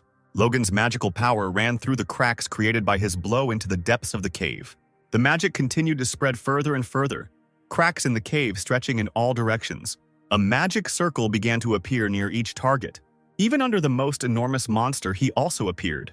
The next moment, as all the targets were in the crosshairs, the magic circles activated, destroying the monsters. These magical blows together created a huge wave that shook everything around. Even the professor and his assistant could not stay on their feet. Krista fell to the ground, looking around in confusion. Zmar couldn't understand what it was, and Kyle immediately asked about the number of living targets. The assistant asked again, shaking himself off. Kyle asked about the number of living targets inside the cave. Looking at the screen, Zmar said that there was no one left inside. Using magic, Kyle decided to explore the cave himself and asked his assistant about the time. The time was 59 seconds. Kyle finished checking the condition of the cave, shocked that someone spent less than a minute. Scratching his head, Zmar told the professor that this was wrong. Kyle asked him what he meant, to which he exclaimed that he couldn't understand. He said that they were evaluating the abilities that the students showed inside the labyrinth, and they could have destroyed the entire labyrinth and, as a result, would not have fulfilled the main criterion. But it was only by chance that they hit all the targets without destroying the walls and the ceiling. He said that the S grade is the ideal result, and what they saw was not ideal, but some kind of disgrace. Kyle paused for a moment and then said that genius is not always ideal. An ideal is something that corresponds to some superior standard that is widely accepted in this world. However, the geniuses who change this world have always exceeded this norm. A genius is not a person who fits into the framework of an ideal, but one who creates new ideals. Zmar asked again about the new ones. Kyle said that the team of Rain and Logan is still far from perfect, if you look at the traditional criteria. He asked him if he had ever thought of destroying the labyrinth, to which he replied that it had never even occurred to him. But he could do it if he had thought about it. And the professor said that now it was the young people who had paved a new road. The fact that they were the first to implement an idea that no one else could think of before cannot be ignored. And this is actually more important than anything else. Kyle thought that magical knowledge, as well as understanding of what was happening, turned such reckless ideas into reality. He could not believe that this was actually happening. The professor told the assistant to look more closely. After all, the day will come when these young people will become the center of this magical world. The horizons of magic can change. After 40 minutes, the exam was over and the results were in front of all the students. This year, the tests were more difficult than in previous years, but most of them passed successfully and even completed them within 30 minutes. During the exams, some students were injured due to exhaustion and loss of control over the flow of energy. And there were also students who had to retake the exam due to being attacked by targets more than 3 times. And in this chaos, the 4 minutes and 13 seconds that Krista and Lamro managed was an amazing result. So Professor Kyle's preliminary S score was justified. However, it took Rain and Logan's team less than a minute, and Krista's grade dropped to an A. As a child and to this day, everyone admired Krista because at the age of 6 she had already mastered the magic of 2 stars. Everyone thought that now the Varden family could breathe a sigh of relief because their crisis was over. The situation for the Ludwigs, on the contrary, was in decline. They said that they had no hope at all, and that their youngest son was a disaster. Hearing this, Krista couldn't understand why he lived so carefree. Didn't he get angry at what people around him said? She screamed at him, seeing herself in him, to try harder and prove himself to these idiots. Rain didn't care about these speeches, but now, remembering all the things that adult Rain had done, Krista remembered how everyone had called him amazing. His magic usage speed was as fast as that of the professors. She didn't understand how this was possible, because during the family dinner she couldn't even imagine that he was so strong. She remembered asking Caroline to give him an extra exam because he was late. She couldn't understand why she was so worried about him. Caroline told her then that new emotions were awakening in her when she was around him. Krista was glad that such an interesting student entered the school. Then she thought that now he too had the desire to do everything right. Krista couldn't forget how she declared him her rival. But now everything was in vain. Krista's partner thanked her, not because thanks to her they received a high grade, even though their result was lowered to A. Krista didn't listen to her, and only one thought was spinning in her head. Did I lose again? While Rain happily high-fived Logan, she couldn't understand how she could possibly lose to someone who calmly said that magic was interesting. Clenching her fists, she wondered why it hadn't occurred to her to destroy the labyrinth. But she immediately realized that even if she had, nothing would have come of it. Kyle, looking at the girl, thought that competition was turning her on, which was good. However, it won't be easy for her to keep up with Ryan. He sighed and told all the students that the S grade was always given to only one team. But this time, they had a very unusual situation, so two groups were getting the highest score. He said that they formed teams based on their scores on the entrance exam, but it still seemed a little unfair to put Rain and Logan on the same team. And so Krista and Lamru also received an S grade, and the other students cheered. Everyone around them was saying that, given all the difficulties, they had done a great job and deserved it. But Krista was not happy. Instead of a joyful smile, she clenched her teeth angrily. Coming closer, Lynn told the girl that they had a draw. He extended his hand to shake hers and said that today he saw a new side of her. But then Krista screamed at him not to come near her and sharply pushed his hand away. She ended with a crooked smile on her face, asking the guy if he really thought she would accept this outcome. Lynn couldn't figure out what the problem was since she had an S too. The girl screamed that their team was given S only out of pity. Everyone around them stared at Krista, and the girl thought they saw pity in their eyes, and she prayed that they wouldn't look at her like that. The girl turned around and ran away from the crowd. Lynn asked Logan what he said wrong, to which he replied that he didn't know, since he was a student at one of the 8 schools and didn't really know much about magical families. But the guy told him not to lie because it was all written on his face. Logan said that the Varden family is finished. It is a disgrace for the family of magicians. Lynn asked what this means. Logan sighed and said that this is what people say. The honor and glory of the Varden family was a thing of the past. Even before Krista was born, no one in the family had enough skills for the family to be recognized as part of the magical elite. Krista single-handedly raised her family from ruins and even made them recognized as a great family of mages. She did everything herself, and even now she is the only one who supports the family. She has taken on too much. After running through the forest, Costa stopped and crouched down on the ground. Footsteps were heard behind him, and she said that aristocrats from magical families should always be treated with respect, even fear. She said that they are the ones that everyone should look up to, that everyone should respect, that they should not be treated as equals, but not sympathized with. Standing on her feet and clenching her fists until they trembled, she exclaimed that she had tried hard no matter what. From the age of 6 until today, she had almost reached the level where she could be called the genius of this century. She shouted at Rain that he was butting into things that weren't his business for the sake of those who didn't have a pedigree. No one in the Union of Magicians behaved like that. She exclaimed that he communicates so calmly with everyone. She screamed that she couldn't understand what was fun about magic. There was nothing exciting about it. She continued to scream, asking why everything was like this, and a spell flashed between her palms. She pointed her hand with a spell at the guy, and a golem appeared behind her. The girl screamed, asking why he was considered better than her, although for him it was just fun. Lynn waved his hand towards the golem that ran up to him and destroyed it with one blow. Tears flowed from Krista's eyes when the boy told her that he liked magic.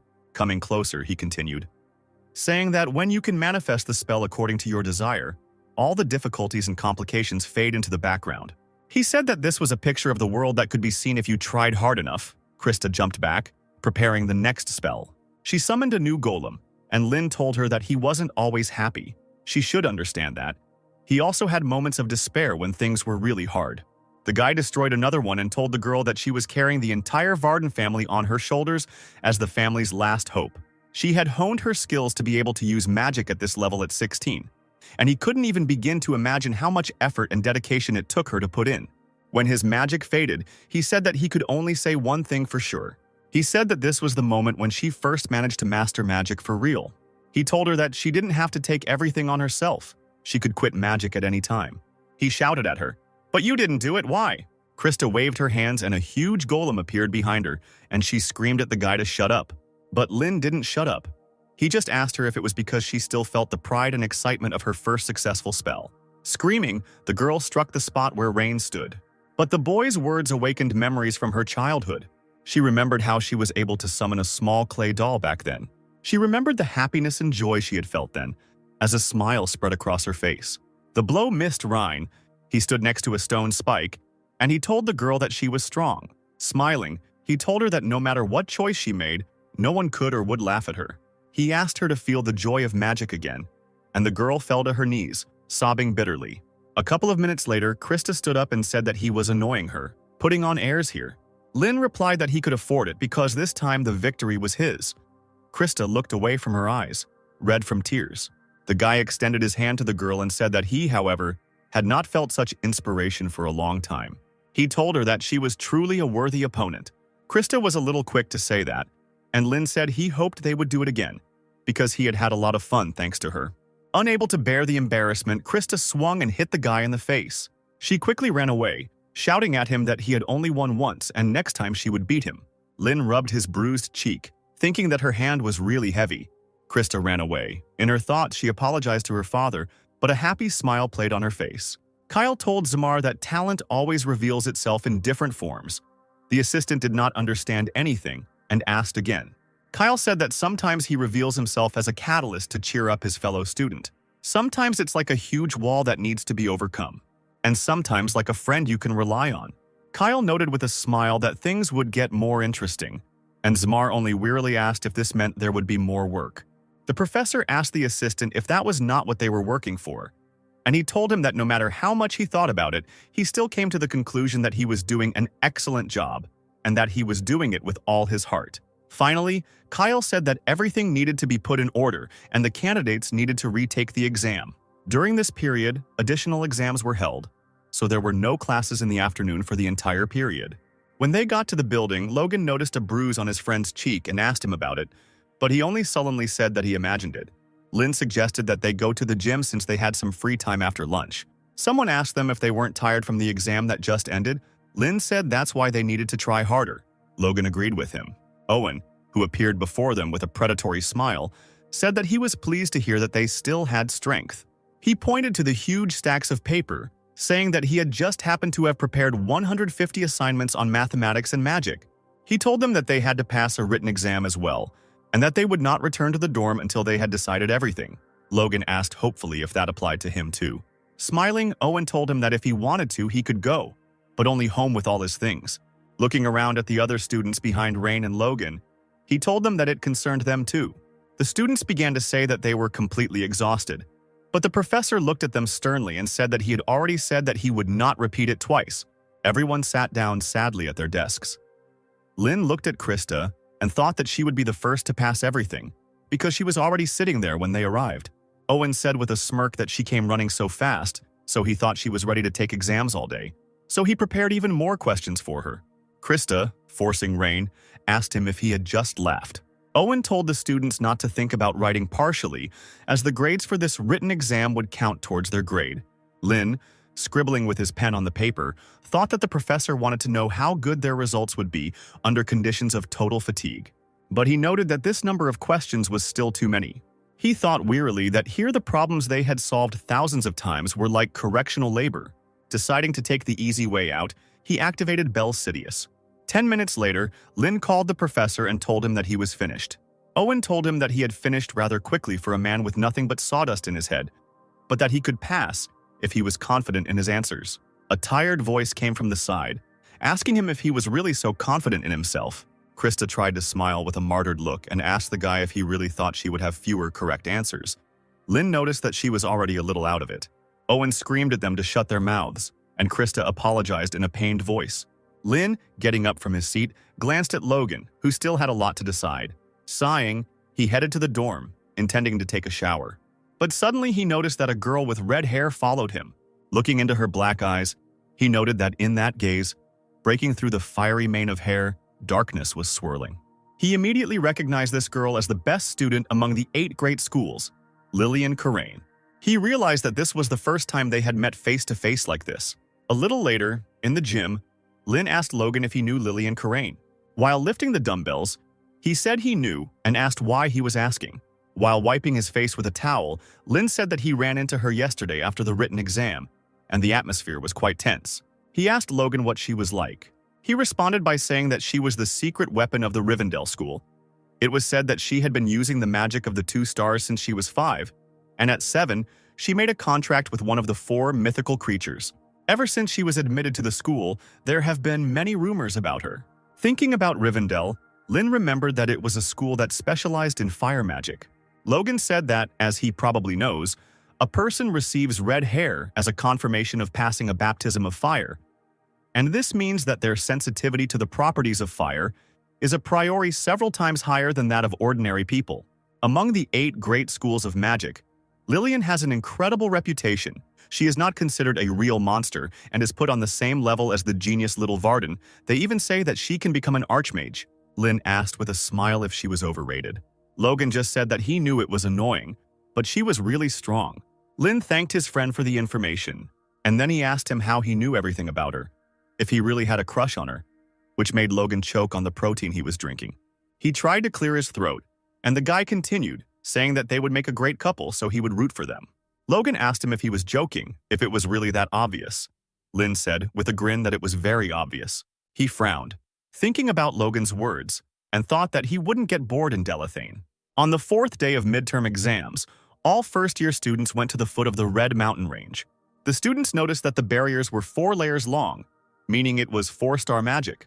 Zmar announced into the microphone that he would now tell them about the exam and what they could expect today. He said that the exam would be held in the world of illusions. All 60 people would be divided into 3 teams, which would be assessed based on the results. Lynn looked at the barrier where the world of illusions was visible. Zmar said that this exam will be conducted in a battle royale style. Each location contains jewels, each of which will be worth 1 point. And inside each territory there are monsters created with the help of illusions, by destroying which they will also receive points. Their number will depend on the complexity of destruction, so first you need to assess your strength, and only then decide whether to attack or not. Noticing the raised hand, Zmar told Krista to ask. The girl asked where the battle royale would be, if someone focused on finding treasure and someone on killing monsters. Zmar said wearily that they did not understand this term. Margana, who came up from behind, said that there was another rule. By fighting, they could also lose their points. She said that even if they steal a treasure found by another student, interfere with the destruction of a monster or make a counterattack, it's all acceptable. They can do anything, even kill. When the students began to talk anxiously, Margana struck with her cane and said that this space was not called the world of illusions for nothing. What was happening inside the barrier was not real. Simply put, no matter how serious the attack is, no one will be harmed. However, the pain will be as in reality, regardless of the severity of the wounds or even death inside the world of illusions. When the barrier disappears, they will return to their original state again. The woman told the students that they had nothing to worry about and that the grading process was as simple as possible. The 2 people with the highest scores would receive an S grade, and there were no other criteria. Whispers began to spread through the crowd that murder sounded great. Margana said that the founder of magic, Amitsa Page, said this. Even in this world, the main duty of a magician is to enable people to dream. She shouted that they must try to fulfill this duty. Someone in the crowd smiled, and the woman continued, shouting that in the magical world, strength was and is above all else, so let them show what they are capable of. She announced Team A, which included Hubert, Logan, Krista, and others. The girl said that they were finally given a task for which they would have to sweat, and Lynn asked her if everything was the same last time. He noticed that she then lost and started crying. The embarrassed girl screamed, asking who was crying. Gertrude listened with a smile on her face as Rain and Krista began to argue. After calming down, Krista told herself that she needed to pull herself together and get her S-level grade. because she was the only one who deserved to get an A. She told herself that she couldn't afford to play, and seeing the smiles on Gertrude and Rain's faces, she shouted at them to stop. Finally, the start of the exam for Team A was announced. Team B consisted of Gertrude, Lillian, and Rain, and the guy asked Gertrude if she was nervous, causing her to flinch. She waved her hands and quickly rattled off that she cared about Krista Varden, so he didn't need to joke. She exclaimed that it was he who needed to worry, and the guy asked her why. Dripping with sweat, Gertrude forced a smile and exclaimed that he had been placed on her team, and if they clashed at the very beginning, he risked being expelled immediately. Lynn waved his hand and smirked, saying that it wouldn't happen. Noticing Lillian near him, whom Gertrude had failed to notice, Lynn asked her what she wanted. The girl responded by saying that she had something to say. Lynn told her with a smile that he would only listen if it was something interesting.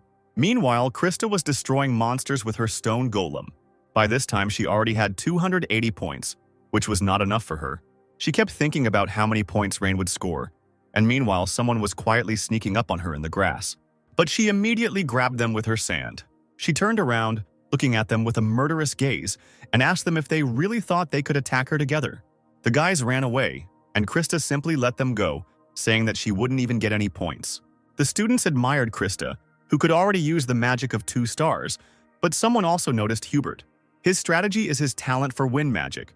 With the help of maneuvering and the ability to restrain, he simultaneously obtains treasures and subdues monsters, so he has already gained 253 points. In third place was Logan, who had 249 points and was simply destroying everyone who came near him, which is a bit harsh, but admirable. Kyle noted that as they expected, the 3 were acting alone.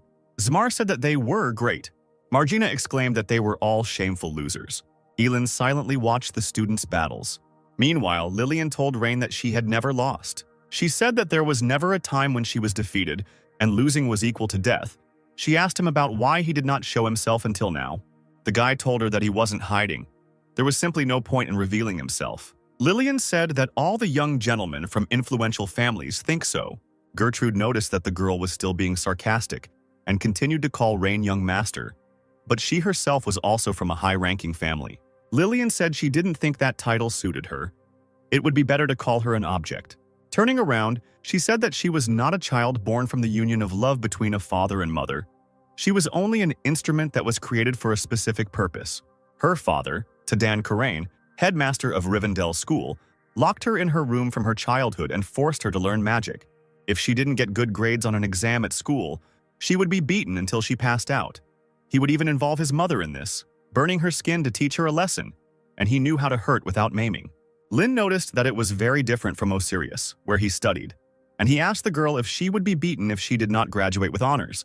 Smiling, Lillian replied that this old man was no longer dangerous to her. She could kill him if she wanted. Gertrude frowned, wondering if she really meant to say that she could defeat a 4-star mage. As she passed, she said that her goal was to graduate from D-Lathe with stellar grades and be recognized throughout the school so that she could use that to remove her father from Rivendell. Finally, she told him that she was warning him not to disturb her. Gertrude told her with a smile not to forget about Krista Varden, the acknowledged genius of magic. But Lillian replied that some hothouse flower was no match for her. Gertrude's face froze with a forced smile. She came closer to the girl and asked her again. She couldn't believe that someone considered her mistress a hothouse flower. Lillian, looking down at her, asked her if she wanted to argue. Lynn walked up to them and extended his hand between them, saying that he generally understood why it had come to this. He told the departing Lillian that he could not give up his place as the best student to her. He said that it was all because his friends were waiting for him. Lillian only said that she had already explained the reason and warned. Looking at him with her dark eyes, she said that if he interfered with her, then she would have no choice but to get rid of him. Meanwhile, the Group A exam ended. Krista and Hubert received 361 and 338 points respectively. Therefore, they received an S. Handing the towel to her mistress, Gertrude told her that she had done a great job, while an exhausted Krista said that it was a piece of cake. The assistants noticed that all of Team A's members had left the barrier. Kyle announced that Team B would now choose where they wanted to start the exam. Lynn walked up to the magic table to choose where to start. The entire B team was crowded around the table. Zone A was located at the foot of the mountains, and Zone F is Mejgoria. These are the largest areas in terms of area, and they are also the most popular, as they contain the largest number of treasures and monsters. Zones B and C may have the advantage of visual control since they are mountain peaks, but it is easy to get surrounded by other students. Forest areas D and E are good for cover but difficult to see, which can be distracting. Lin kept wondering which point would suit him best. Kyle announced that they should picture the place in their heads if they were ready to begin. Krista shouted at Gertrude to make sure she showed her class. And then the girl disappeared in a bright flash. The exam started, and Caroline told Elin that it was Rain's turn. Elin thought that everyone knew what Professor Margina expected from students. She expects the ability to maneuver, analyze the situation, and the ability to fight.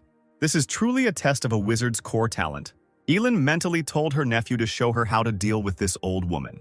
The students noticed that Lillian and Krista chose the F zone as their starting point, which shows their confidence because it is dangerous there, but they can get the highest scores. Zone F is the most convenient place to get to other areas. Zmar noted that compared to Lillian, Rain's choice was very simple and clear.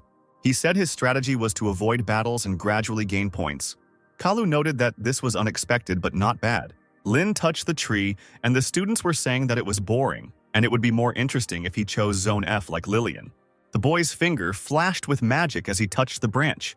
Elin asked Caroline if this guy was annoying, to which she replied that he was a little bit. And she couldn't believe that he was acting so cautiously, considering that he could destroy all the promising students of the great schools. While walking through the forest, Lin met a student. The students who were watching this shouted with joy, hoping for a good fight. Caroline wondered what he was going to show them now. She wanted him to show off his abilities, which is why Kyle gave him an S. But suddenly Lin turned around and ran away from the girl. Everyone's mouths dropped open in surprise. Even Caroline couldn't help but gasp. Elin screamed in frustration about what the asshole had done, while the other professor held her down. Krista asked if he was even going to get an A. Margana was infected with laughter. Watching Scalzi's grandson Zmar asked her if this was something to laugh about. She said there was no problem with it. It just made it more interesting. She thought that he was saving his strength and waiting for the right moment to make a breakthrough, so they would still see if he could compensate for the lost points.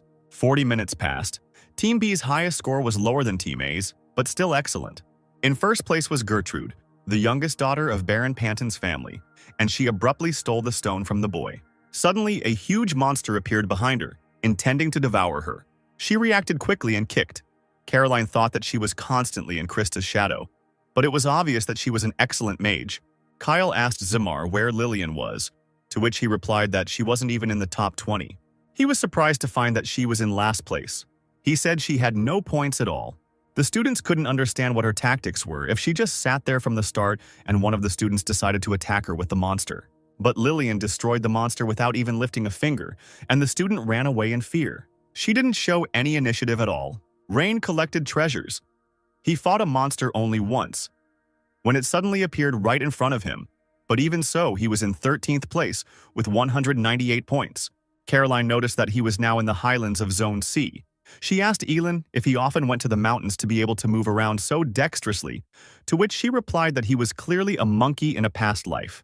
Caroline said that at the rate he was scoring, it would be a dream for him to get into the leading group. Suddenly, the sky became covered with clouds and it started to rain.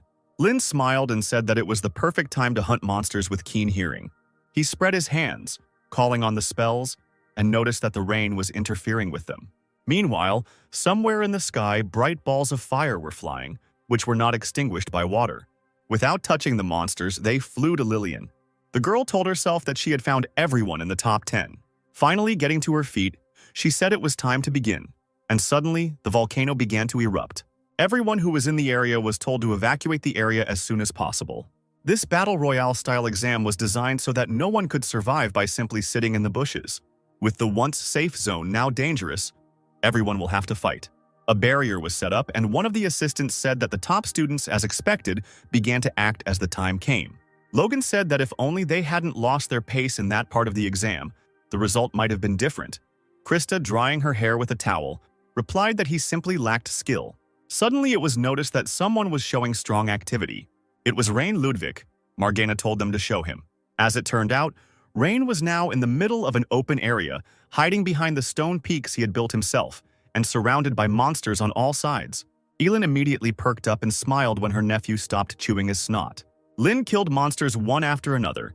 His score grew rapidly and now he was already in 8th place. Smiling, Margana noticed that he was quite the impudent one. Logan asked how he did it, to which Krista replied that he caused an earthquake and thereby attracted the monsters.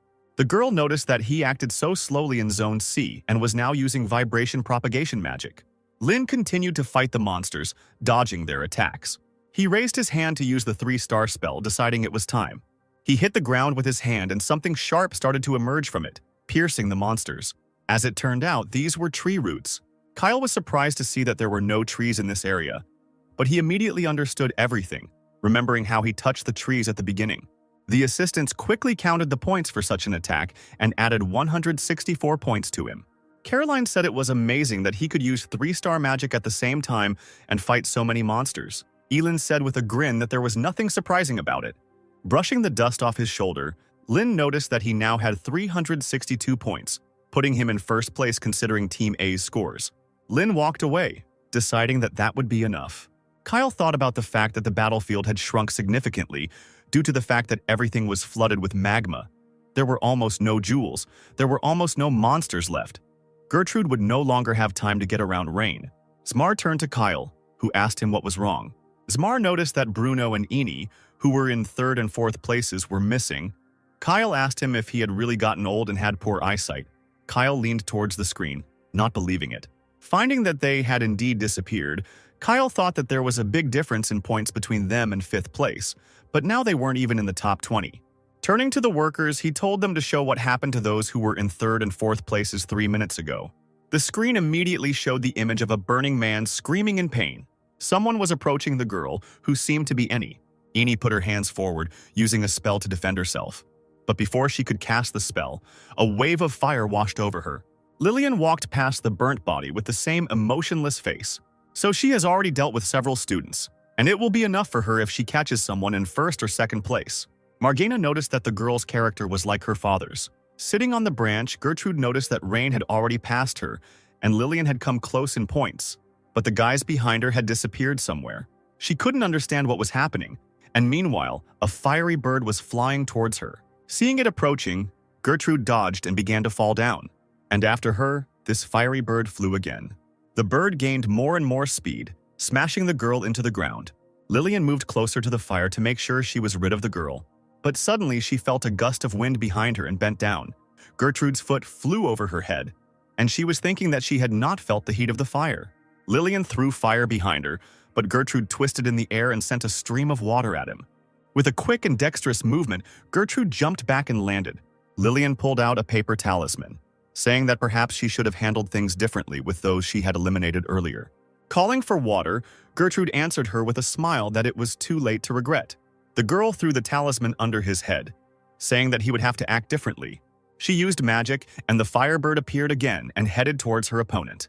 Gertrude put her hands forward, protecting herself from the bird with a stream of water. She shouted at the girl not to try to change the score and to give up. Lillian didn't say anything to her, but only tore something off her neck. The beads of her rosary caught fire. The Rivendell school uses talismans.